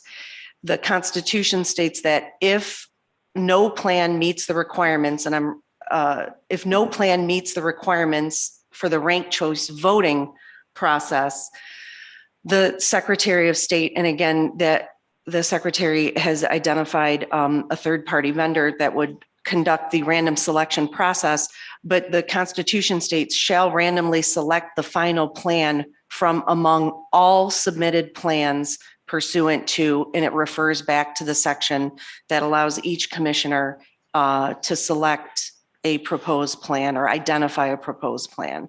So that would be the reference to that language. I'm familiar with the Constitution. I just don't understand why we're treating plans that are identical as being separate choices when they're identical. So if there's 5 oranges, it's the same plan. It's 1 plan. It's not 5 separate plans. So it should be counted as 1. I mean, end of the day, I don't think we're ever going to get to this point anyway. But I don't think that that is a reasonable interpretation of the Constitution. Ms. Reinhardt. Yes. This also goes back a little bit to some of the options that are laid before you, distinguishing between map submissions that are the same, but that are distinct submissions. And so to what you just said, Madam Chair, while the maps themselves, the base maps or plans may be the same or identical, they are distinct submissions.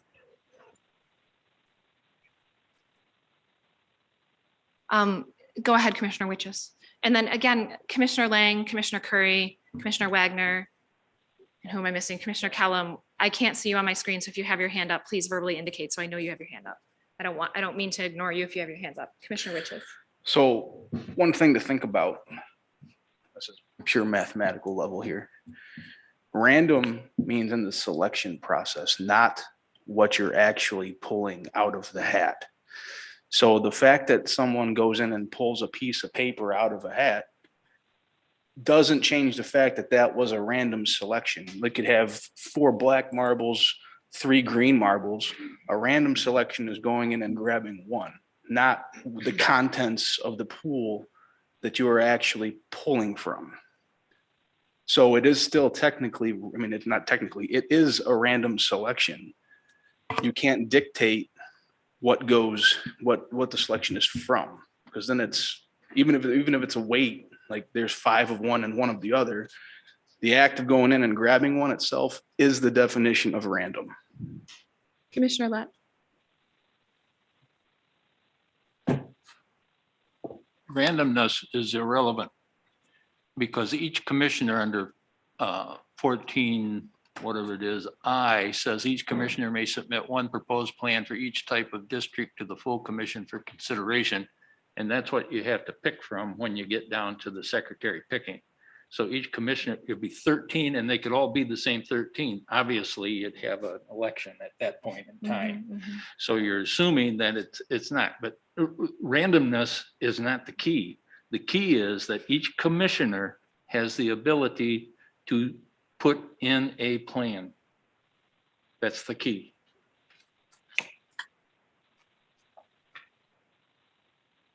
All right, any further comments? So I'm assuming you need us to decide on the three options that were presented, is that?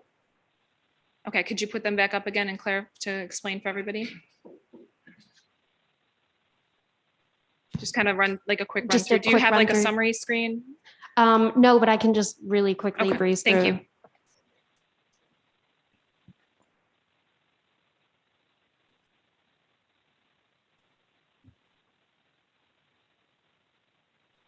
I'm just going to share it from the screen if that's okay.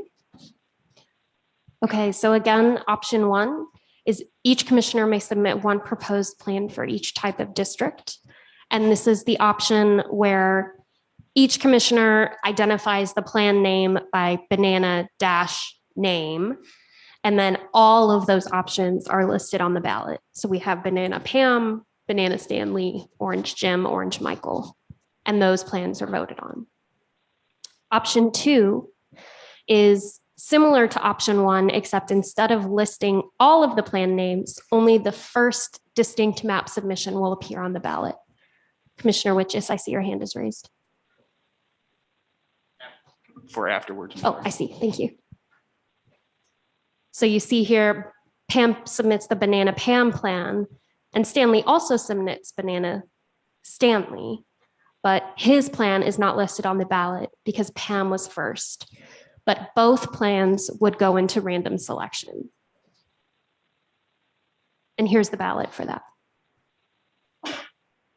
And then the final option being that each commissioner may submit one proposed plan, and more than one commissioner may submit the same plan, but each plan will only be voted on once. And the secretary will record which commissioner submits what plan, and those submissions will all enter the random selection.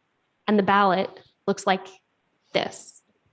There's no distinguishing between names. It's only the name of the plan. Names of commissioners. And those are the three options. Commissioner Witches? I was going to say, I move to accept option 3. I second that as a motion. Okay. Commissioner, we have a motion made by Commissioner Witches, seconded by Commissioner Lett to accept option 3. Is there any discussion or debate on the motion? So under all three options, just to clarify, there's multiple tiles per plan submitted. So we're putting our thumbs on the scale for all three options. Madam Chair. Yes, General Counsel. So for all three options, each commissioner gets to select a plan to go into the random selection process. Yes. Okay. All right. Again, Commissioner Lang, Commissioner Wagner, Commissioner Curry, and Commissioner Kellum. Do you have any comments? I can't see if you guys do. No comment from me right now. Okay, so we have a motion and a second by Commissioner Witches. I'm sorry, motion by Commissioner Witches, seconded by Commissioner Lett to adopt option 3. All in favor, raise your hand and say aye. Aye. And those of you online, I'm gonna need you to verbally indicate. Aye. That was Wagner. That was Commissioner Kellum, I Oh, that was believe. Kellum. Okay. Commissioner Kellum, yes. Commissioner Aye. Wagner, can you indicate? This is Commissioner Wagner, aye. Aye. Commissioner Lang? Nay. And we have Curry. Is Commissioner Curry I on? don't believe she rejoined. Let me double check. Commissioner Curry, can you hear us? I don't believe she's present. Okay, thank you. All right, all opposed, raise your hand and say nay. Nay. All right, the motion is adopted by a vote of 10 to 2, 10 to 2. All right. Is there anything else on this process document that we need to go over? General Counsel, Executive Director, Ms. Reinhardt? Okay, so then we're moving on to, because we already approved it. We're moving on to actually, you know what, we're probably ready for lunch. Is that right? Okay, so at this point it is 1:20. We are going to recess to take lunch for 30 minutes. Is that correct? Without objection, we will stand in recess till 1:50 p.m.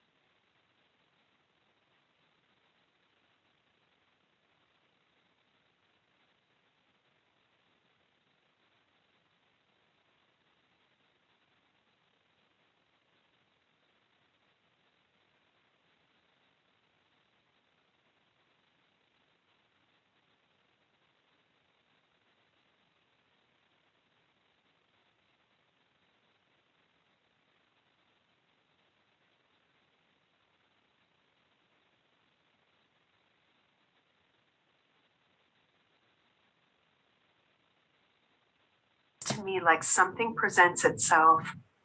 You've been deliberating over this for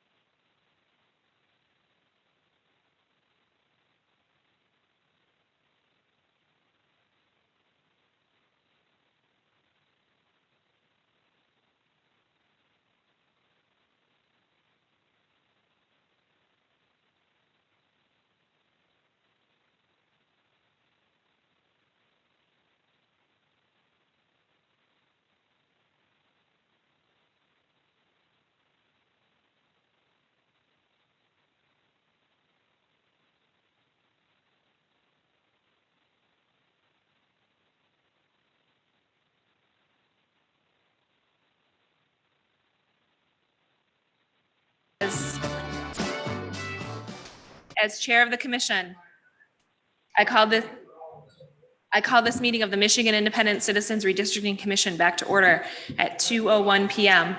Will the secretary please call the roll? Commissioners, please say present when I call your name. If you're attending today's meeting remotely, please announce during roll call that you are attending remotely, as well as where you are physically attending from. I will call on commissioners in alphabetical order, starting with Doug Clark, Present. Juanita Curry, Present, attending remotely from Detroit, Michigan.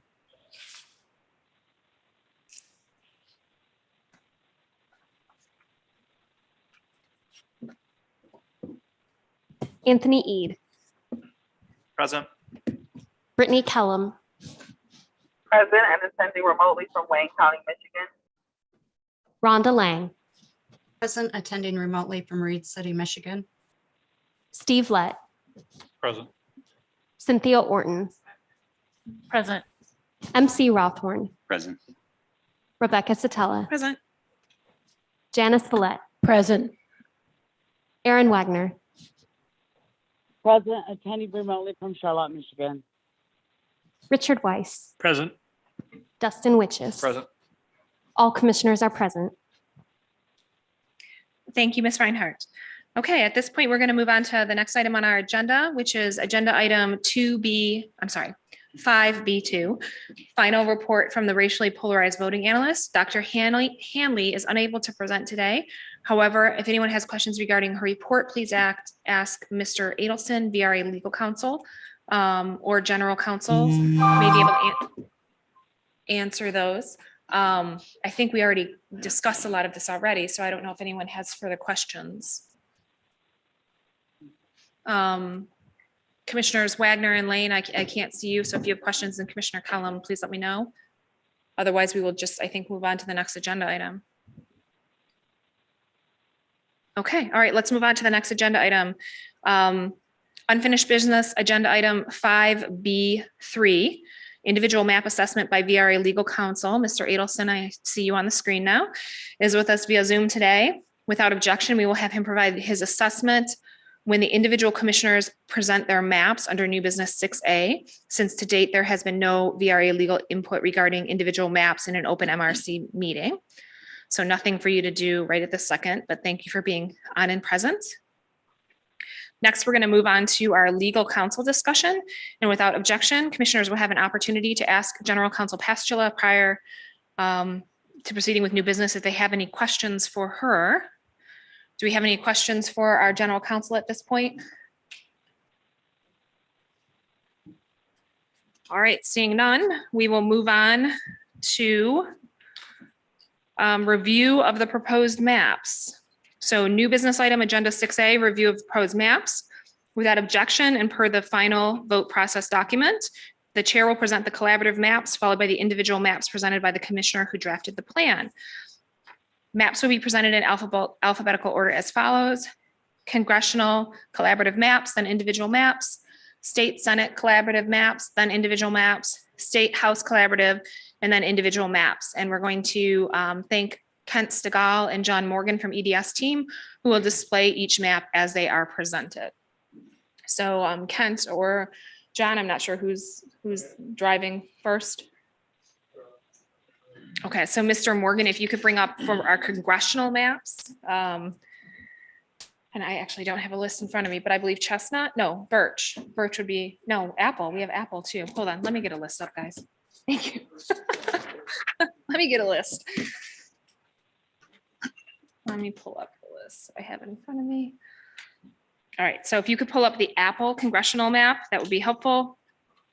We'll do Apple, Birch, and Chestnut, and then we'll do Commissioner Lang's and then my map. Okay, so this is the map. How do you want to review? So I was just going to generally discuss this in comparison to the other maps that we have. So this map, the Apple map and the Birch map are both built on the same platform in terms of the Metro Detroit area, the Lansing area, basically everything except the Grand Rapids area. So this map has that Grand Rapids Kalamazoo combination. And then it keeps the Lakeshore District intact with Ottawa County intact. But otherwise, this is the same as the Birch map in terms of the remainder of the state. Does anyone have anything else they want to add that I'm missing? Okay. Would it be helpful to pull up an overlay of the Birch, or do we just want to go on to the Birch? I can't hear you, Commissioner Witches. Well, my suggestion is just pull up the maps as. As we go. Okay. Okay, so does anyone have any questions or comments about the Apple? If not, we will move on to the Birch. All right, Mr. Morgan, if you could bring up the Birch. Okay. Appreciate it.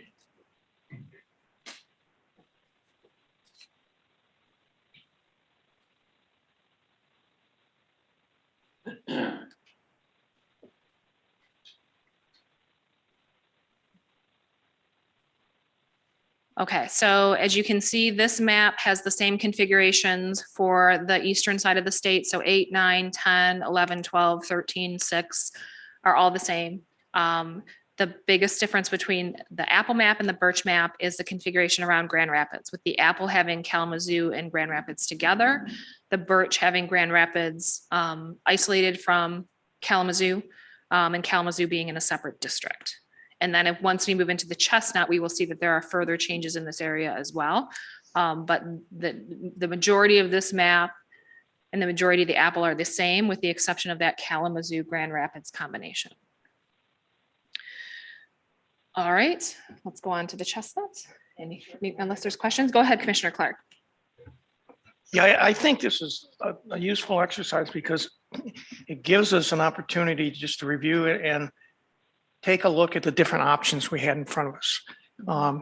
The Apple was an option going south, and the Birch expands the Grand Rapids area. So, and I think we're going to see one more of the Chestnut. And it'll give the public an opportunity to see the different options that we reviewed and the thought processes that went into it. Thank you. Thank you. Okay, so if we could bring up the Chestnuts.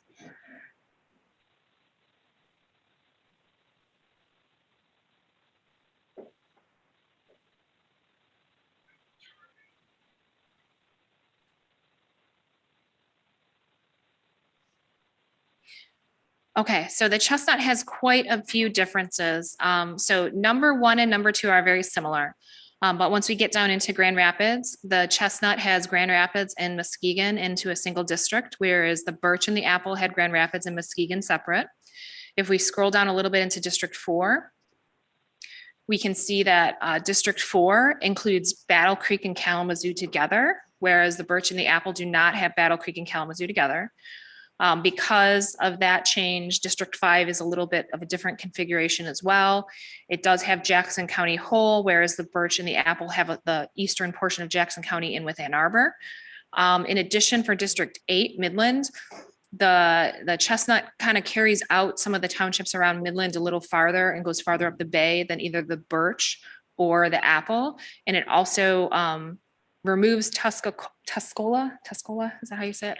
County, which is, yep, right where John is circling right there, puts that into District 9 instead of having it into District 8.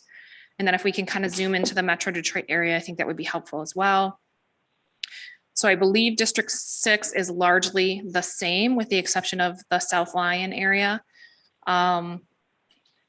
Because I believe in the Birch and the Apple, District 6 includes that little bit of Jackson County. But the Oakland County configuration and the Detroit configuration and the Macomb configuration are quite a bit different. Are you adding a shapefile so we can see? Turning off the voting precincts. Okay, thank you. I'll wait till you finish.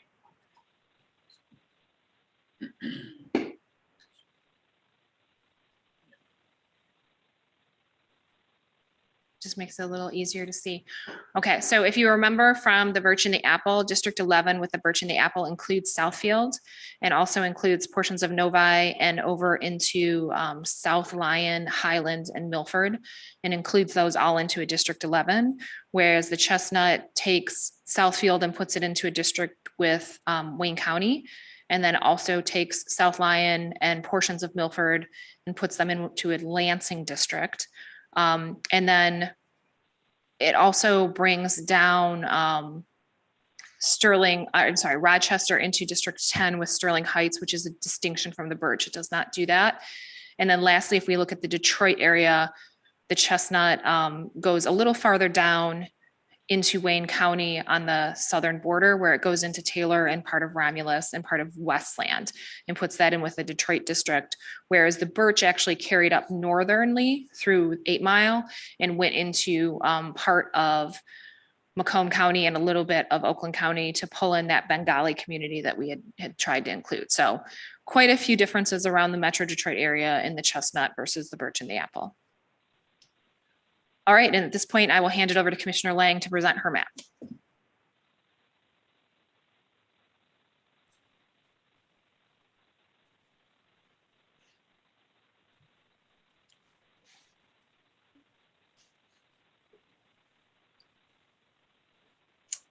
Okay, mine was based off one of the collaborative maps. It was Birch. I did not change anything in the Detroit area. Most of my changes were made in northern Michigan. I did change the Midland area to represent the alternative voices that were heard in regards to that area. I made sure that Ottawa County was left whole because we had a large amount that wanted Ottawa County whole, while also keeping Grand Rapids whole to give them representation and a congressional map as a whole. There were some others. If you can go, Aranac County had expressed how they relate more to the Bay Area, so I included them in number 8, District 8. And basically, a lot of the input we heard from Northern Michigan was try to keep the counties whole because they are rural, their population is so spread out that they didn't want any unnecessary splits. So I, to the best of my ability, looking at it, I think that accomplishes it, where there's only, in all of Northern Michigan, there's only one township in one county, which I believe we had similar on some of the other maps. So that's it in a nutshell. It was more or less taking and trying to combine different public input on communities of interest into one map. That's it. Thank you, Commissioner Lang. If you could bring up the Zatella. Madam Chair. Yes, General Counsel. Thank you so much. Oh, you need Bruce, don't we? My suggestion was going to be that particularly for the individual maps, and certainly for the collaborative as well, if the commission chooses, but particularly for the individual maps to run through the 7 criteria to again create that record. And I think Commissioner Lang's summary of going through those changes and the basis for those changes was excellent. But again, walking through the individual maps, the criteria should also occur. Okay, would you like Ms. Reinhardt to do that, or? There you are. Or how do you want us to handle that, General Counsel? So VRA would be number 1, right? Correct. So, and I think, again, similar to the collaborative maps that were, how that process kind of unfolded in a meeting, it would be just, again, starting with the first criteria and going through each one, starting with the equal population analysis and VRA. Okay, and so just to clarify, we're basically, obviously Bruce is going to weigh in on his portion, but from that point forward, it's just sort of going down the questions and asking her, are that geographically contiguous? Did you consider communities? Okay, got it. All right. Mr. Adelson, would you like to provide an analysis of Commissioner Lang's individual congressional map? Sure, thank you. So I think to start with, the planned deviation is clearly within constitutional guidelines. It's something the Supreme Court has reaffirmed time after time. It's a 0.25 deviation, so that would satisfy the 1 person, 1 vote requirement. So why don't we look at the recompiled election results for the Detroit districts, and that would be 13, 12. Let's start with 13 and 12. Look at the bellwether elections, please.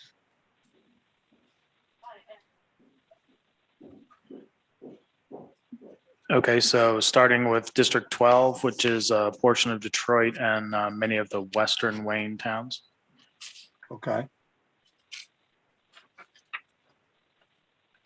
Okay, so District 12 is 74% for Biden, 26% for Trump, 73 for Clinton, 27 for Trump, and then 77 for Obama, 23 for Romney. For the US Senate, it's Peters 75, James 25, Stabenow 73, James 27. Senate 14 is Peters 78 and Land 22. And then Stabenow 81, Hoekstra 19 in 2012. For governor, 74 for Whitmer, 26 for Schuette. In 2014, it's 69 for Shower and 31 for Snyder. For attorney general, it's Nessel 72 and Leonard 28. And then Totten is 69 and Schuette in 14 is 31. Secretary of State, Benson 75, Lang is 25. And then Dillard is 67 and 33 for Johnston. And then the gubernatorial primary, El Said is 32, 26 for Thenadar and 42 for Whitmer. very good, thank you. So just to reiterate something that Dr. Hanley has in her report about the importance of the 2014, the Dillard Secretary of State election, because that involves a minority candidate running statewide against a white candidate. That's why it's a bellwether election. And I think in her analysis, and I agree with her, that she really emphasized its importance. All the elections that have been presented, the recompiled election results prove out here as far as showing this to be an opportunity to elect district, and minority voters clearly would have success based on the recompiled election results given the district configuration. And I think too, the El Said primary result, as I recall, El Said, can we go back to that, please, John? Yeah, El Said he doesn't win the district outright. He comes in second with Whitmer winning. And this is just as with all the Detroit districts, there's going to be a significant crossover support from white voters in Democratic elections. Also, you may recall, this is the election where Dr. Handley concluded that Black voting behavior is not cohesive, that depending on different areas certainly of Wayne County, but other places too, Black voters did not always support the same candidate. So why don't we look at now District 13, please? Okay, so District 13 is a portion of Detroit, a little bit of Macomb County and Oakland County, Warren Township, and then out down to Taylor in Wayne County. So District 13 was 74% for Biden, 26 for Trump, Clinton 75, Trump 25. In 2012, Obama 80 and Romney 20. The US Senate was Peters 74 and James 26, 73 for Stabenow and 27 for James in 2018. In 2014, it was 80 for Peters and 20 for Land, and then Stabenow 84 and 16 for Hoekstra. For governor is 75 Whitmer and 25 Schuette.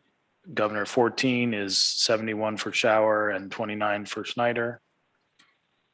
Attorney General Nessel 73, Leonard 27, Totten 72, Schuette 28 in 2014. And Secretary of State is Benson 75, Lang 25, Dillard 70, Johnson 30. And then for the gubernatorial primary in 2018, it's 32 for El Said, 27 for Thenadar, and then 41 for Whitmer. Thank you. So the election results are very similar to what they show in Detroit as far as the estimated performance for minority preferred candidates being elected, certainly Black preferred candidates being elected across the board. So thank you. Are there other districts that have portions of Detroit? No, 12 and 13 are the only Just 12 ones. and 13. Okay. And could we also look, please, at the district that has Flint? That's 8. Okay. You want the election results for 8? Yeah, I don't think we need to go all the way through, John. I think if you just bear with me, we go to the right, we can skip. I'm most interested in the Dillard election just to see what that shows. I think that's 2014. Mhm.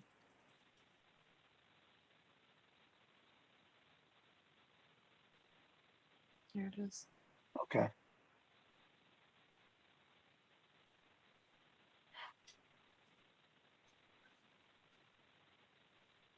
And that's in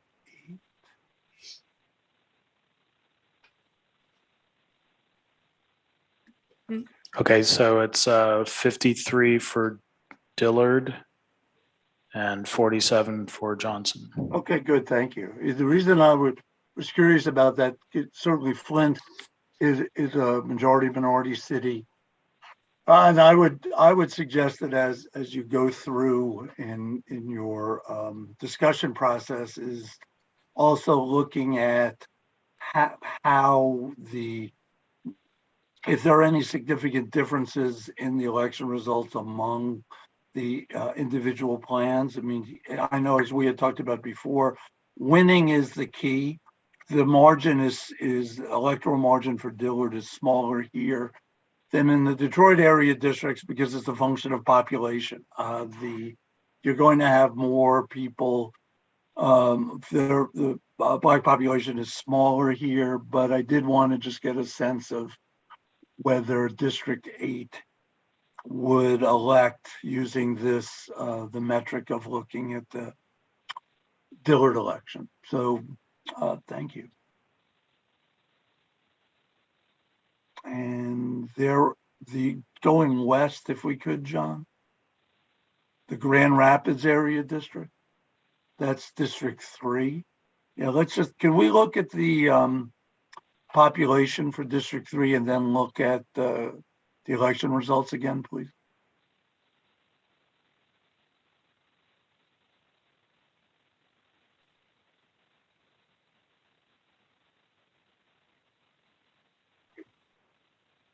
Okay, and let's look at the Dillard election, please.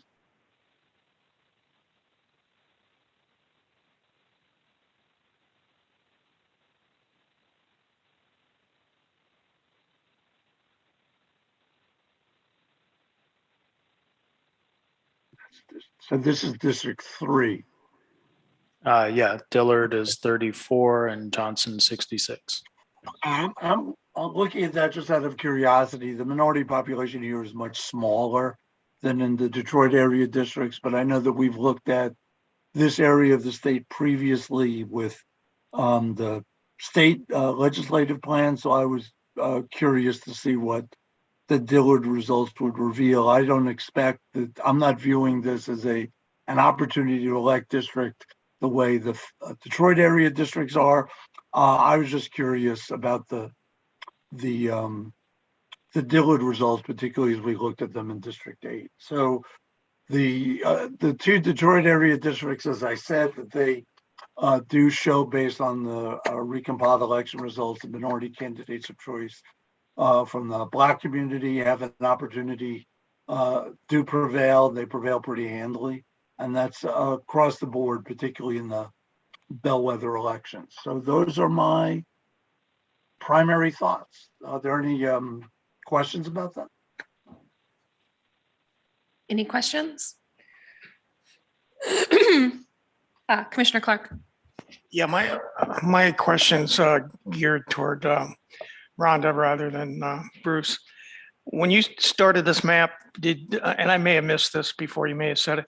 When you started that, did you do it from a blank map, or did you copy in an existing map and modify it? It was done off from Birch. Okay, thank you.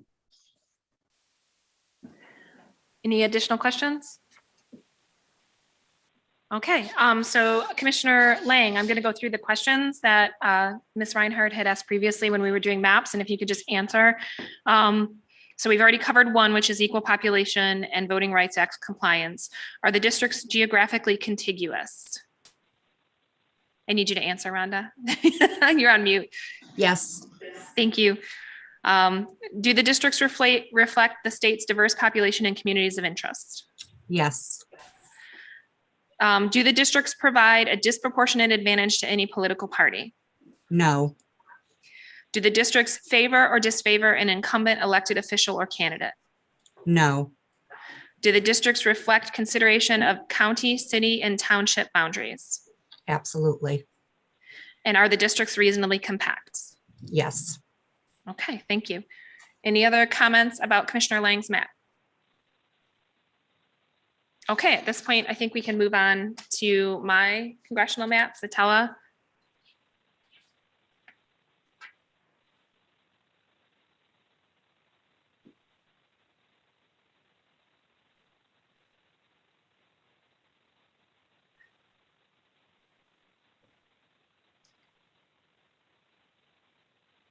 Okay, so there are two changes in this map. So this is based off of the Birch map, and the majority of the state is the same, 7, 8, 9, 10, 11, 12, and 5 are all the same. However, District 4, 3, and 2 are changed because I tried to combine or marry the Chestnut and the Birch together with respect to how they treat Muskegon.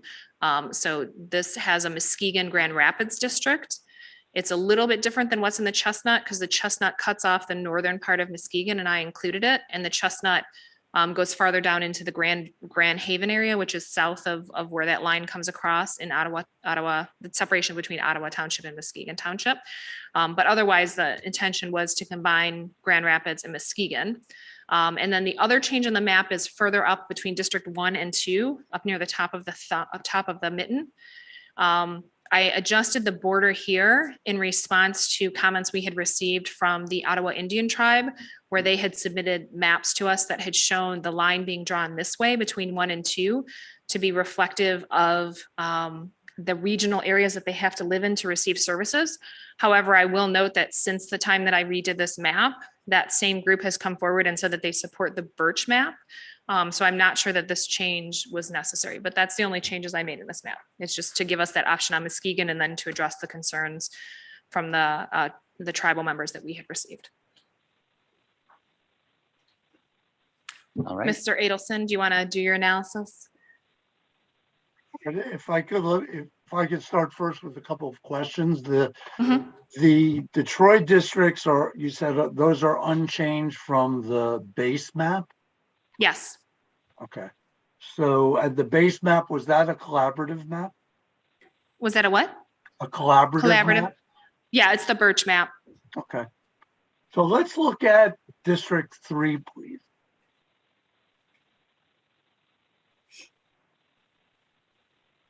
So you said that with District 3, the change is that in the northwest is bringing Muskegon in with Grand Rapids. Is that, am I Yes. correct? Okay. Yes. And the reason for that was we had received comments from Muskegon saying that they wanted to be included with Grand Rapids rather than being put up into the rural areas that encompass the rest of District 2. Okay, thank you. Ron, could you zoom in to 3? I'm just curious about the communities south of Grand Rapids that are included in the district. Oh, I see. Okay, great. Thank you. Let's look at the election results, please. For District 3? Yes.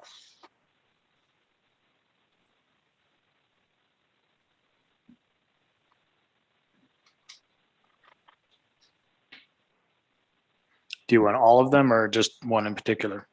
Well, let's see, the Obama Romney. So that's 2012.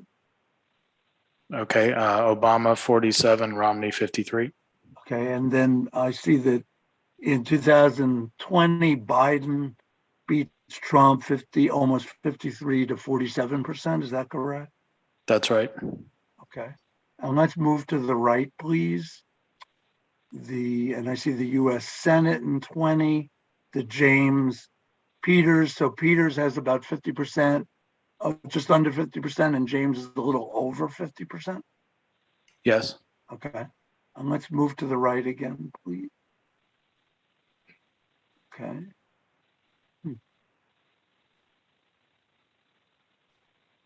Okay. Let's go to Dillard, please.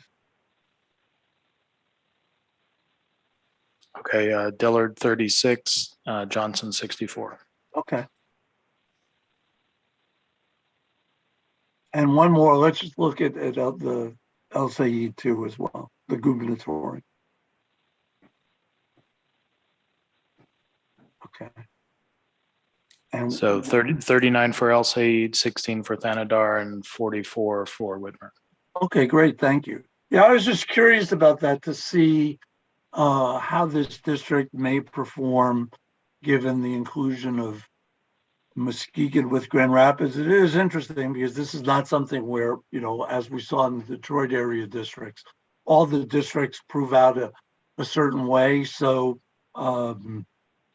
this is not a traditional minority opportunity district. The minority percentages are relatively low. And as you know, that the Dr. Hanley's analysis in the western part of the state was somewhat could not be as robust as in the Detroit area just because of the makeup of the precincts and the population of the precincts. But I'm just wondering if, and this is just a rhetorical wonder, if this district, as the decade goes on, if the minority population changes, which I expect that it will, if this has opportunity to elect capacity beyond what we're seeing today. But that's just a surmise in my thinking out loud. So, okay, thank you for showing that. And I understand that the Detroit districts have not changed from the collaborative map. And this was the only change that really represents any potential VRA issues. So, and the population deviation again is within the Supreme Court's view of permissible one person, one vote. So I think for me, for now, I think that's it. Thank you. Thank you, Mr. Adelson. I'm going to ask Commissioner Rothorn to facilitate the questions. All right, so we've done the first one. Districts shall be of equal population. Districts shall be geographically contiguous. Are your districts geographically contiguous? Yes, they are. All right. Do your districts reflect and your map reflect the state's diverse population and communities of interest? Yes. Do your districts provide a disproportionate advantage to any political party? No. Do your districts and your map favor or disfavor an incumbent or elected official or candidate? No.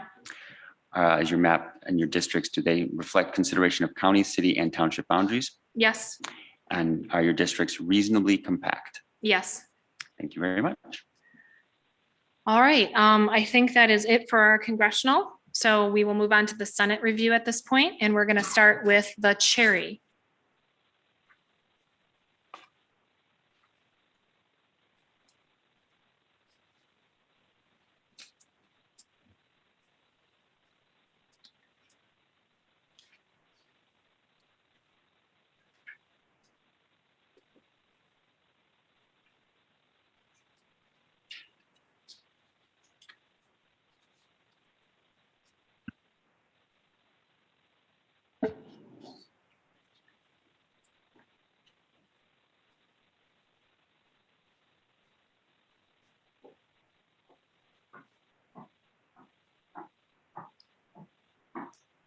Okay. All right, so to orient everybody, all of our cherry maps are the same with the distinction of the Ann Arbor area. So districts 14 and 15, and maybe to some extent 22, are shifted around from map to map. So we have the cherry, the linden, and the palm, and they all are the same outside of the Ann Arbor area.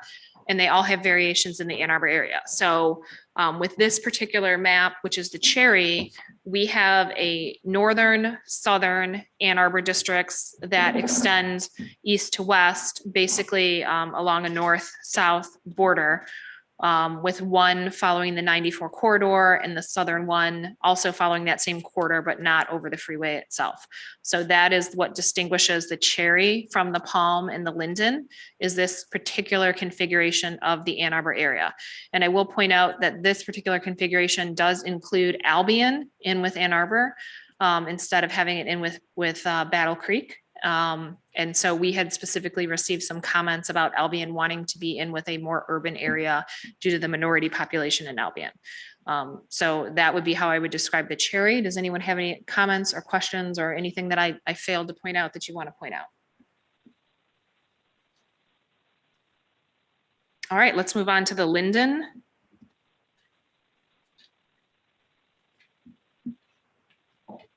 Commissioner Rothman? Maybe it's worth noting that we have had one consistent public comment that says this does keep that natural resource, the Waterloo Recreation Area, whole. Yes. Yes. Okay, so the linden, if we go back to that Ann Arbor area, we see instead of having two districts, 14 and 15, that are sort of stacked on top of each other like pancakes, we have a sort of thicker area around Jackson, with most of Jackson kept together, and then the northwestern part of Ann Arbor, and then the southwestern part of Ann Arbor with Ypsilanti is placed together in a district that extends a little bit southerly into Monroe County. So that is the alteration between the two plans, is again this Ann Arbor area, and then District 22 rises up a little bit more than it did previously. And there are some changes around there as a result of the change in the Ann Arbor district. So that is the primary difference between these two. Any questions or comments? Okay, and let's go ahead and let's open up the palm so we can see the difference there.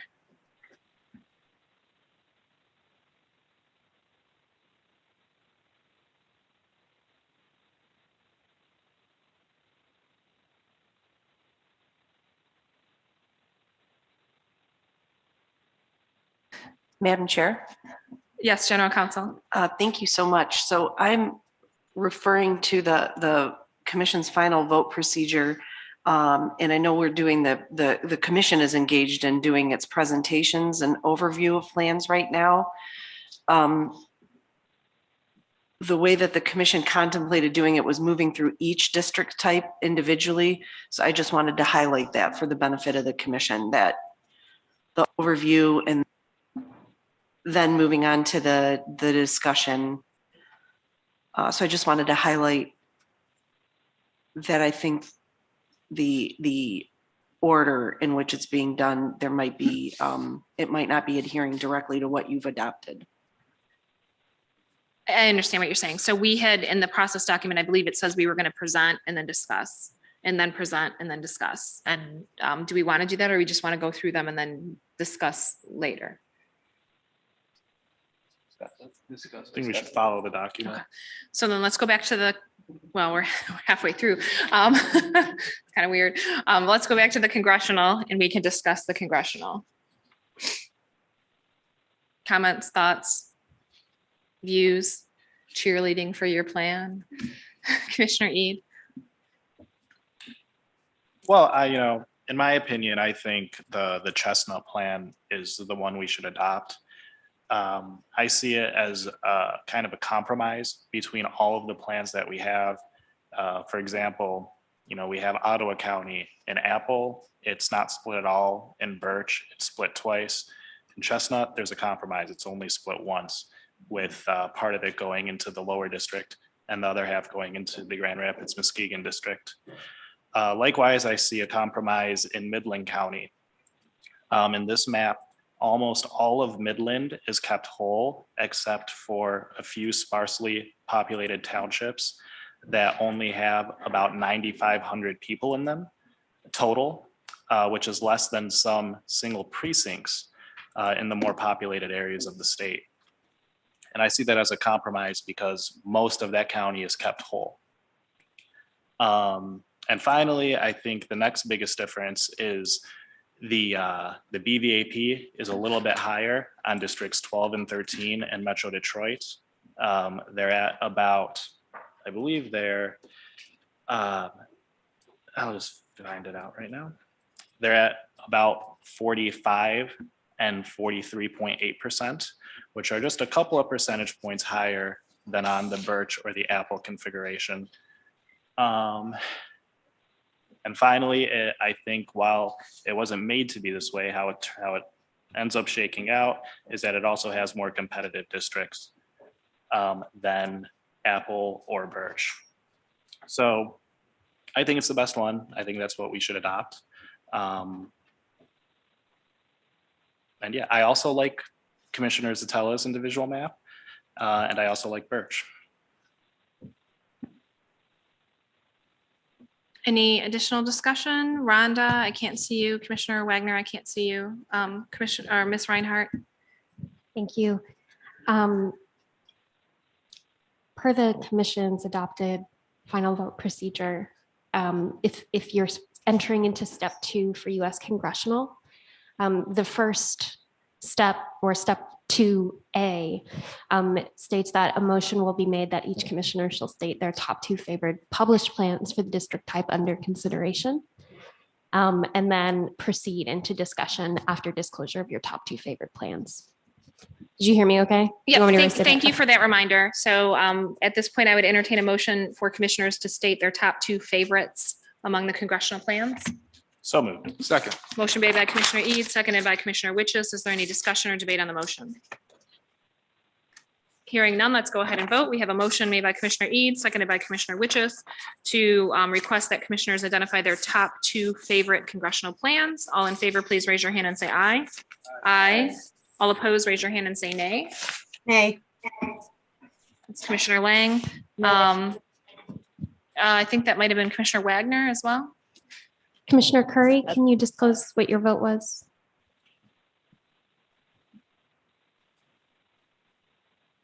You're on mute.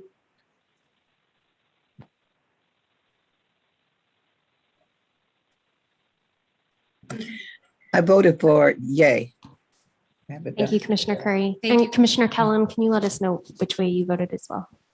She said yay. Oh, sorry, I didn't see that. Thank you. For the record, Commissioner Kellum is now in person in the room with us, so we no longer need her to verbally indicate. Okay, the motion is adopted. I know we had said alphabetical order. Is it okay if I just go around the table? Okay, so let's start with Commissioner Witches. Number 1, Chestnut. Number 2, Birch. Commissioner Ead. My first preference would be Chestnut. My second preference would be Birch. Commissioner Clark. My first choice, excuse me, is Chestnut, and my second one would be Birch.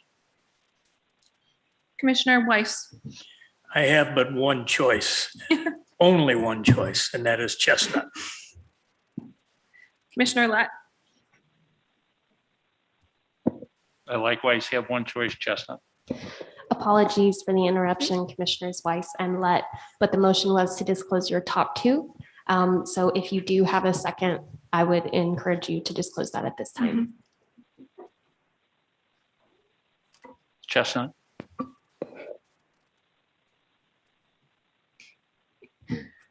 Commissioner Rothorn. There's too many mics on. First Birch, second Chestnut. And I am Birch and Chestnut. Commissioner Kellum. Yes, Commissioner Kellum has requested I skip her and come back around. So Commissioner Vallette. Birch and Chestnut. Commissioner Orton, Chestnut and Birch. Commissioner Lang, If I'm being 100% honest, none of them. I'm just being honest. I think they need work and I find errors with all of them. can we accept that as no, she has to, you have to. Apologies, Commissioner Lang, but the motion was to disclose your top two favorite or preferred. I don't have a preferred. I do not have a preferred map. Fine. I'm gonna go Palm and Lang. Oh, wait, that's Senate. Okay. Apple and Lang. I was gonna say, you do have a congressional map, Commissioner Lang, so. Apple and Lang. Commissioner Curry, Yes, I'm going to choose Birch and Chestnut. okay, Commissioner Wagner,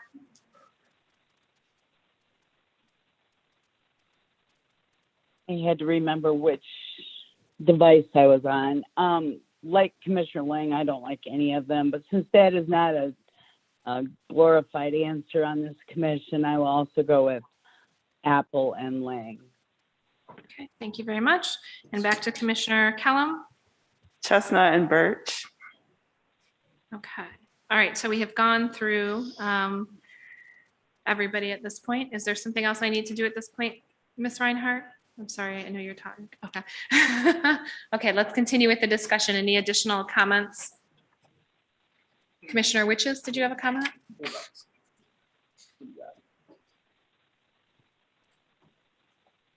Mhm. Let's not a vote at this point. What do you mean? Madam Chair, Yes. then the next subpart under the step 2 is discussing each published plan for the district type under consideration in alphabetical order. Madam Chair, Commissioner Wagner has her hand up too. Oh, yes, Commissioner Wagner, go ahead. I have one question. Are we actually voting for maps at this point? Because I thought we were going to readdress. Okay, thank you. No, we're not voting at this point. We were just identifying the top two favorite maps, and then we were going to move into a discussion. And per our plan document, we're supposed to do it in alphabetical order.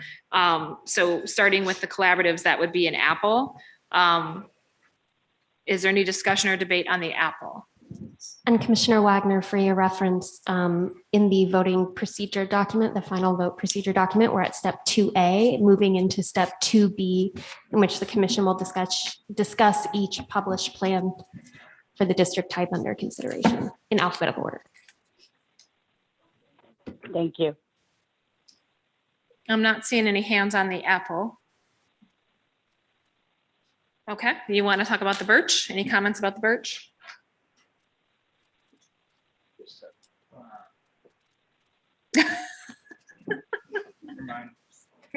Commissioner Rothorn. So I think the reason I'm choosing Birch is because there has been in the Southeast Michigan area, it's the most populated area. And I am, I guess, concerned about the way that, and recognizing that Grand Rapids is our second most populated city, but with, I believe, Detroit, and then I think Warren and Sterling Heights, it creates our top 4 cities are the most populated area. And I think Birch treats that area, the communities of interest that are preserved, or the communities of interest that we heard from during our process, are most reflected in that Birch map. I recognize that it's not perfect, as many have said, but that is why because it's the most populated area that has the most communities of interest, the most diverse communities of interest preserved. That is where that's why I'm leaning towards Birch.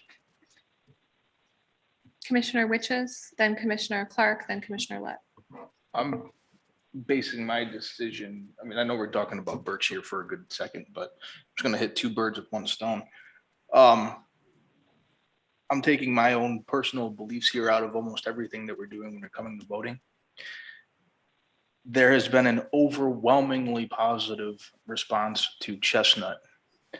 more so than Birch. So that would be the reason why I put Chestnut above Birch. However, both maps are decent. Commissioner Clark. Yeah, and I'd like to talk about Birch and Chestnut together.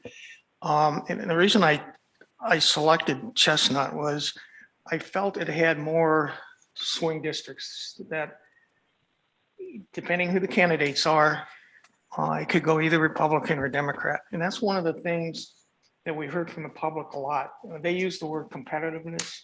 And I just associated that word with the way Anthony's configured this. So I think that's a very positive thing and something that the public had talked about quite a bit. Commissioner Lett. Yeah, I agree with Commissioner Clark and Commissioner, which is clearly the sentiment from the public was for Chestnut, really without many reservations at all, as I recall. And it seems that I recall that people would say, you know, Birch looks good, but Chestnut looks better. And number two, I think our deliberations as we develop Birch and develop Chestnut, I think we made the corrections to the Birch that provided us with Chestnut, and therefore I believe that's the one that should be voted in.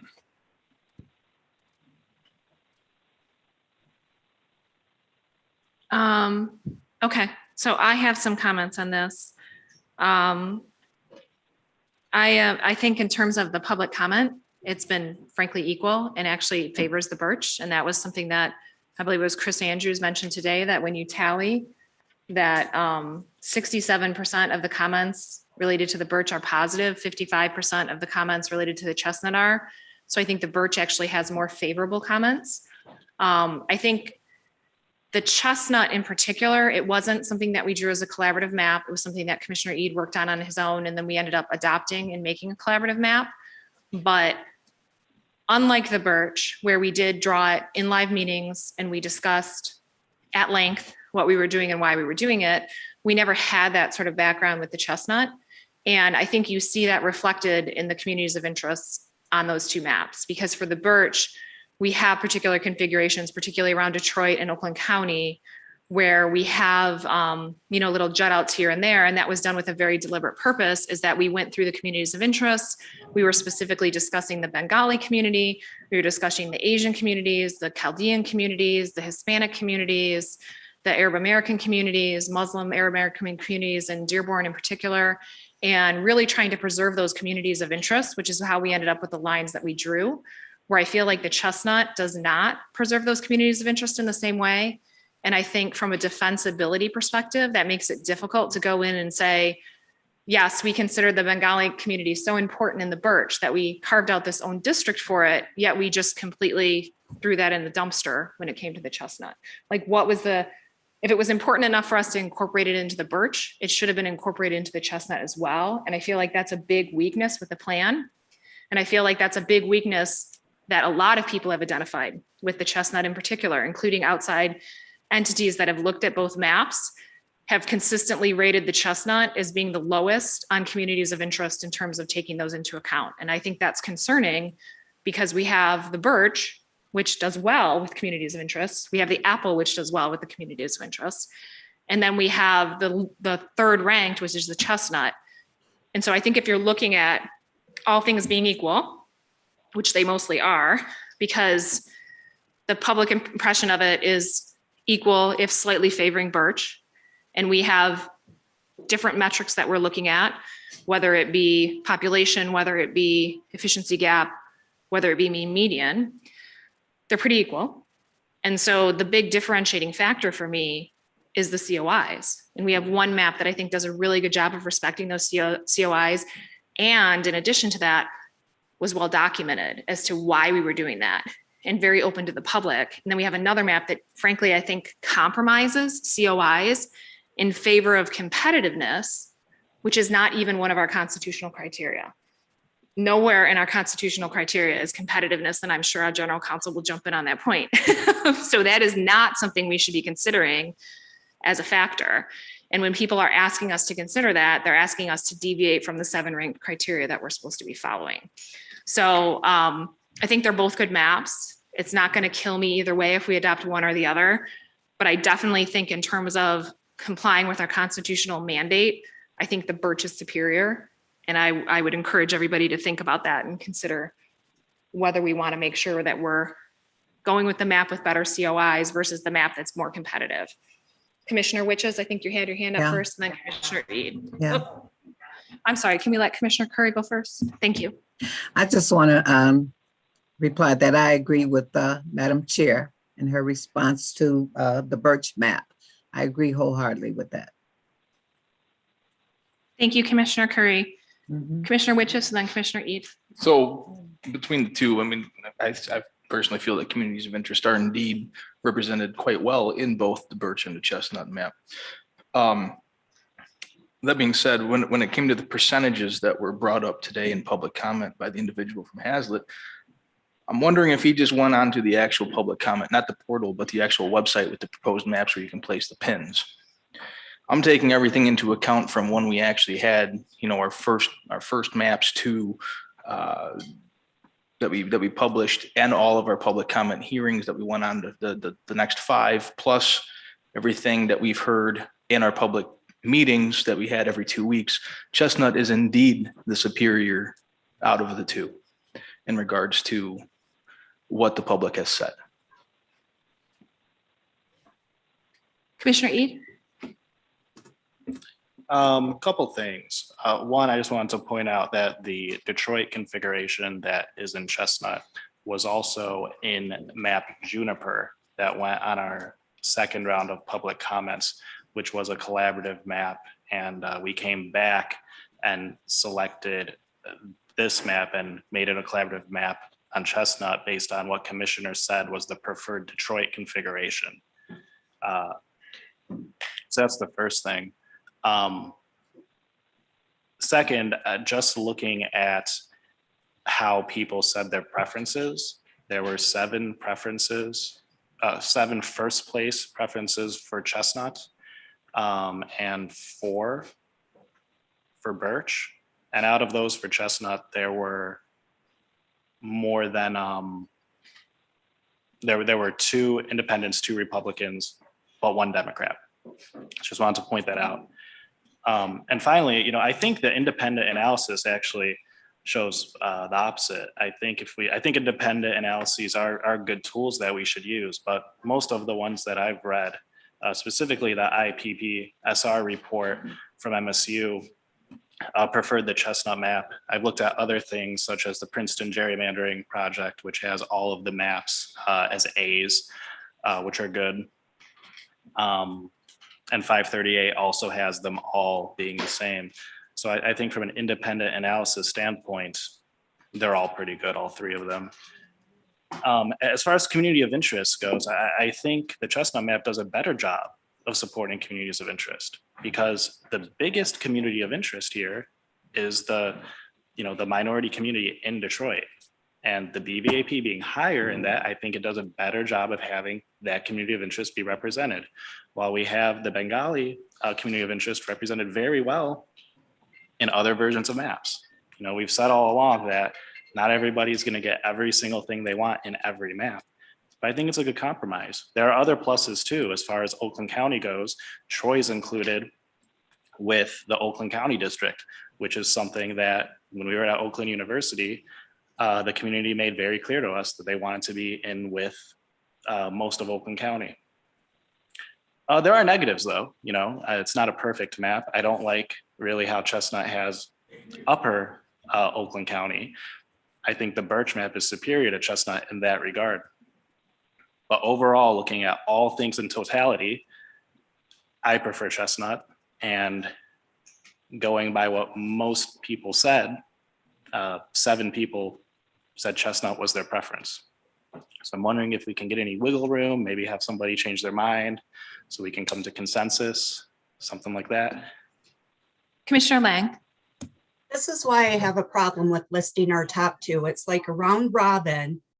And I don't think that this is how we should do it. I don't think we should be forced to say which ones we are and put somebody on the spot saying, oh, well, 7 commissioners think this one is the way to go, so we just need to swing that last one. That's round robin, in my opinion, and I don't like it. I just want to put that out there. Thank you for your comment, Commissioner Lang. So I do want to address the MSU report because I did read that in full, like I read everything. And the primary reason why MSU tipped in favor of Chestnut is because, number one, they are of the opinion that we are required to have 50% BVAP in order to have voting rights compliance. And they favored the Chestnut because it had a slightly higher BVAP in District 12 and 13. So to me, I disregard that entirely because I trust the expert opinion of Mr. Adelson, and he has said we do not have to have 50%. And so the fact that they're favoring one map over another because it has a slightly higher BVAP, when that's not what we're supposed to be, that's not a goal we're trying to achieve. I just disregarded that analysis entirely. And then otherwise their analysis was there was no difference between the Birch and the Chestnut, that they were functionally the same in terms of every factor that they looked at.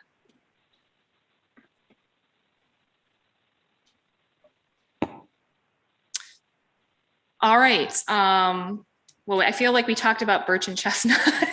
So do we want to talk about, I think Lang would be next on the list. Any discussion, comments about Lang? And anything about Zatella? Okay, I think, did you have a comment, Commissioner? Yeah, no, I was gonna say, I do actually also like this Zatella version. It would rank after Chestnut and Birch, because I think the collaborative maps should be ranked first, but you know, just generally speaking, I think I saw what you're trying to do. I think you did a good job with trying to, you know, put together the best parts of both maps.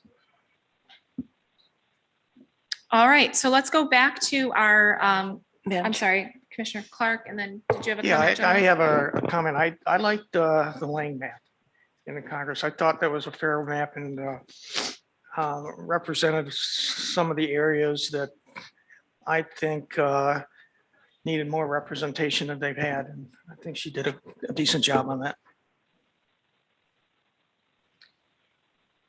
Commissioner Witches. Okay, so we just discussed the congressional maps. Now we're going to move on to Senate and then to the House, basically do the same thing. Does that make sense? Now that we actually discussed the congressional map, wouldn't it make more sense to go through the voting process now? I think Ms. Reinhardt wants to chime in, and I think General Counsel probably wanted to chime in too.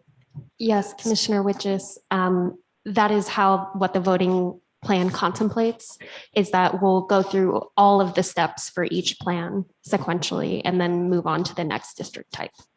So first we would go through all the steps for US congressional and then move on to the next set, which I believe is state Senate. So just to clarify, by going through all the steps, you're saying voting at this point? Okay, that's what I understood. Commissioner Lang.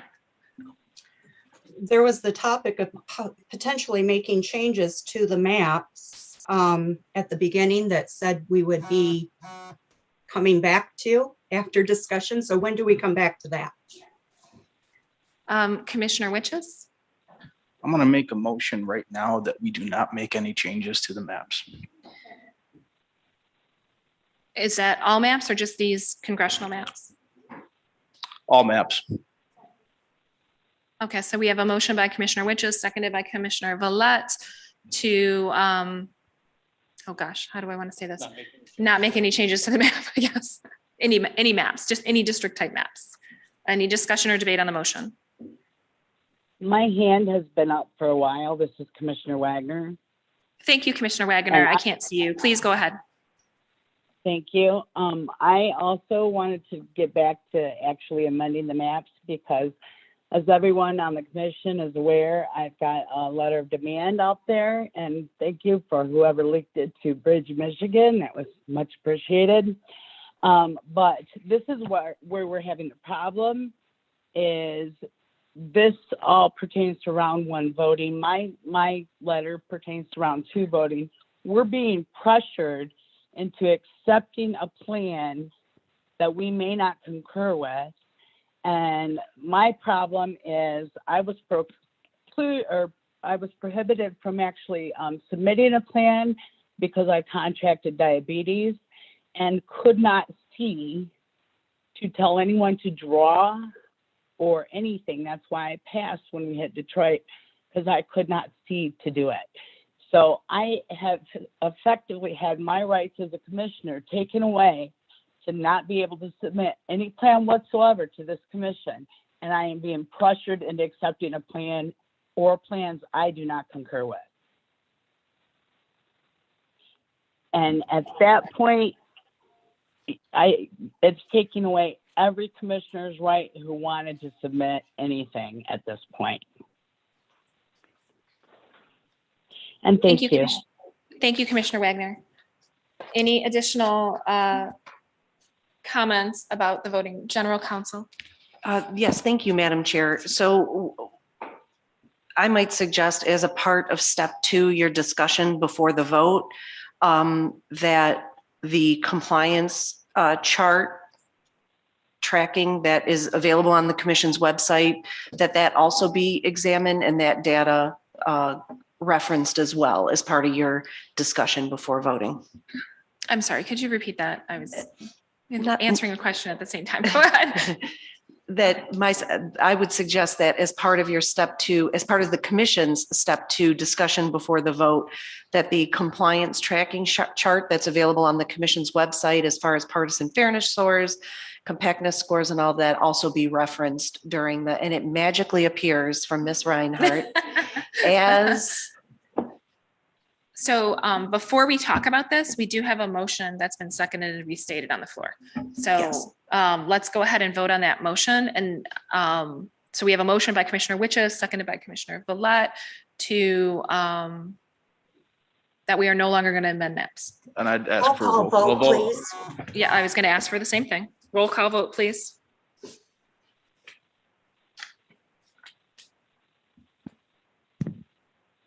Are we ready to proceed with the roll call vote? Yes, go ahead, Ms. Reinhardt. Great. Commissioners, please indicate your support of the motion with a yes or no. Once again, the motion is to not edit any of the current maps further. Is that accurately captured? That would be correct. So Thank you. voting yes means it would be fixed. Thank you. Again, please indicate your support of the motion with a yes or a no. I will call on commissioners in alphabetical order, starting with Aaron Wagner. No. Richard Weiss. Yes. Dustin Witches. Yes. Doug Clark. Yes. Juanita Curry.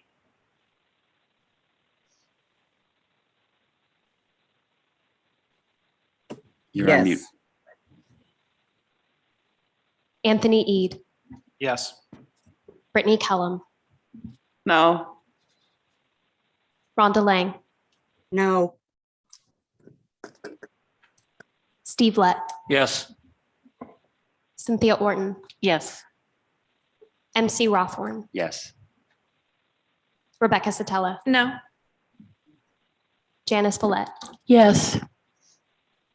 By a vote of 9 yes to 4 no, the motion carries. Thank you. All right. So can we get that chart back up again so I can, do you just need me to read it into the record or? Yes, Madam Chair, and I apologize for making that observation while there was a motion pending. My mind was on compliance. So I think really, again, having that information available to this is taken directly from the commission's website that is posted. I would note that if the public accesses it, the tabs at the bottom, the Palm State Senate plans, Zatella State Senate plan that go individually, those the districts have been renumbered consistent with the commission's process, but the numbers on this this summary comparison chart are accurate. So just for those congressional plans, it demonstrates the partisan fairness score. So whatever method the commission would find best to incorporate it into their discussion. Okay, anyone have any comments? Commissioner Lett? Thank you. I would note, just for the record, that all of this information that we're now viewing on the screens are items that we have looked at repeatedly over the period of time that we have been developing these maps. So there's nothing new there. So other than simply being something to look at the present time, all of this information has been considered prior to today. Yes, and I believe this version of this was first produced after our initial round of maps as well. So it has, as we have changed maps, we've updated it as well. All right, any additional discussion, or I think we might actually be ready to vote at this point, now that Commissioner Witches has returned. Commissioner Lett. I would move that we adopt the Chestnut map. That's not our procedure. That's not our procedure. You motion to take a roll call vote to adopt a plan, and then we state our preference. Okay. Or that too. I move that. Can we get a second? Second. Okay, we have a motion by Commissioner Lett to go to step 3 of our commission final vote procedure, which is a roll call vote to adopt a plan of the district type under consideration, which is congressional. And it was seconded by Commissioner Witches. At this point, each commissioner will cast a vote by stating the name of the plan they wish to vote for out of all the published plans of the congressional type. So once again, we're going to have a roll call on this, obviously. Ms. Reinhardt.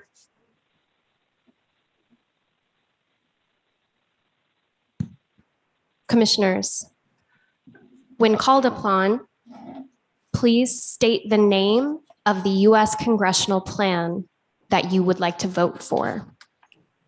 I will call on commissioners in alphabetical order, starting with Richard Weiss. Chestnut. Dustin Witches. Chestnut. Doug Clark. Chestnut. Juanita Curry. Birch. Anthony Ede. Chestnut. Brittany Kellum. Chestnut. Rhonda Lang. Lang. Steve Lett. Chestnut. Cynthia Orton. Chestnut. MC Rothorn. Birch.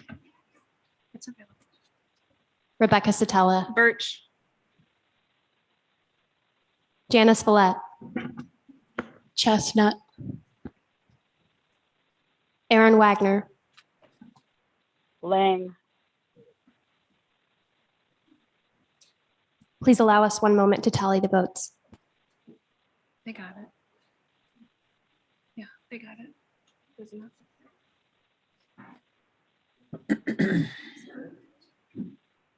Yeah, Chestnut is a dozen.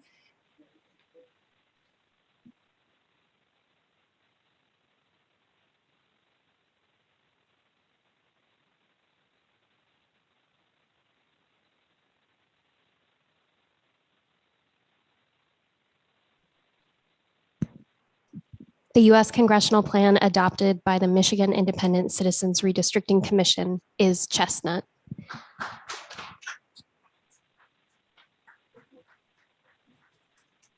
All right, let's roll it. All right, one down. I'm sharing the results of the vote on the screen right now. Congratulations, everybody. Yeah. You can see that Chestnut achieved a score of 8 total votes and reached the affiliation requirements with 2 R, 2 D, and 2 non-affiliated or 4 non-affiliated.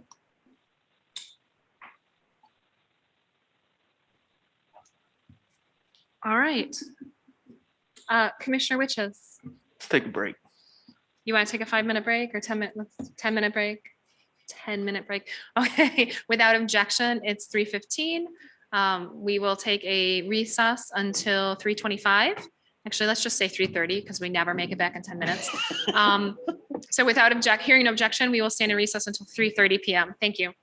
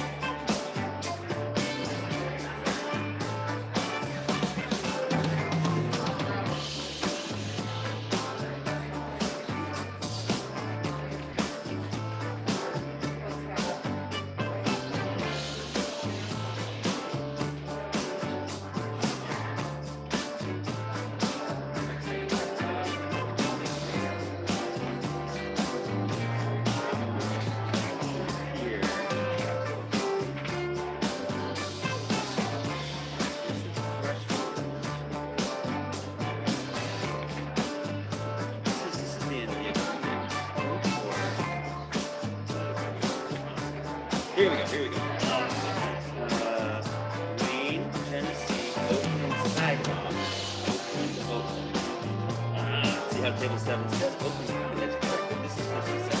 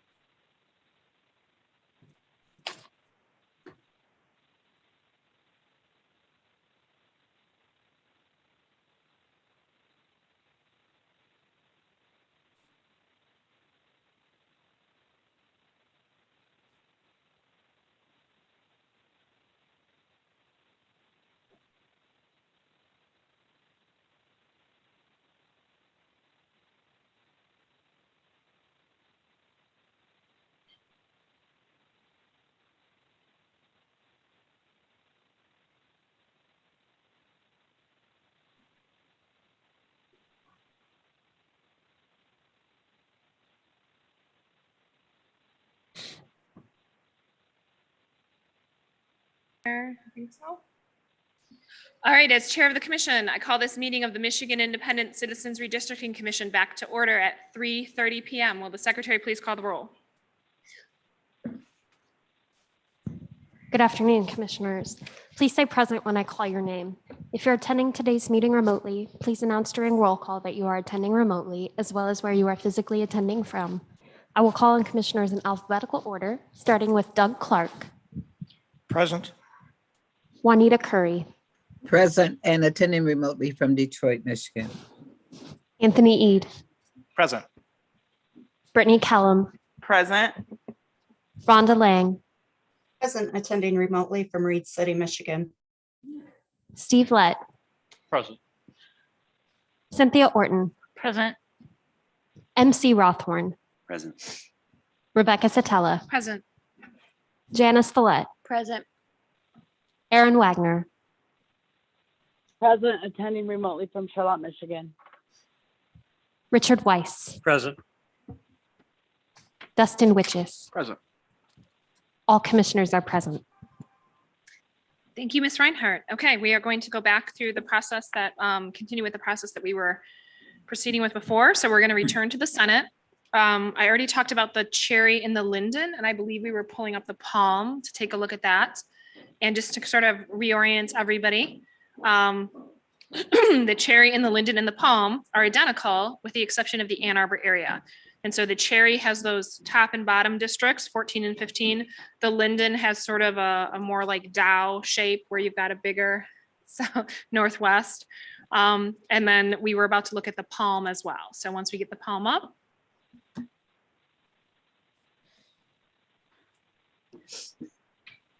Madam Chair, Yes, Commissioner Clark. do you want me to talk through this one or and give comments or? No, I can talk through Okay, it. and then we'll get into the detail later. Yeah. Okay. Okay, so like I said, this is the same everywhere else except the Ann Arbor area. And if we scroll into the Ann Arbor area, we can see that this has Ann Arbor together in one district with Ypsilanti, District 17, and then it has Jackson County, the remainder of Washtenaw County, and a little bit, I think that's Hillsdale County underneath put together as well. So that's the distinctions between those three maps is just the different configuration. The palm has Ann Arbor and Ypsilanti together. The linden and the cherry have Ann Arbor split in one way or another. One is more of a north-south and the other is more of a northwest-southeast. All right, at this point, we will move on to the individual maps, and I would ask Commissioner Kellum to present and discuss her individual map. Sure.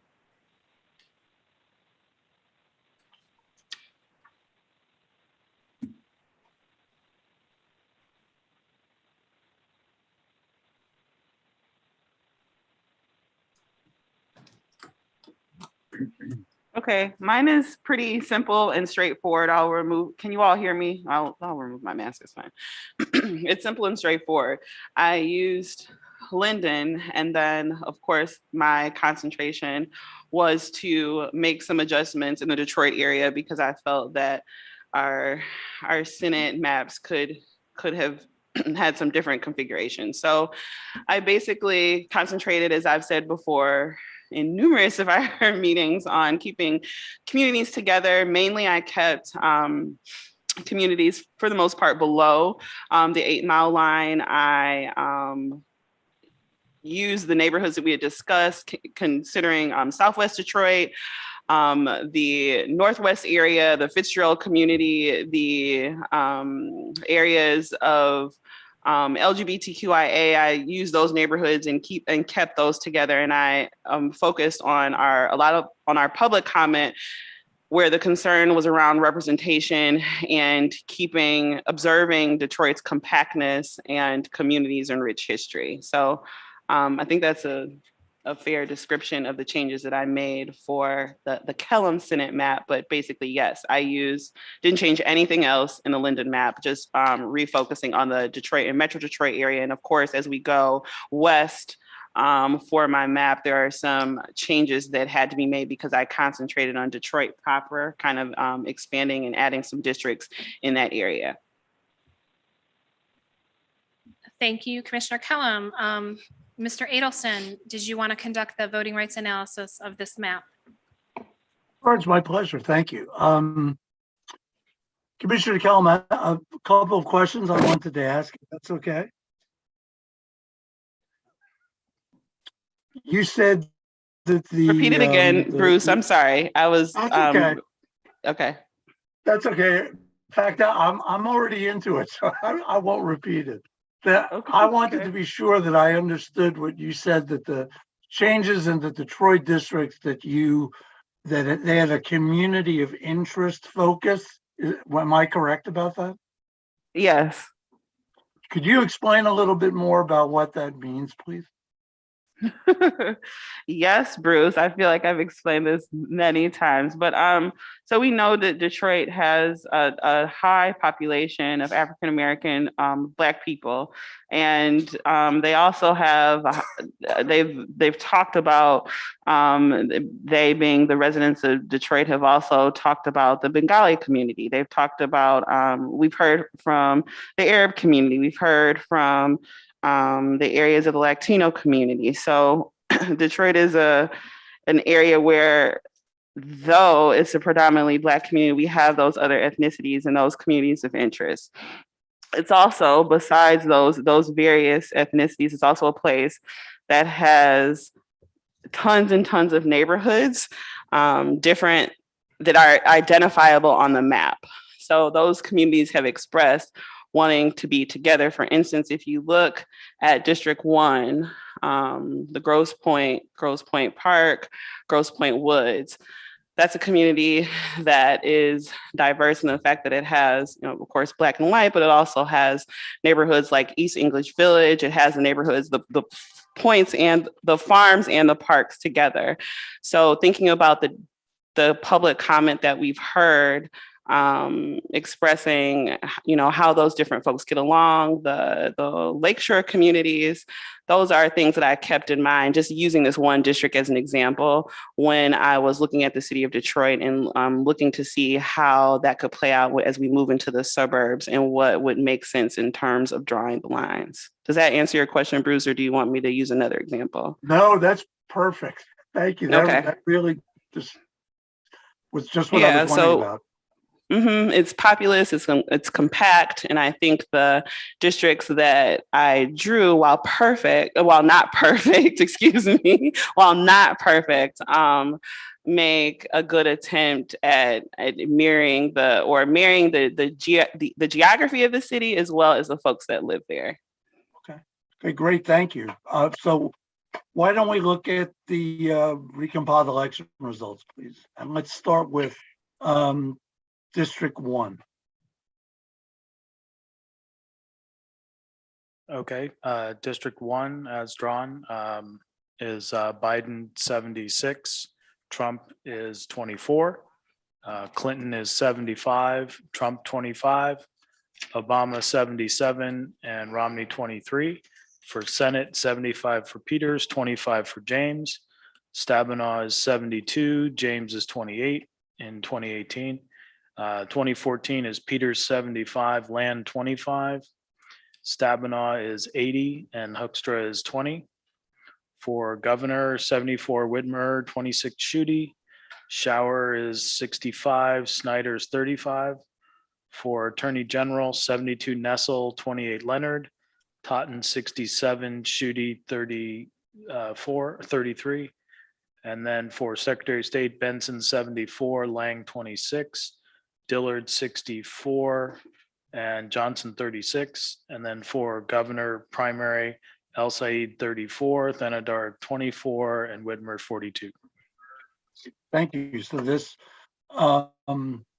district, based on the recompiled election results, show pretty strong support for minority candidates of choice, particularly in the bellwether elections. So let's go, John, can we do, I think we're going to be doing 4, 5, and 6 too. So let's start numerically. Let's start with 4.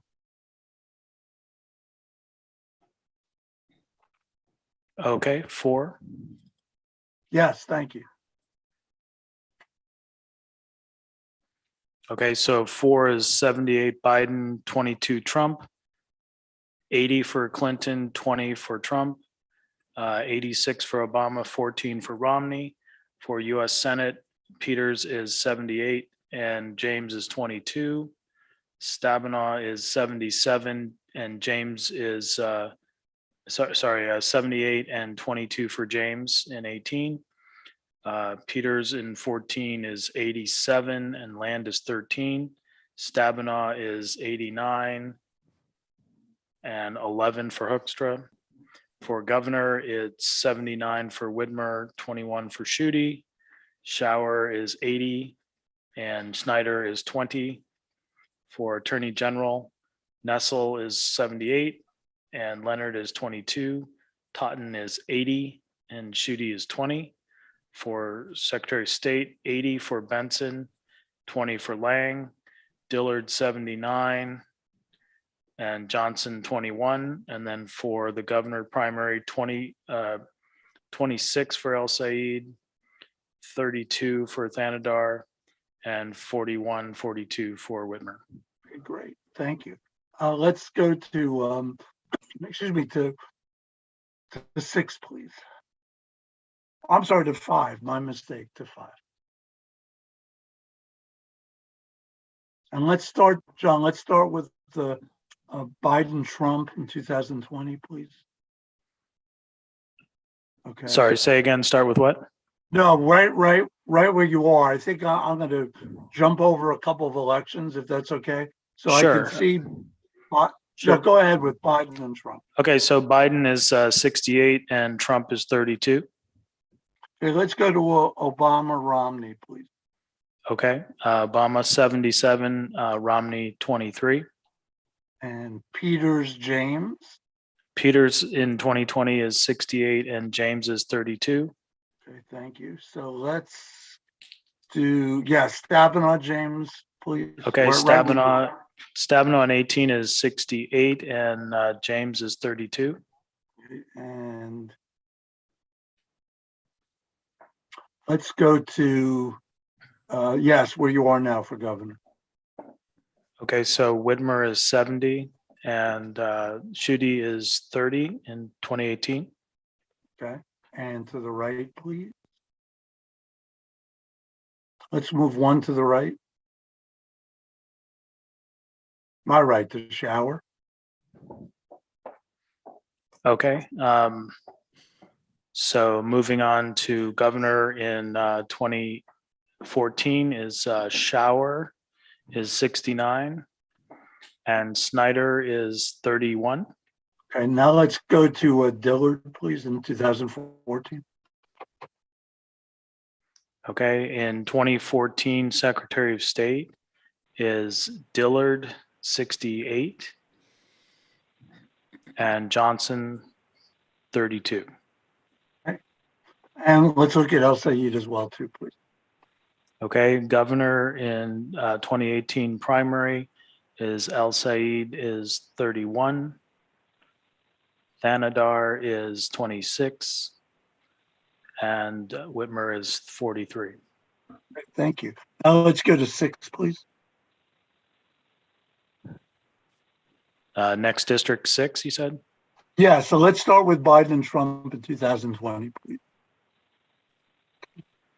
Okay, in 2020, Biden is 85 and Trump is 15. Okay, Obama, Romney, please. Obama is 88 and Romney is 12. Peters and James next. Peters in 2020 is 85. James is 15. Okay, and let's go to the right, please. In 2018, Stabenow is 84 and James is 16. And the next one, Peters, please. In 2014, Peters 87 and Land is 13. Okay, now let's go to the next gubernatorial and then we'll do Dillard, please. Okay, so the 2018 gubernatorial Whitmer is 85 and Schuette is 15. And Dillard.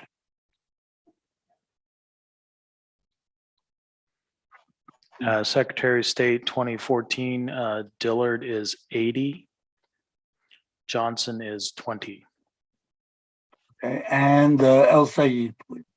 El Sayed is 39. 28 for Thanadar and 33 for Whitmer. So in this district, so El Sayed wins, and I think, as I recall, that the concentration there, or the effort there, just looking at the map, was to encompass Dearborn, as I think that this shows a pretty significant, it's about a 7% advantage for El Sayed. And with all the districts that we're seeing, all the bellwether elections prove out for the minority preferred candidates pretty consistently, and the margins are very solid. I think the only other Detroit district that I'm thinking about for now is, let's look at 7, please. And I should say Detroit area district 7. And we'll start with Biden. So that's to the left. Okay, District 7, Biden is 74 and Romney is 26. Sorry, Trump is 26. And now Obama, please. Obama, Romney. Yep. Obama is 78 and Romney is 22. Peters, James, and 20. US Senate 2020, Peters is 75 and 25 for James. And the Stabenow race, the next one. Stabenow 75, James 25 in 2018. Okay, so let's go gubernatorial. I think that the next one. Yeah, gubernatorial Whitmer is 76 and Schuette is 24. Now let's look at Dillard and then El Sayed, please. For Secretary of State, Dillard is 69 and Johnson is 31. And then for governor primary, El Sayed 33, 27 for Thanadar and 41 for Whitmer. Okay, thank you. So the Detroit districts all are showing very consistent results from the recompiled election analysis, that the minority preferred candidates win pretty strongly. And that's through including all the bellwether elections and the elections that Dr. Handley highlighted in her report. Commissioner Kellum, are there other Detroit area districts that, well, actually, let's look, John, if we could, at the minority population for the districts. Okay.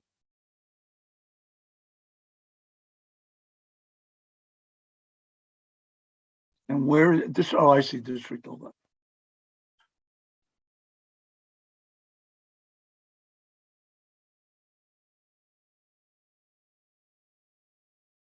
And could you go up, please, John? I'm curious where Flint is and what district Flint is.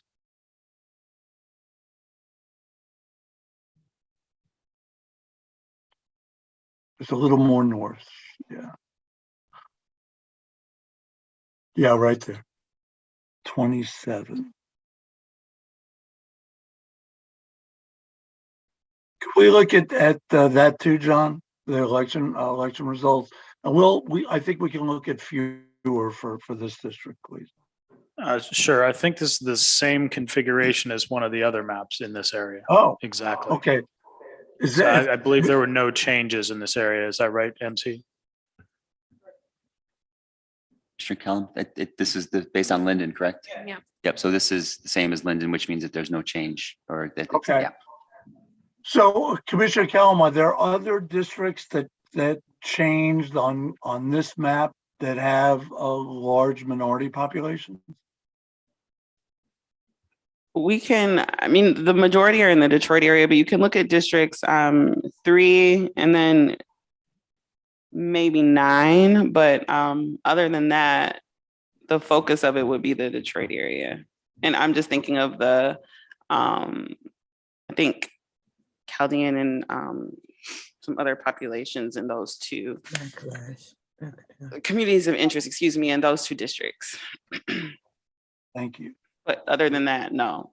So what about, okay, so 3 and 9 would be the districts that you would recommend. 3. Okay, the minority population in 3, or the, all right, well, let's look at it. John, let's look at the election results for 3, please. Okay, so 3 is 70% non-Hispanic white, Right. and 9 is 81% non-Hispanic white. Yeah, I think 3 might give us some indicators. Well, let's see where we go after we look at 3. So you want to look at 3, okay? Yeah, thank you.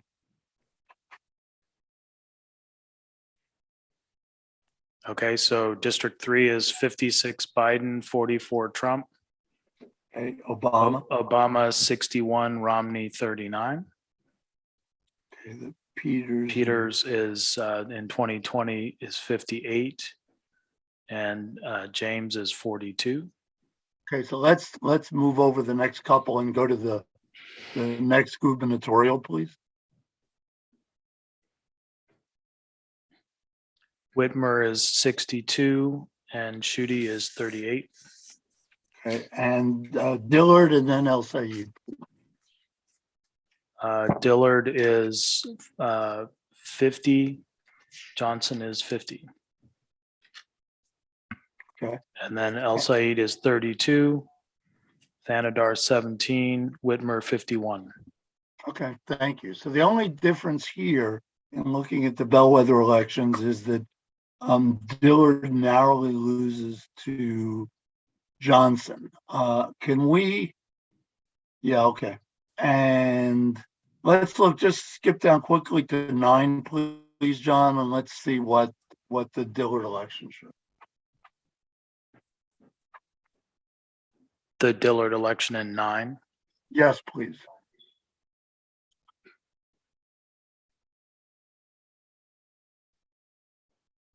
Okay, Dillard 37 and Johnson 63.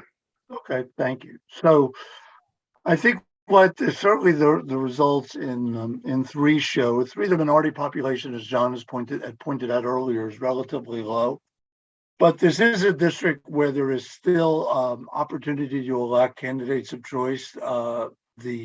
Except for the narrow Dillard loss, the minority candidates of choice prevail here.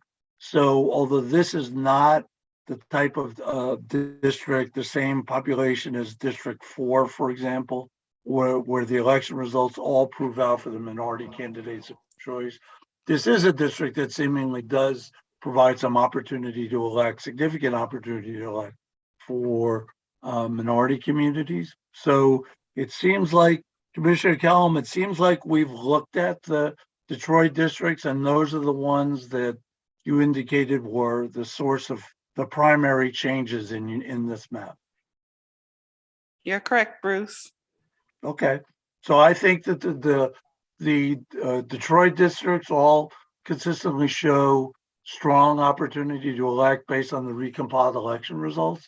The districts like 3, which are not, they're not even minority plurality, show also significant opportunity to elect, and tracks with Dr. Handley's analysis about white crossover voting, for example, and there being significant populations of likely white voters in primary elections. Although, as we talked about earlier, as you know, there's a real dearth of legally significant primary elections to examine. So I think that unless there was something else for now, I think I'm good with the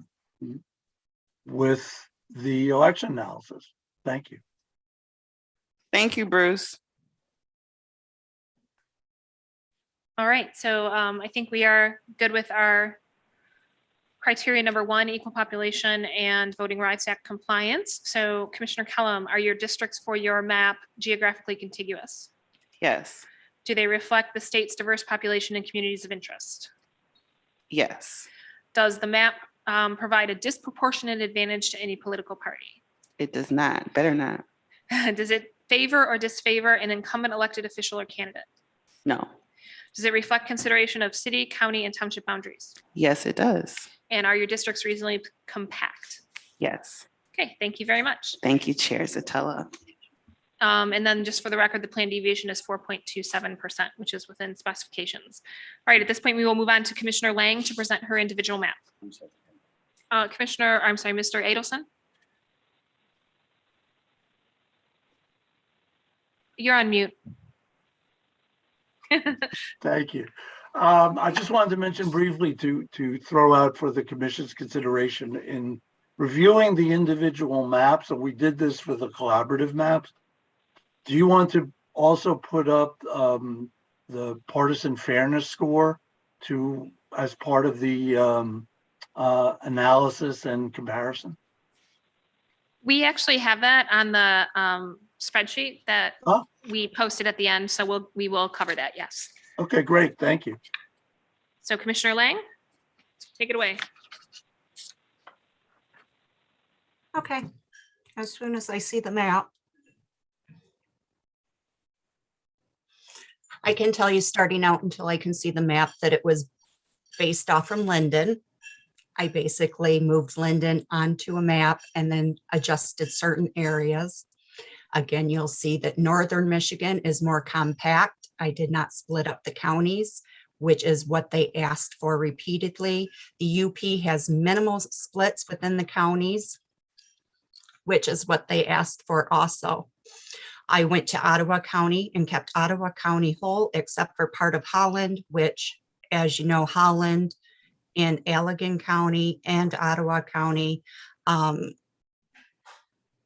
knowing people that live in the region, it's more common for them to associate with Allegan County. So I did split it off to where the majority of Holland was in Allegan County. I did do some changes to the Grand Rapids area. On a off note real quick, I want to thank Kent. He was a godsend. I don't know if you're aware, but I had some issues again with mapping, and Kent helped me out in a time crunch. So thank you, Kent, for that. Grand Rapids, I split up. Their population is so high, you have to.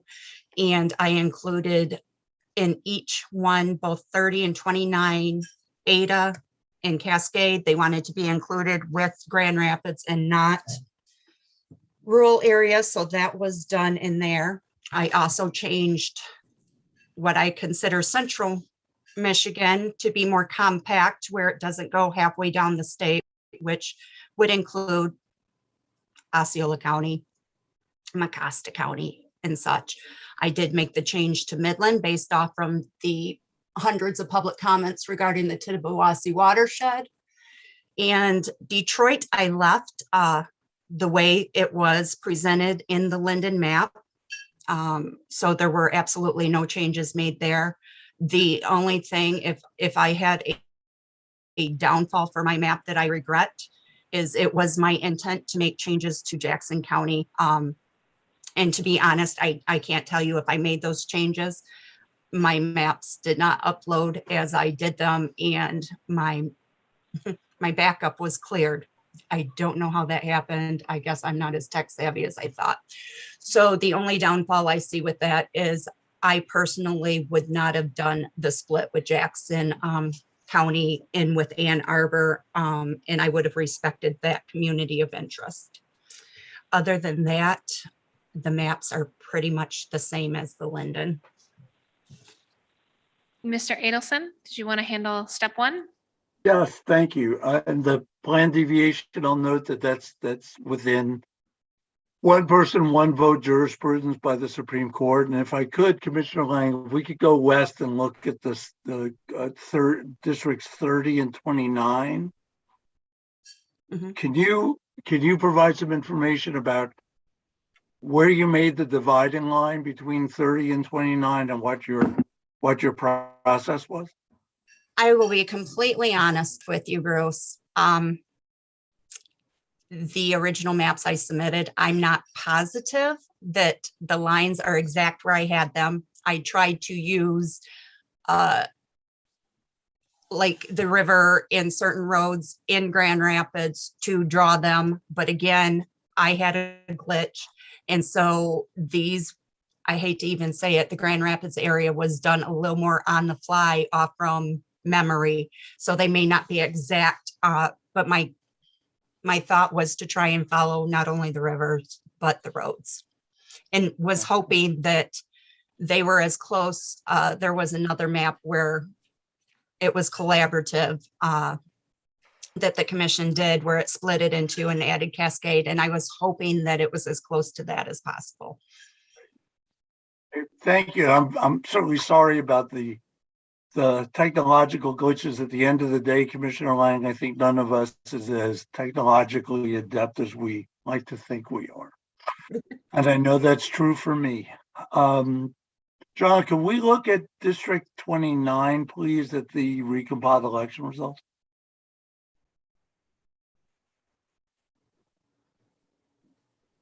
Okay. And we won't look at, I don't think we're going to need to look at as many as we did in the Detroit area, but I am curious about the district given the overall minority VAP. Okay, so for Biden, it's 60%. For Trump, it's 40. Obama, 52. Romney, 48. Okay. For Senate, 2020, Peters, 56. James, 44. Stabenow? Stabenow in 18 is 56 and 44 for James. And let's go to the next gubernatorial and then Dillard, please. Whitmer, 58 for governor, 42 for Schuette.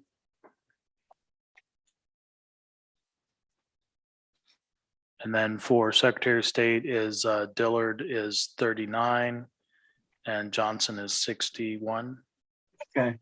Yeah, thank you. I think that this district, because the minority VAP is relatively low, but it does, as you see with the recompiled election results, there are some opportunity to elect possibilities here. And I think that there may be, as time moves on and elections are held, that may prove out even more than the recompiled results are showing. So that was something I wanted to look at, and then to illustrate, this is a 39% minority VAP district. So there are some possibilities that appear now and that may continue as elections are held. That was my really my only comment or question here, is based on what Commissioner Lang said about the not making changes to the Detroit area. So thank you.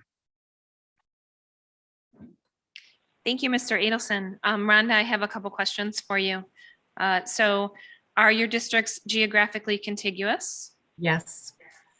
Do the districts reflect the state's diverse population and communities of interest? Yes. Do the districts provide a disproportionate advantage to any political party? No. Do the districts favor or disfavor any incumbent elected official or candidate? No. Do the districts reflect consideration of city, county, and township boundaries? Yes. And are the districts reasonably compact? Yes. Okay, so I think we are done with the Lang. We can move on to the Zatella.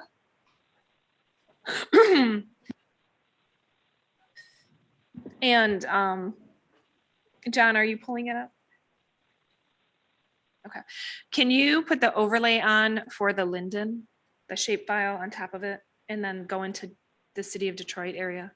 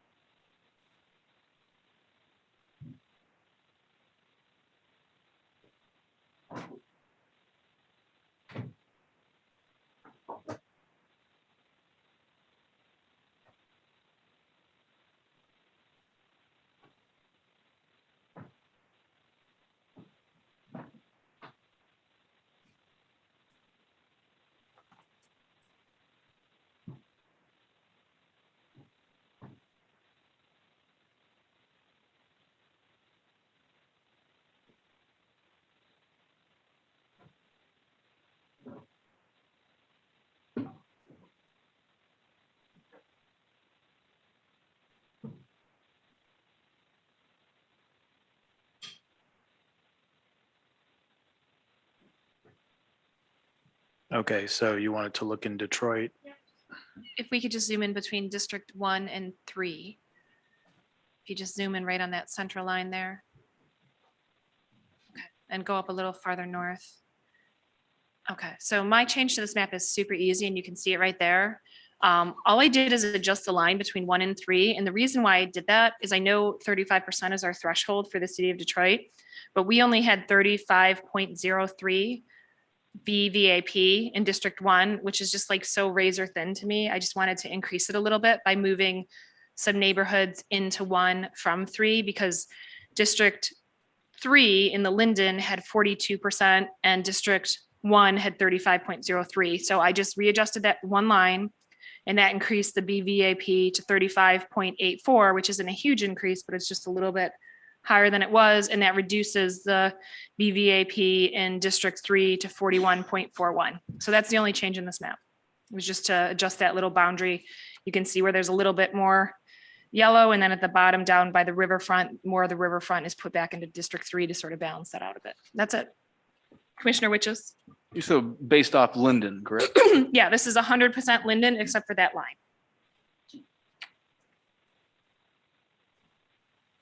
Bruce, did you want to analyze this? So let's look at the election results for 1 and 3, please.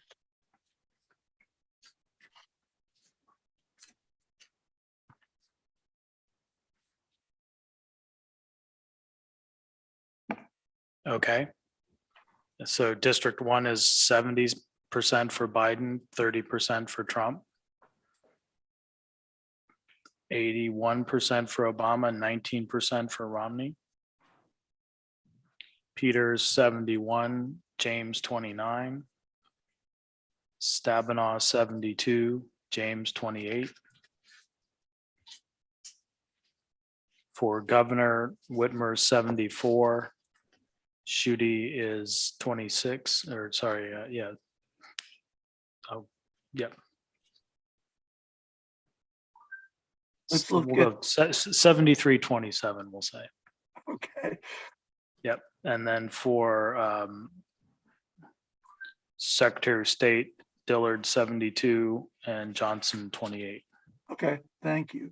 Let's look at the 3, please.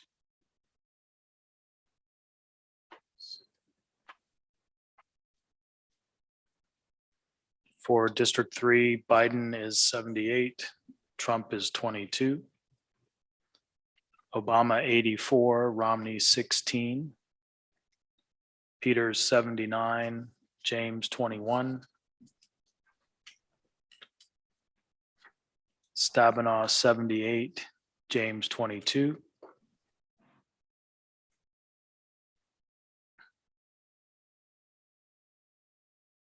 Whitmer 80 and Schuette 20.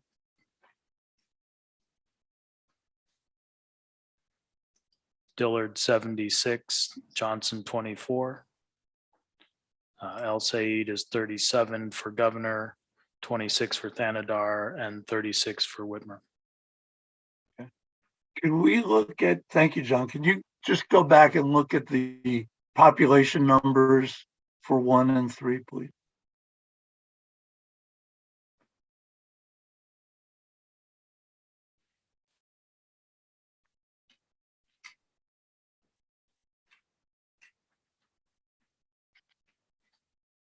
Okay. I mean, these districts show across the board performance in the recompiled election results for 1 and 3. For candidates of choice, robust margins, and all the bellwether elections check out. So that, in addition to the deviation being right where Supreme Court likes it to see. So I think that's so I'm good for now with this map. Thank you. Thank you, Mr. Edelson. Commissioner Rothhorn, could you facilitate asking questions? I will do that. So our districts are of equal population as mandated by the US Constitution? Yes. Are your districts geographically contiguous? Yes. Do your districts reflect the state's diverse population and communities of interest? Yes. Do your districts provide a disproportionate advantage to any political party? No. Do your districts favor or disfavor an incumbent elected official or a candidate? No. Do your districts reflect consideration of county, city, and township boundaries? Yes. And are your districts reasonably compact? Yes, they are. All right, thank you. All right, at this point, we have discussed the plans. And our next step in a process would be for a motion for each commissioner to state their first and second most preferred Senate plan. So moved. Motion made by Commissioner Witches, seconded by Commissioner Lett, to have each commissioner state their first and second most preferred state Senate plan. Is there any discussion or debate on the motion? Hearing none, let's go ahead and vote. All in favor of the motion to have commissioners state their first and second most preferred Senate map, raise your hand and say aye. Aye. All opposed, raise your hand and say nay. Nay. Nay. By a vote of 11-2, the ayes prevail, and the motion is adopted. Commissioner Curry, can you indicate your vote for the record? Let me hear the Commissioner- question again. Yes. Let me hear the question again, the vote again. Are you in, the motion was for each commissioner to state their first and second most preferred state Senate map. Yeah, I agree. She's an And aye. Commissioner Curry, to clarify, this is for discussion purposes only. This is not the official vote. Yes. It's just for discussion. Right. Okay, I say aye. So by a vote of 11-2, the motion is adopted. So at this point, I'm going to follow the same process and just go around the table, starting with Commissioner Witches, and we'll have everybody state their first and second preferred plan. Based on public comments received during the 45-day public comment period and hearings, the number one, in my opinion, is Linden. Seconded by Zatella. Commissioner Ede, I like Linden and the Kellum map. Commissioner Clark, My number one choice is Palm and my number two is Linden. Commissioner Weiss, I have only one choice again. Sorry to be difficult, but it's Linden. okay. Commissioner Weiss, apologies, but the motion was for each commissioner to state their top two choices. I'll go with Satella. Commissioner Lett, Linden and Zatella. Commissioner Rothorn, Linden and Kellum. I will go with Linden and Zatella. Commissioner Kellum, Kellum and Linden. Commissioner Villette, Linden and Zatella. Commissioner Orton. Linden and Kellum. Okay, and then we have Commissioner Lang, Lang and Palm. Lang and Palm. Commissioner Curry, Yes. Kellum and Linden. Kellum and Linden. Yes. Okay. Commissioner Wagner, Lang and Kellum. Lang and Kellum. Okay, any discussion or debate on the plans, starting with alphabetical order, which would be the Cherry. Any discussion on the Cherry map? Okay, what about the Linden? And I'm not quite going in alphabetical order. I'm sorry, what about the Kellum? So Kellum is next in alphabetical order. Thoughts, comments, discussions? Commissioner Ede, did you have your hand up? Commissioner Kellum. Just go, Commissioner Ede, go ahead. So I like the Kellum map. I think it'd be my second choice after Linden. I especially like the changes in Wayne County and Metro Detroit. The only thing I don't really like too much about it is some of Oakland County, how that Farmington Hills and Pontiac, West Bloomfield district are. But besides that, I think it's a really good attempt, and I think it works quite well for Wayne County. Commissioner Kellum,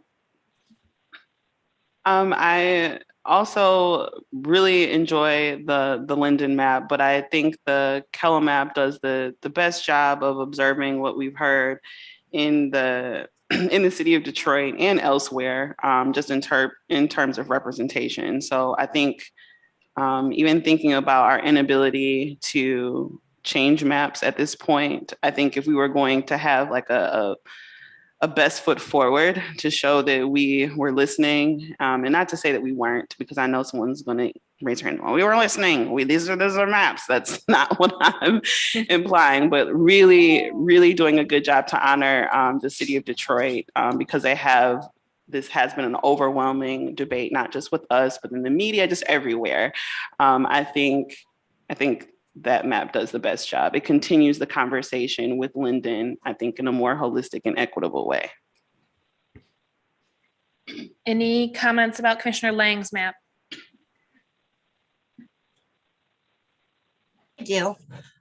I just want to say, I feel Northern Michigan was given the short end of the stick in this process, and I feel that my map adequately represents the areas of Northern Michigan, which were, in my opinion, kind of blown right through. So if nothing else, at least I know that I did what I felt was best for my area of the state. Any additional comments about the Lang plan? Any comments about the Linden plan? Commissioner Witches? Okay, so I'm just again with the same arguments that I had, or statements I had for the congressional, is that the Linden map has gotten overwhelming support. That being said, I'm a big firm believer in the collaborative process that we all went through. We all worked on these together. So Linden would be my number one choice on that reason alone. Now, that being said, number 1.9 on the list would be Zatella. Number 2 would be Kellum. The only difference is that the Zatella map has just a real slight switch to change the BVAP, which is fine. It was basically a collaborative map. I know I'm kind of going all over the place here, but those 3 are my basic top 2, with Linden being number 1, only for the fact that it is collaborative, and that is the one that the public has been saying is the best during the public hearings, as well as during the public comment period and all the meetings that we've had. Okay, any more comments about the Linden? Any comments about the Palm? Commissioner Clark? Excuse me. I've got a couple comments to make on it. Personally, I don't feel that during the public comments that it's been represented very well, mostly from a negative standpoint. And I don't see it that way, so I wanted to explain how I look at it. I mean, today we had a comment from one individual that said Palm has an unacceptable Republican bias. I don't necessarily agree with that. And then we had another comment that says, don't choose Palm, which is extremely unfair, but it never says how unfair it is. So what I did with Palm, it came from the cherry map. It was a replication of the cherry map. And then I just changed the Ann Arbor Jackson area. And I did that where I took the first exit past the M14 I-94 corridor intersection, and I went west. And everything west of that, which would be the western part of Washtenaw County and the entire Jackson County, was one district. And everything to the east of that was the other district. So there's 2. And the reason I did that, because I culturally see a big difference between Ann Arbor itself and Jackson County and Jackson. And I go back to our very first hearing, which was in Jackson. And I consistently heard from them that we associate ourselves with the western half of Washtenaw County and Jackson County. And that came across pretty strong. I think somehow that's part of that has been forgotten over this period of time. Now, I will admit that of those 3 collaborative maps for this Senate district or districts, the metrics are higher, but they're still within the scope of what Dr. Hanley talked about on October 1st. But they are higher, and I admit that. But I didn't look at it completely that way. I looked at it more from the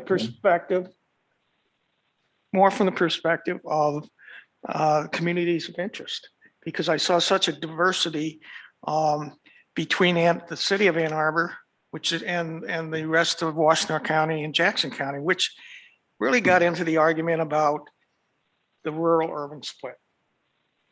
And I took a look at the communities of interest. I saw that as a key for Jackson County, and to keep Ann Arbor together as one unit. One of the things that came across occasionally through the hearings throughout the state was the education community want to be kept together. And you take a look at Ann Arbor itself, and you've got Washtenaw Community College, Concordia College, Eastern Michigan, Ypsilanti, and of course, University of Michigan. So, Commissioner Clark, can you make sure that you're speaking directly into the microphone? When you turn your head, it's difficult to hear you. I'm sorry, couldn't hear what you said. Can you make sure you're speaking directly into the microphone? When you turn your head, it's difficult to hear you. Okay, sorry. So I looked at it from that perspective, and then during the holidays, I happened to be looking through the AFL-CIO map, and on page 165 and 167 on their booklet, they've got the Jackson County District almost exactly as I had configured it here. And the Ann Arbor part, they did a little different. They didn't include Ypsilanti, and they went down south into the counties that border Ohio to get the rest of their population. But they did make mention on page 167, the difference culturally between Ann Arbor area and Jackson County area. So that's specifically noted on the AFL-CIO documents. I also went to the Institute for Public Policy and Social Research at MSU, and they published some information for us. And there they quote the Princeton gerrymandering policy in some areas of the document, but in this specific area, they used a different metric than we've used. And I won't get into what that is, but the statement they make is, under proposed Plan POM, Democrats candidates win 1 seat more than under the average map, which is within the normal range, not an outlier. But after proposed Plan Cherry version 2 or Plan Linden, they win two more seats than under the average plan. So I think when people make these comments that is unacceptable, they probably look at it from a Democrat, Republican standpoint. And I looked at it from more of a community of interest standpoint, where Jackson County could get represented based on their communities of interest, and Ann Arbor, which is a whole different environment, gets represented on there. So that was the reason I put that map together. I think it's fairer for the Jackson people and gives them the representation that they deserve, and given their values and their way of life. And I think it does the same for Ann Arbor. So those are my comments. Any additional comments about the POM plan? Commissioner Witches? My only rebuttal to that is what I stated earlier, is that I'm taking all my basic personal beliefs out of the drawing process, and honestly, POM doesn't come close in regards to what the general public believed or wanted to have us adopt as a plan. I understand what you did and why you did so, and I know your heart was in the right place for doing it. And but unfortunately for me, I'm looking at just a total sheer number of comments that says Linden as opposed to anything else. Yeah, I just looked at it as another alternative. Because we need to represent all the people in Michigan and alternatives that would benefit them and so forth. And that's the reason I put that together. And yeah, I've heard the same thing that you've heard, that the Linden map comes up more often, and when the Palm map comes up, it's usually from a negative perspective. Yep. All right, any comments about the Zatella map? Okay, at this point, I would entertain a motion that we vote for a state senate plan to adopt by stating one preferred plan name. Madam Chair, apologies. Prior to voting for consistency, I would just like to share the compliance tracker with Oh, all yeah, of the numbers. thank you very there. much. Absolutely.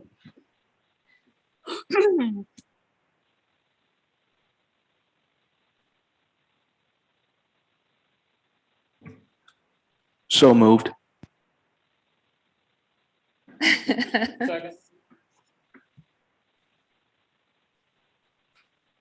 You want to take it? So I'm sorry, Commissioner, if people talking to me on other ends of the table. So we've got a request for a break before we vote, but we do have a motion made by Commissioner Witches, seconded by Commissioner Lett. Can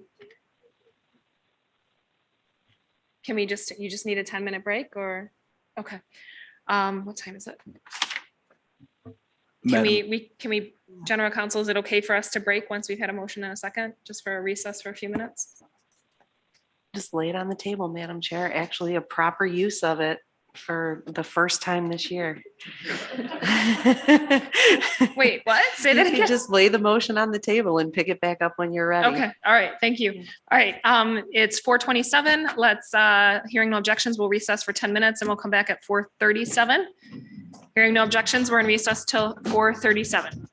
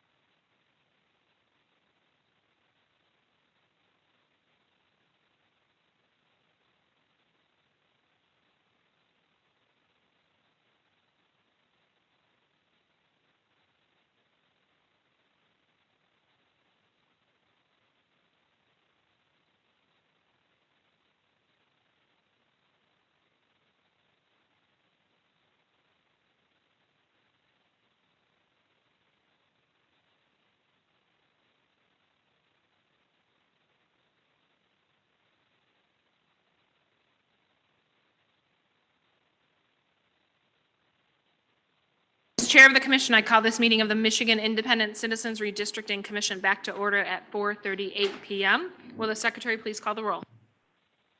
Commissioners, please stay present when I call your name. If you're attending today's meeting remotely, please announce during roll that you are attending remotely, as well as where you are attending from. I will call on commissioners in alphabetical order, starting with Doug Clark, Present. Juanita Curry, Present and attending remotely from Detroit, Michigan. Anthony Eid, Present. Brittany Kellum, Present. Rhonda Lang, Present, attending remotely from Reed City, Michigan. Steve Lett, Present. Cynthia Orton, Present. MC Rothorn, Present. Rebecca Satella, Present. Janice Follett, Present. Aaron Wagner, Present, attending remotely from Charlotte, Michigan. Richard Weiss, Present. Dustin Witches. I'm present. All commissioners are present. Thank you, Ms. Reinhardt. Okay, we had a motion by Commissioner Witches, seconded by Commissioner Lett to have commissioners vote for a Senate plan by stating their preferred plan, and we're going to do a roll call vote on this, of course. So any further discussion or debate on the motion? Okay, Ms. Reinhardt, can we go ahead and call that roll call vote?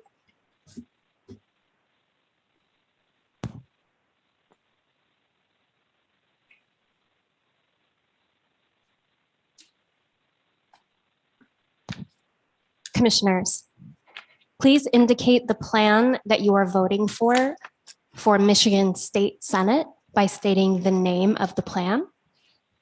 I will call on commissioners in alphabetical order, starting with Richard Weiss,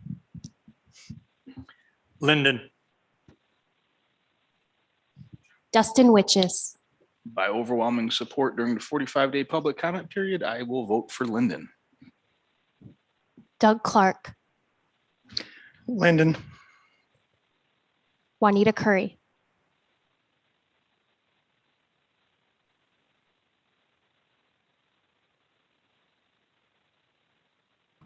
Sorry.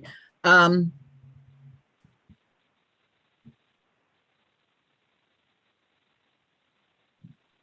going to vote for Kellum's map. Anthony Eid, Linden. Brittany Kellum, Kellum. Rhonda Lang, Lang. Steve Lett, Linden. Cynthia Orton, Linden. MC Rothorn, Linden. Rebecca Satella, Linden. Janice Follett, Linden. Aaron Wagner, Lang. please allow us one moment to tally the score.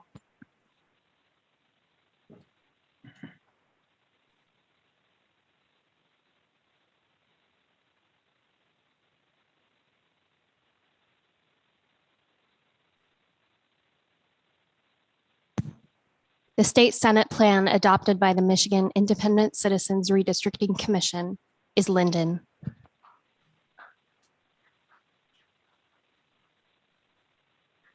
I will now share the tallies of the vote.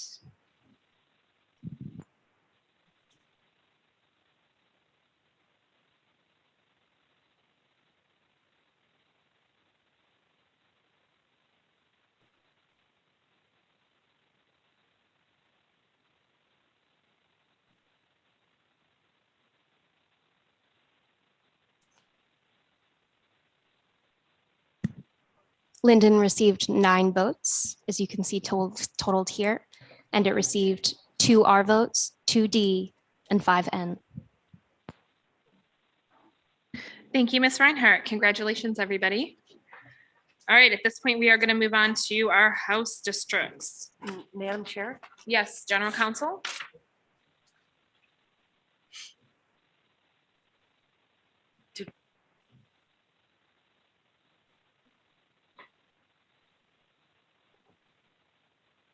Madam Chair, there is not a problem with the vote count. What we're examining was coming out of recess. So just if you'll be patient one moment.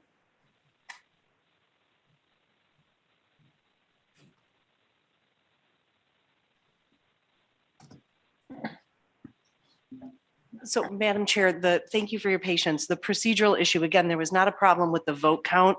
The issue was that when you came back from break, the motion on the table was to take the vote for the state Senate plan.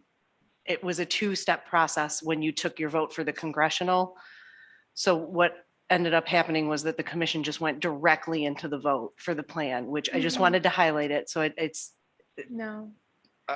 We did an aye vote, a hand raised vote before we went to recess.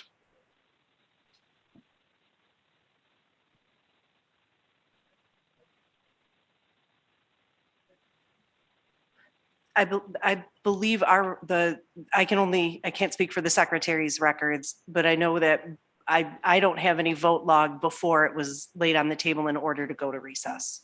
It wasn't. Commissioner Lett, I move we ratify the vote as taken procedurally. Second. motion by Commissioner Lett, Commissioner, geez. Motion by Commissioner Lett, seconded by Commissioner Witches to ratify the vote as taken. Any discussion or debate on the motion? All in favor, raise your hand and say aye. Aye. Aye. All opposed, raise your hand and say nay. The ayes prevail and the motion is adopted. Does that satisfy the procedural? Yes, Madam Chair. And again, there is no issue at all with the vote as taken, and the commission and moving forward expressed its interest in taking the vote. So certainly that combined with the ratification is sufficient. Thank you. Thank you. All right, let's move on to an analysis of our house plans. Following the alphabetical order, we're going to go start with the Hickory. Oh, Kent, if you could please pull up the Hickory, and it looks like you already have it ready to go. This is Hickory. Okay, so this is probably going to be a little backwards, but if you remember, we worked on the Pine first. And with the Pine, we made changes to Flint, Lansing, Grand Rapids. And then we made, Commissioner Kellum did the Magnolia, which had changes to the Detroit area. The Hickory is a merging of those two plans. So this has Commissioner Kellum's changes to the Metro Detroit area.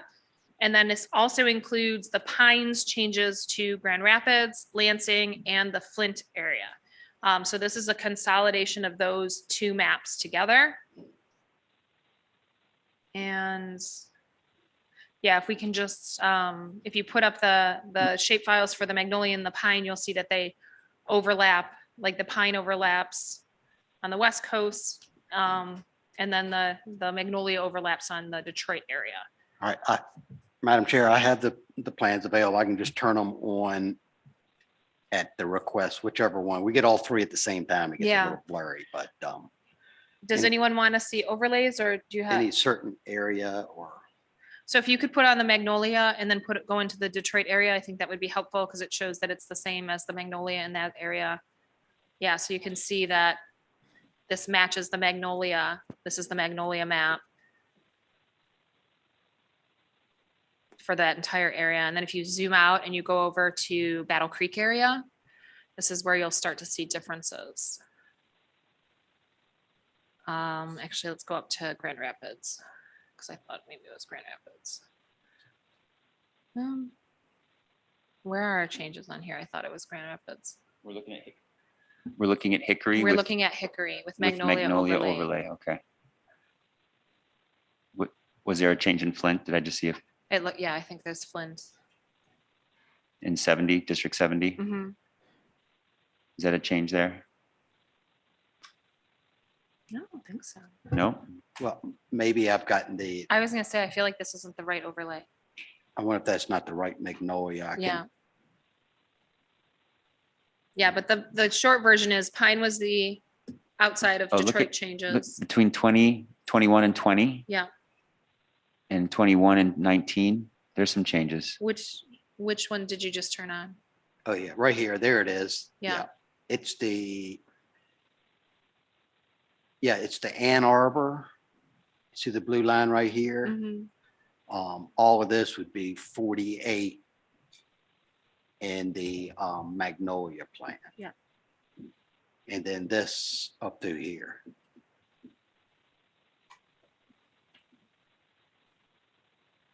And then can we put the pine on so we can see what the pine is? And the pine It's is quite pretty much different. like hickory. Yeah, Well, no, the pine it's and quite different in Detroit. That was where the changes were. Pine and magnolia are quite a bit alike, Mhm. alike in the Ann Arbor area, but in Detroit, you can see the color changes. Yeah. Between the three. Yeah, and that's what I remember, that we had pine with changes outside of Detroit, magnolia with changes in Detroit, and the hickory is a blending of those plans together. All right, any questions about hickory? Do we want to go to magnolia? Let's take a look at magnolia. Okay.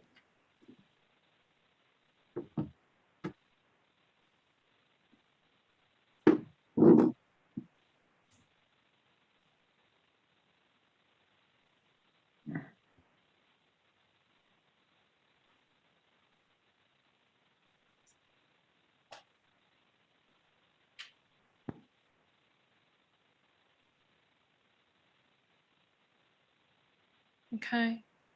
And so Magnolia was based upon the Pine version, I believe it was version 3, which was before the changes outside of Detroit. And then it made changes to Metro Detroit area and a lot of those districts along there.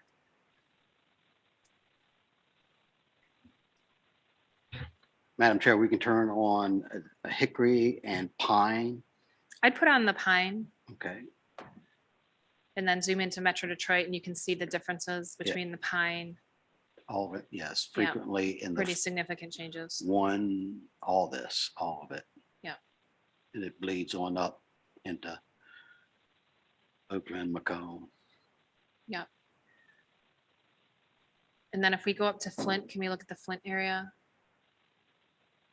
Oh, Grosse Point. Yes, it's So- all around Detroit. It's Yeah, the whole significant. Metro Detroit area. You has can see it changed. all through here. It really doesn't stop until you get up around. Yeah. More toward Yeah, above Oakland. okay. Any questions or comments about Magnolia? All right, let's go on to the Pine.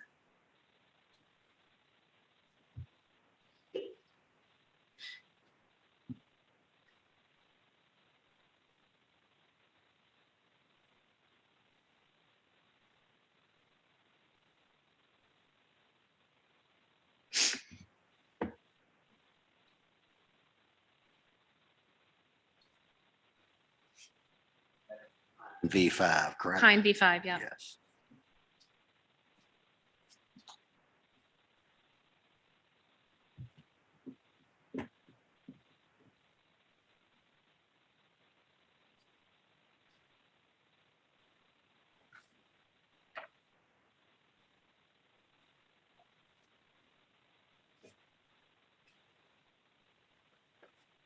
And I think what made Pine is the difference. Wasn't it Albion, the Battle Creek? Difference.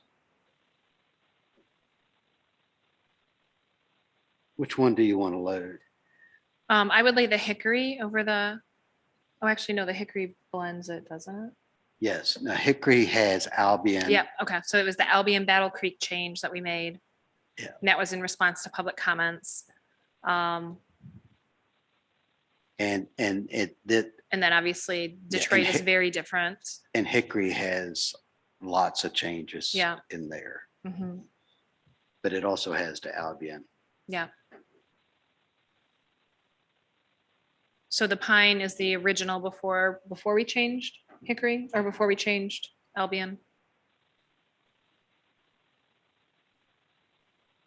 All right, any questions about the Pine?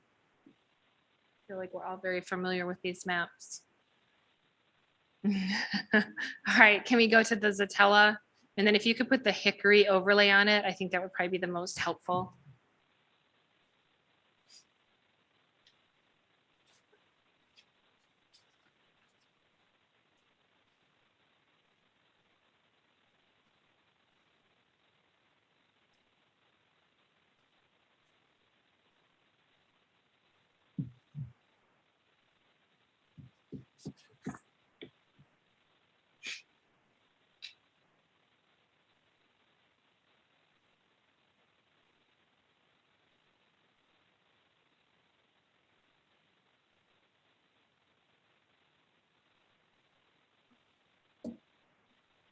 Okay, so the changes that I made to this map, if you look around Grand Rapids, you can see that what I did here is I reverted Grand Rapids back to our original Grand Rapids.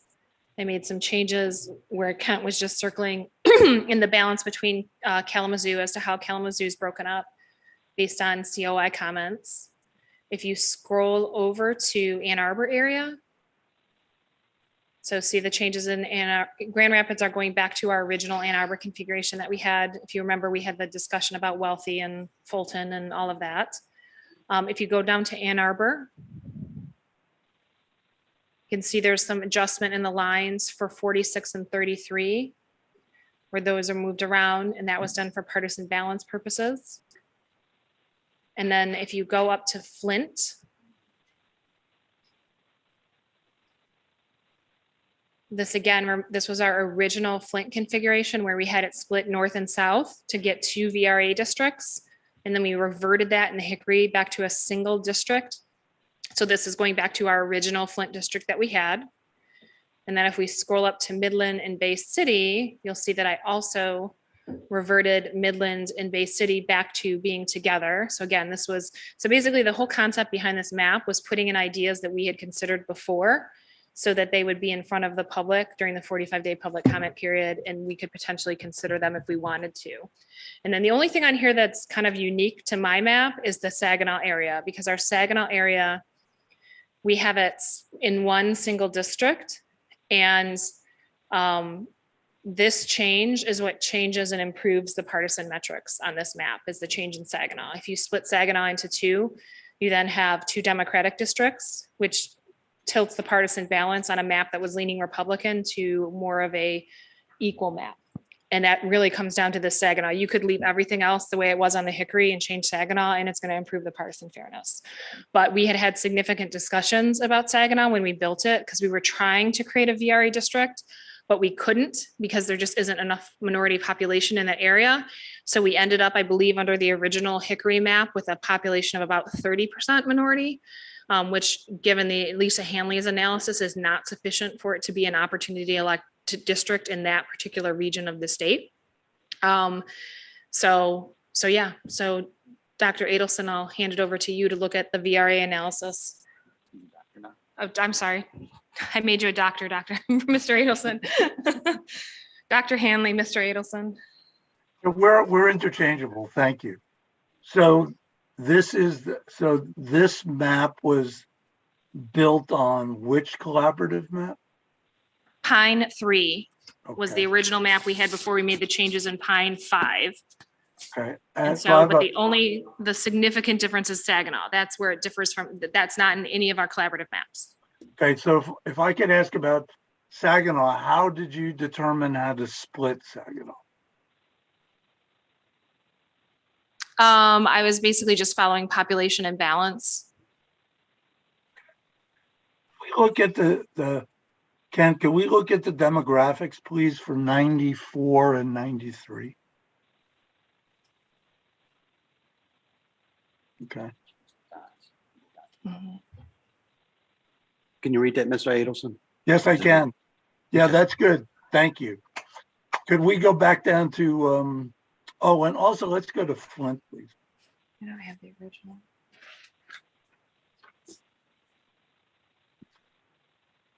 It's just a little south.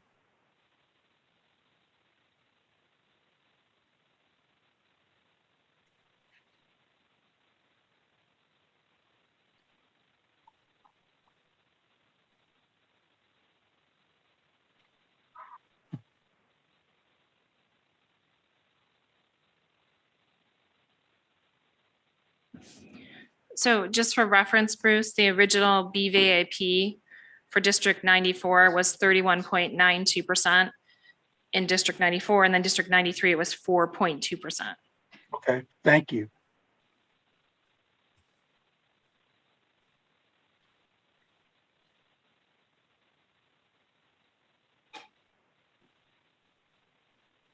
Okay, well, Ken, let's go to Flint, please.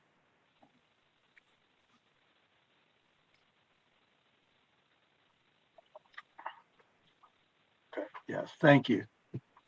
So Flint, excuse me, is in this map is or is not divided?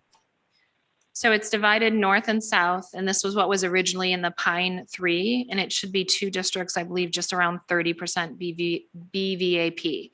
And then we changed that in response to public comment, saying that they wanted 1 consolidated Flint district.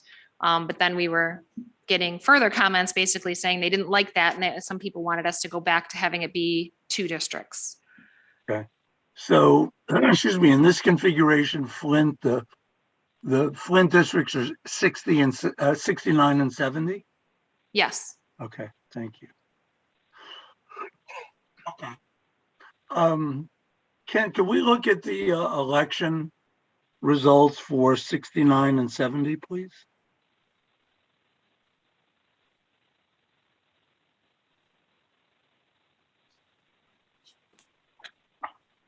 Okay, 69 has Biden at 68%, while 70 is at 72% Biden. Trump was 31 and 69, 31%, 28% and 70.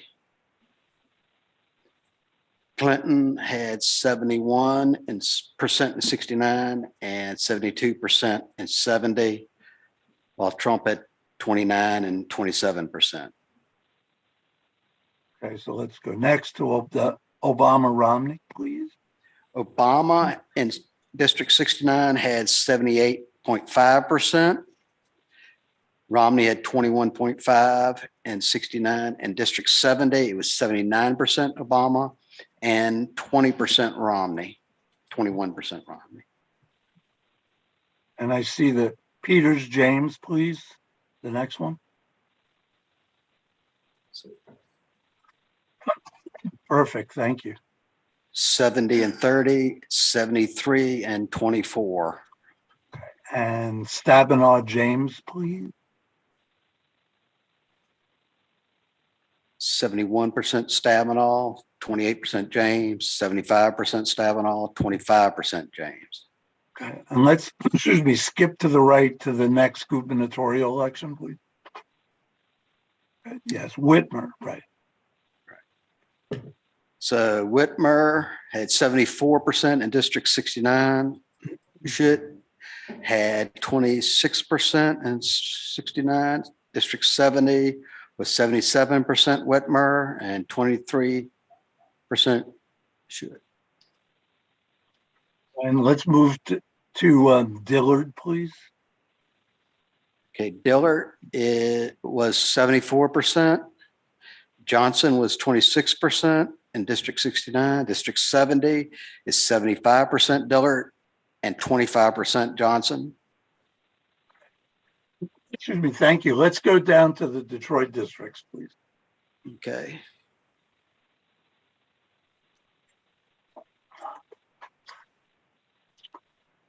So, Commissioner Zatella, did you say earlier that there were no changes to the Detroit area districts in your map? Yeah, I didn't change anything in Detroit. Okay. So did you change out west in the Grand Rapids district? Yes, the Grand Rapids I did change. Okay, so let's take a look at that, Ken. So the red lines are the boundaries of the Hickory plan. Mm-hmm.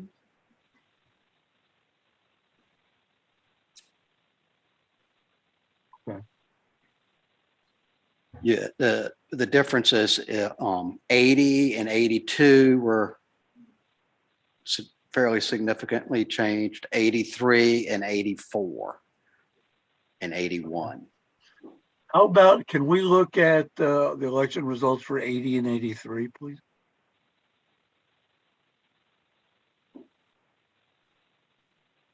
So that's 79 here. We can go back. You want to look at the overview or the election data? The election data for, I think it's 80 and 83. 80 and 83. Yes, thank you. So District 80 voted 57% for Biden in 20 and 43% for Trump in 20.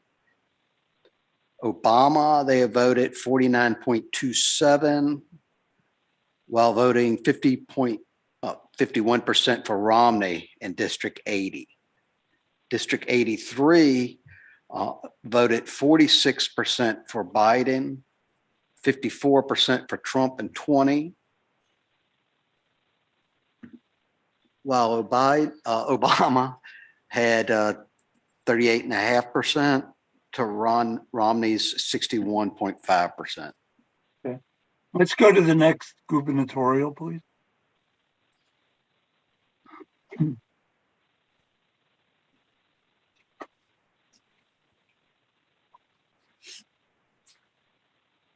So in the governor's race of 2018, District 80 voted 55% for Whitmer, 45% for Shute, and District 83 voted 44% Whitmer and 55% for Shute. And the let's go to Dillard, please. With Dillard, yes. Yeah.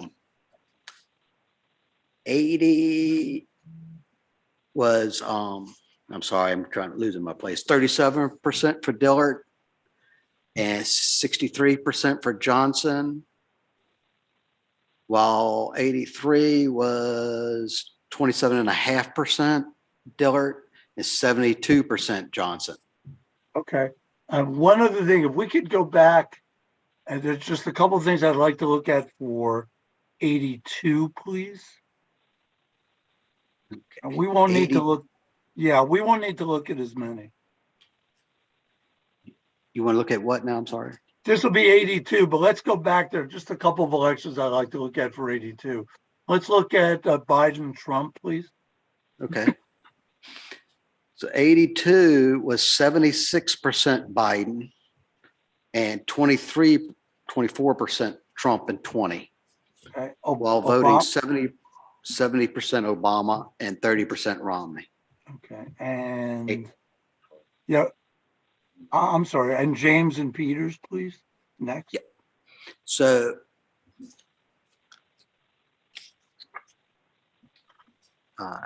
yeah. District 82 was 72% for Peters while voting 27% for James in 20. Thank you. Can we go back to the demographics, please, and leave the election? So, for 80 and 82. 80 and 82. So 80 was 61% non-Hispanic white. No, this is 80. 80 is 61% non-Hispanic white, 14% non-Hispanic black. 82 is 47% non-Hispanic white and 26% non-Hispanic black. Okay. Okay, thank you.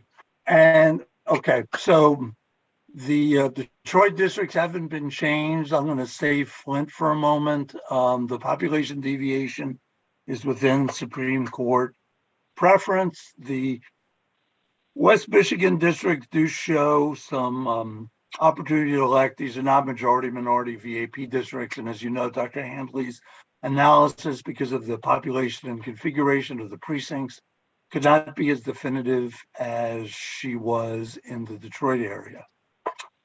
Going back to the Flint, district. I do have a concern about the district being split because the BVAP number, as I recall, in the two districts is now under 40%. That's under the threshold, or I shouldn't say threshold.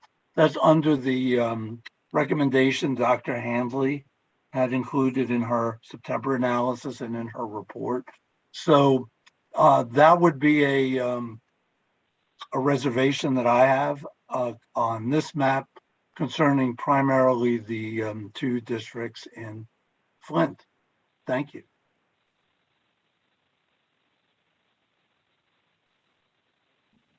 Thank you, Mr. Edelson.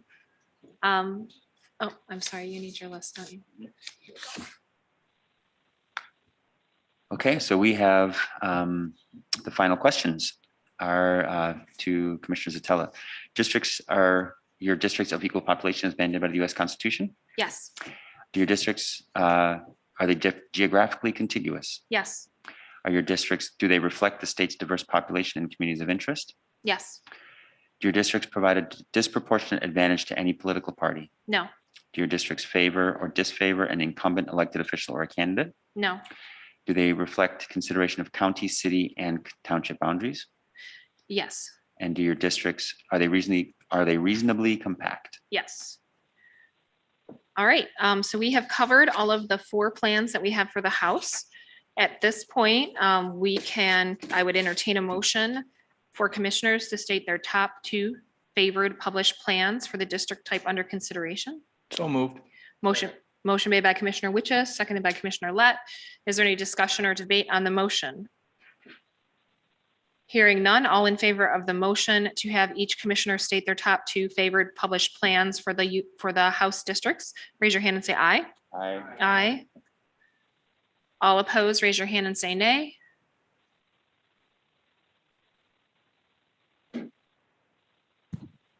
Commissioners Lang and Wagner, can you indicate your vote audibly, please? Hey. Commissioner Wagner, Aye. can you restate that? It was think she said aye. yes. Thank you. Okay, so the motion is adopted. At this point, we will follow the same process as before, having each commissioner state their second and first most preferred state house plan, starting with Commissioner Witches and going around the table. Hickory, Magnolia. Commissioner Eid, Hickory and Magnolia. Commissioner Clark, Hickory and Magnolia. Commissioner Weiss, First of all, I'd say I don't like any of the house maps, but because of all the comments that I listened to, I will choose Hickory and then I will choose Satella. Commissioner Lett, Hickory and Magnolia. Commissioner Rothorn. Hickory and Magnolia. I would say Hickory and Zatella. Commissioner Kellum, I agree with Commissioner Weiss. I'm feeling a little deflated about our choices. But with all of that said, Hickory would be my first choice. This sucks. And then Magnolia would be my second. Commissioner Villette, Hickory and Magnolia. Commissioner Orton, Hickory and Magnolia. and we've gone online at this point. Commissioner Curry. Hickory and Magnolia. Okay, Commissioner Lang, Again, none of them, but because I have to pick, Magnolia and Pine. and Commissioner Wagner. Magnolia and Pine as well. All right, at this point, now that we sort of have an idea of where people are feeling, we can go back and discuss one by one. Any comments, questions, feedback on Hickory? Commissioner Witches? Based on the overwhelming support, I move that we take the vote for the House map. We have a motion by Commissioner Witches, seconded by Commissioner Rothorn to proceed with the vote on the state house map. Commissioner Clark, did you have a comment? Yeah, I think that we should follow the process and be consistent. So I'd like to table the motion and go through the rest of the process. I'm sorry. I was gonna say, we can just vote against the motion. We have a motion and a second at this point. I'll just withdraw it then. Okay, withdraw the motion. Okay, any comments or questions about Hickory? Any comments or questions about Magnolia?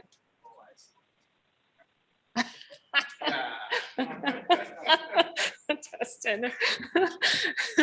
Any comments or questions about Pine? All right, any comments or questions about Zatella? Commissioner Clark. Yeah, I want to talk about the Zatella map.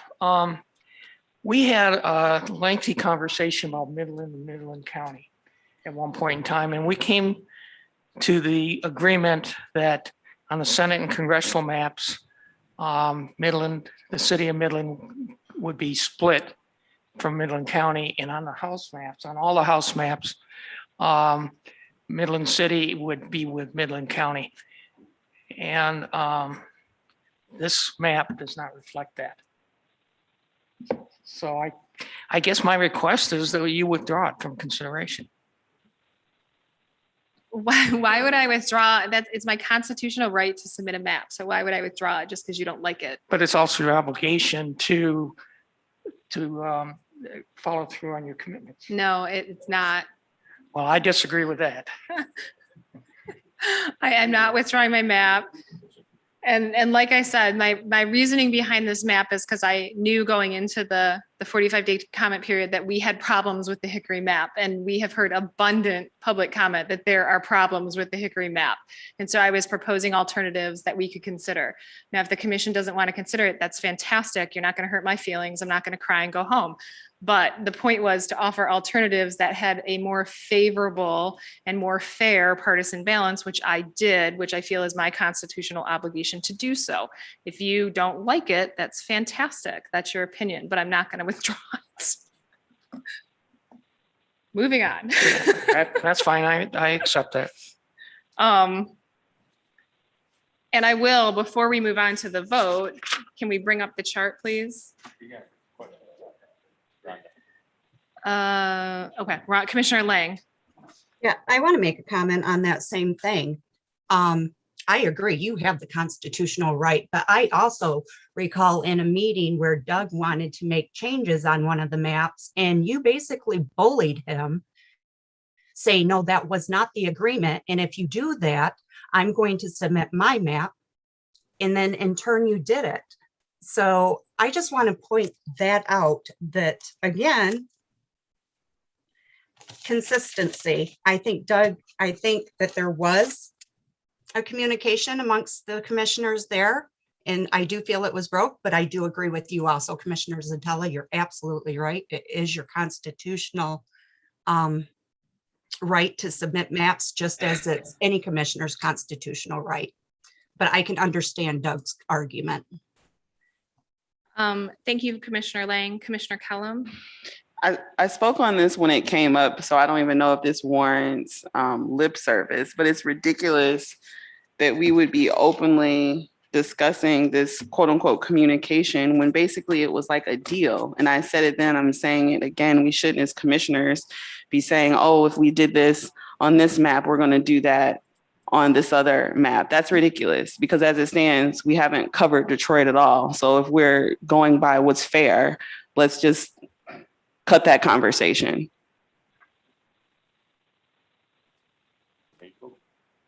Well, I suggest we move on and just vote. Yeah, please. Yeah. Okay. So at this point, we have a motion to vote. Is that correct? I'm totally lost on where we Yes. are. Did we actually, there was discussion. I opened it. Oh, no, I would. withdrew my motion. Oh, So you I'll make a withdrew the mo- motion. So I'll Okay. make a motion now that we vote for the state house plan. Okay.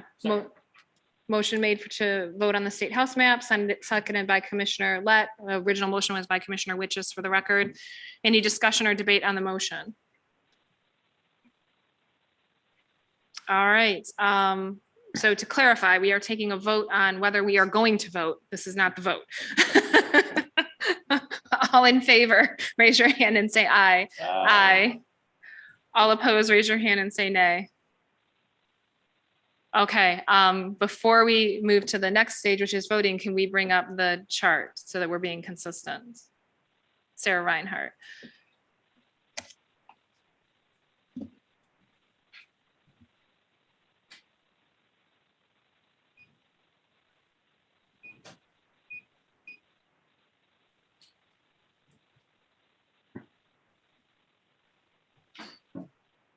Who is that? You see her?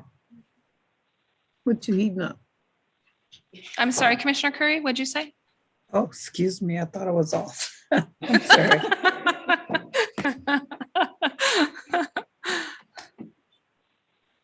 Now she's off. Now she's off.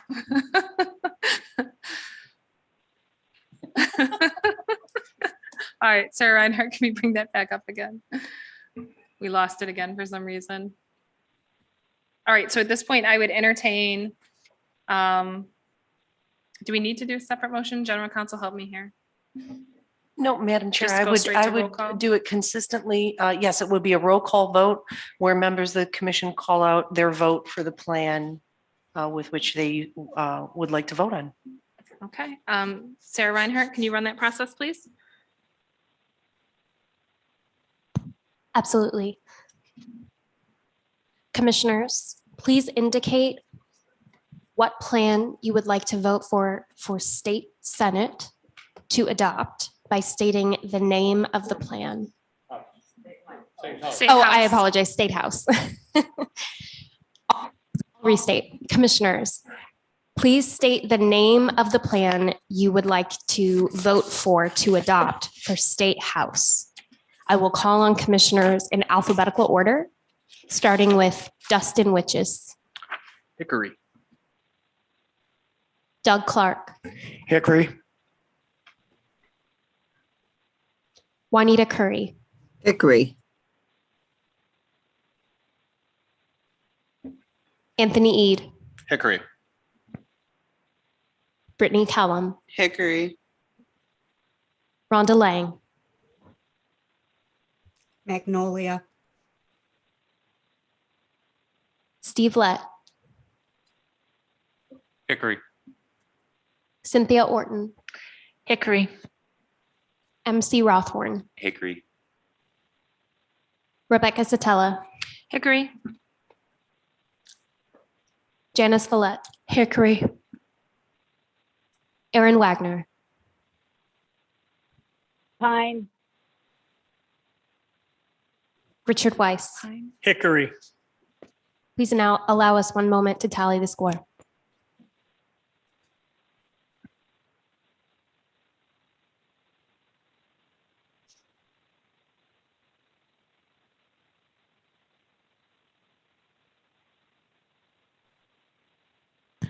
The State House plan adopted by the Michigan Independent Citizens Redistricting Commission is Hickory.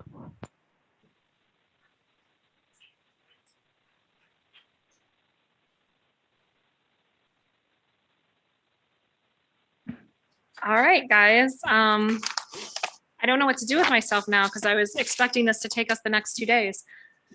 So congratulations, everybody. We have made it through that process. We didn't have people running out of the room crying or killing each other, which I think is a vast improvement over some other independent commissions. So congratulations to everyone. Deed well done. Madam And- Chair, Yes. apologies. Quickly, I just wanted to show the score sheet for the votes. Thank you. As you can see, Hickory received a total of 11 votes. 2 R votes, 2 D votes, and 5 votes from non-affiliated commissioners. I'm sorry, 4 D votes Or D votes. and 5 non-affiliated. All right, thank you. We will move on to the next item on our agenda, which is new business agenda item 6C, dates for the 2022 meetings. The proposed dates are listed at the end of the agenda, as well as the proposed locations through March. I would entertain a motion to adopt the proposed dates and locations for the 2022 meetings. So moved. Second. Motion made by Commissioner Witches, seconded by Commissioner Lett. Is there any discussion or debate on the motion? All in favor, raise your hand and say aye. Aye. All opposed, raise your hand and say nay. nay, Okay, by a vote of, I believe that was 12 to 11. The ayes prevail and the motion is adopted. 12-1, I'm sorry, 12-11. It's getting late. Okay, next on our agenda is new business agenda item 6D, extend Robert Half contract with paralegal through March 31, 2022 at no added cost. Without objection, I'll ask our general counsel, Julianne Pastula, to cover this agenda item. Please proceed, Ms. Pastula.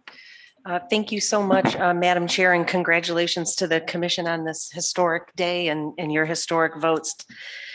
Before you, the new business line item is the Robert Half contract for the paralegal. A new PO needs to be issued according to procurement. The previous contract with that entity was issued in the previous budget year. So that is why it's being presented as a new PO. It would just be an extension of time. The paralegal rate is set at an hourly rate for part-time services. So there's no way it could go over the amount that was originally scheduled for the contract, which was a maximum of $49,999.99. The paralegal has been assisting the commission since September now, the end of September, and extending the contract through 3/31 would match up with the expiration dates of the staff contracts as well. And I'm available to answer any questions. But again, there are no funds being added to the contract. This is just time only. Bless you. Any questions or comments? Commissioner Clark, it looks like you have one.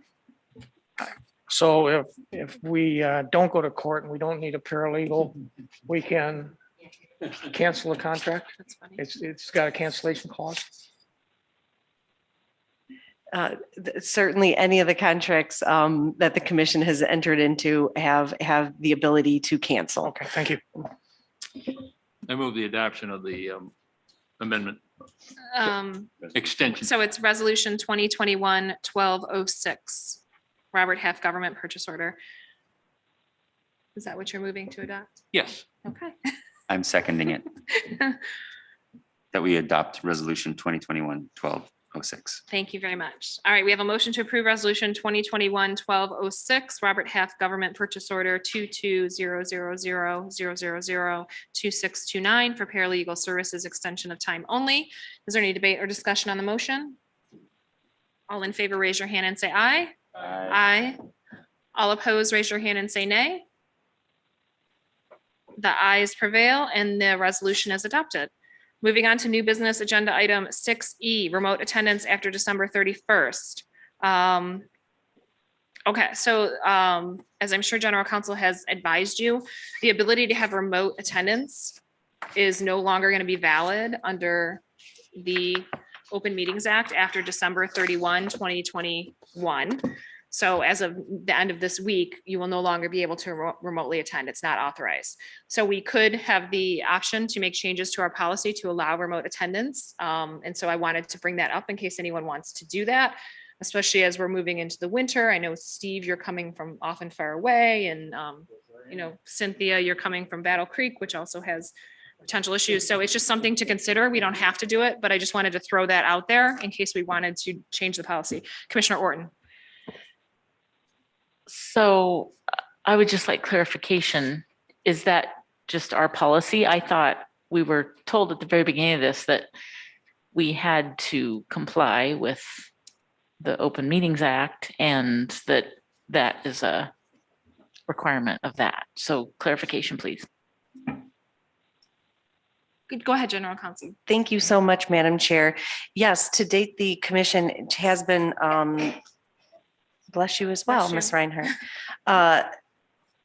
Adhering to those provisions, but it's been established that the commission is setting its own rules, and so this would be an appropriate change should the commission wish to adopt it.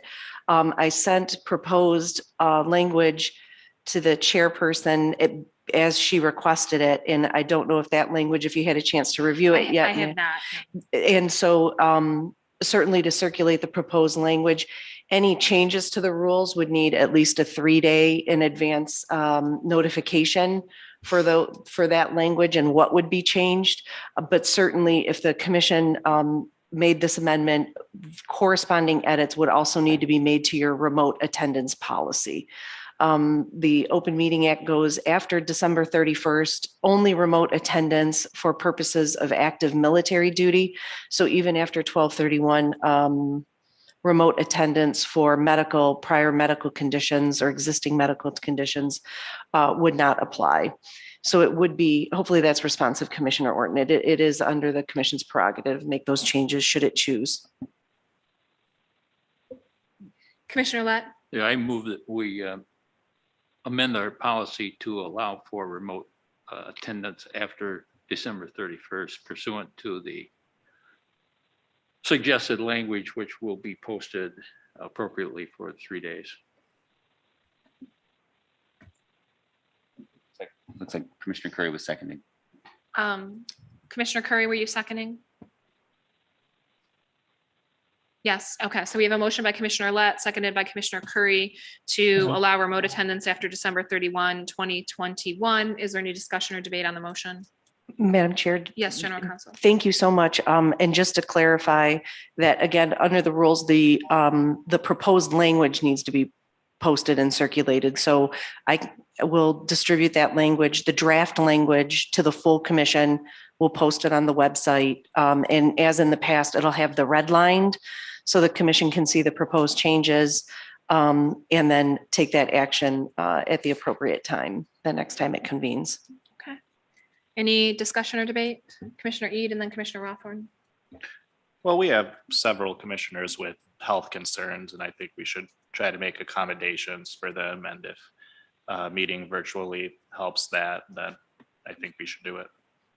Commissioner Rothorn. And that was my question. Will January 13th allow us or those commissioners to meet virtually, or do we have to take the action on January 13th? So we will all need to be present on January 13th. I think that's my only question. General Counsel. That's an excellent question, Commissioner Rothorn. Again, the prior notice requirement hasn't been satisfied to take that action today. However, we'll have everything posted and the commission can act on that at the next meeting. All right, thank you. Commissioner Witches. So just so I understand that, for the next meeting on January 13th, when we make changes, everybody has to basically be in person. There's no remote attendance. Unless they're in the military. Yeah. Yeah, but then if you don't get a quorum, then we can't vote on it anyway. So. Yeah. Okay. All right, let's go ahead and vote on that motion to amend our policies to allow remote attendance after December 31, 2021. All in favor, raise your hand, say aye. Aye. Aye. All opposed, raise your hand and say nay. Oh, I thought we can't vote on that today until January 13th. Oh. We just made a motion. And thank you, Madam Chair. That was my clarifying statement. So what I'll do based on the commission saying that this is something that the commission is desirous of, circulate that language, post the language, so the prior notice is satisfied. So yes, Commissioner Eid, you are correct. Technically, you can't take the motion to amend it today based on the language to amend the rules. However, what you're doing is directing general counsel to prepare the language as a body. Again, the only reason I prepared the language and sent it along to Madam Chair is that was an individual request. And so that's why that was done. But what I'm hearing today by the motion that's still pending is that the full commission is interested in proceeding in that manner and to prepare and circulate that language for the full commission to weigh in on. Okay. All right. Then aye. So do we need to clarify anything for the record, or are we good?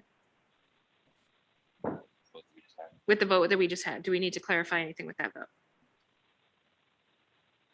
No, Madam Chair. Okay, thank you. All right, next on the agenda are the minutes for approval from the December 16th meeting held in Detroit. These draft minutes have been provided to the commission prior to the meeting and are posted on the website. Are there any edits to the meeting minutes? Move to adopt. So we have a motion by Commissioner Witches to adopt the meeting minutes, seconded by Commissioner Rothorn. Any debate or discussion on the motion? All in favor of adopting the meeting minutes from the meeting held on December 16, 2021 in Detroit, please raise your hand and say aye. Aye. All opposed, raise your hand and say nay. All right, the ayes prevail and the meeting minutes are adopted. All right, at this point, we're going to move on to staff reports. We have 3 staff reports today. Without objection, I'll ask Executive Director Hammersmith to provide her report. Please proceed, Ms. Hammersmith. I'll be short and sweet. Congratulations and thank you. You've worked really hard. And I can't tell you how impressed I am with this body, that you have adopted the maps and you've worked so hard to get to this point. So thank you. Thank you for working together so well and doing a great job on behalf of the state of Michigan and its residents. Thank you, Executive Director. Without objection, I'll ask General Counsel Pastula to provide her report. Please proceed, General Counsel. Thank you so much, Madam Chair. And again, just to echo the Executive Director Hammersmith's comment, congratulations on this historic day. Thank you. Without objection, we will ask Communications and Outreach Director Edward Woods III to provide his report. Please proceed, Mr. Woods. Congratulations to each and every one of you. You have proven the naysayers wrong. You have knocked off the, I would call the serial insurrectionists that didn't think anything could happen. And you've done it in great style and listening to so many different people. I mean, I can't recall any public hearing process where that included remote as well as in-person attendance, and the hours that this commission has spent listening to people all across the state is a yeoman's effort. No one can say that the prior process was more engaging than this one. So once again, kudos to each and every one of you. Happy New Year to each and every one of you, and look forward to seeing you January 13th. Thank you, Mr. Woods. Without objection, we are going to ask Sarah Reinhardt from the Michigan Department of State if she has a report. Please proceed, Ms. Reinhardt.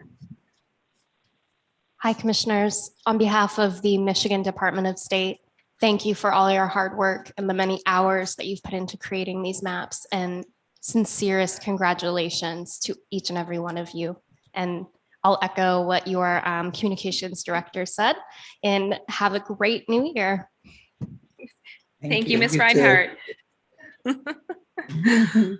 Correspondence received in advance of our meeting today was provided along with written public comments to the commissioners in our meeting materials. Are there any future agenda items commissioners would like to have put on the next meeting agenda?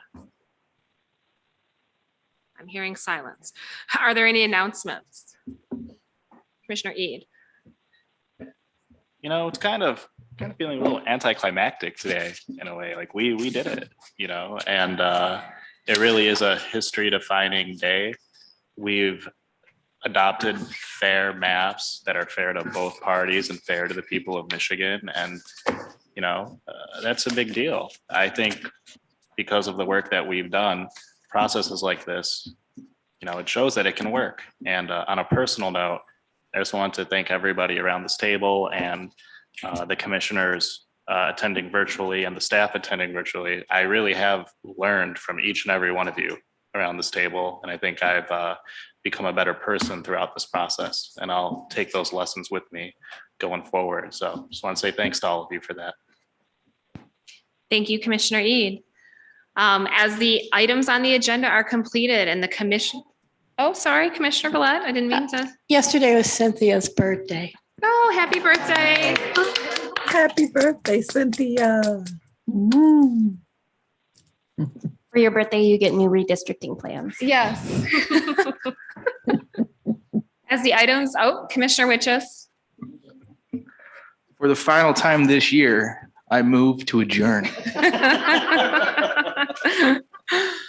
May I have a second? Seconded by Commissioner Weiss. All in favor, raise your hand and say aye. Aye. All opposed, raise your hand and say nay. The ayes prevail and the meeting is adjourned at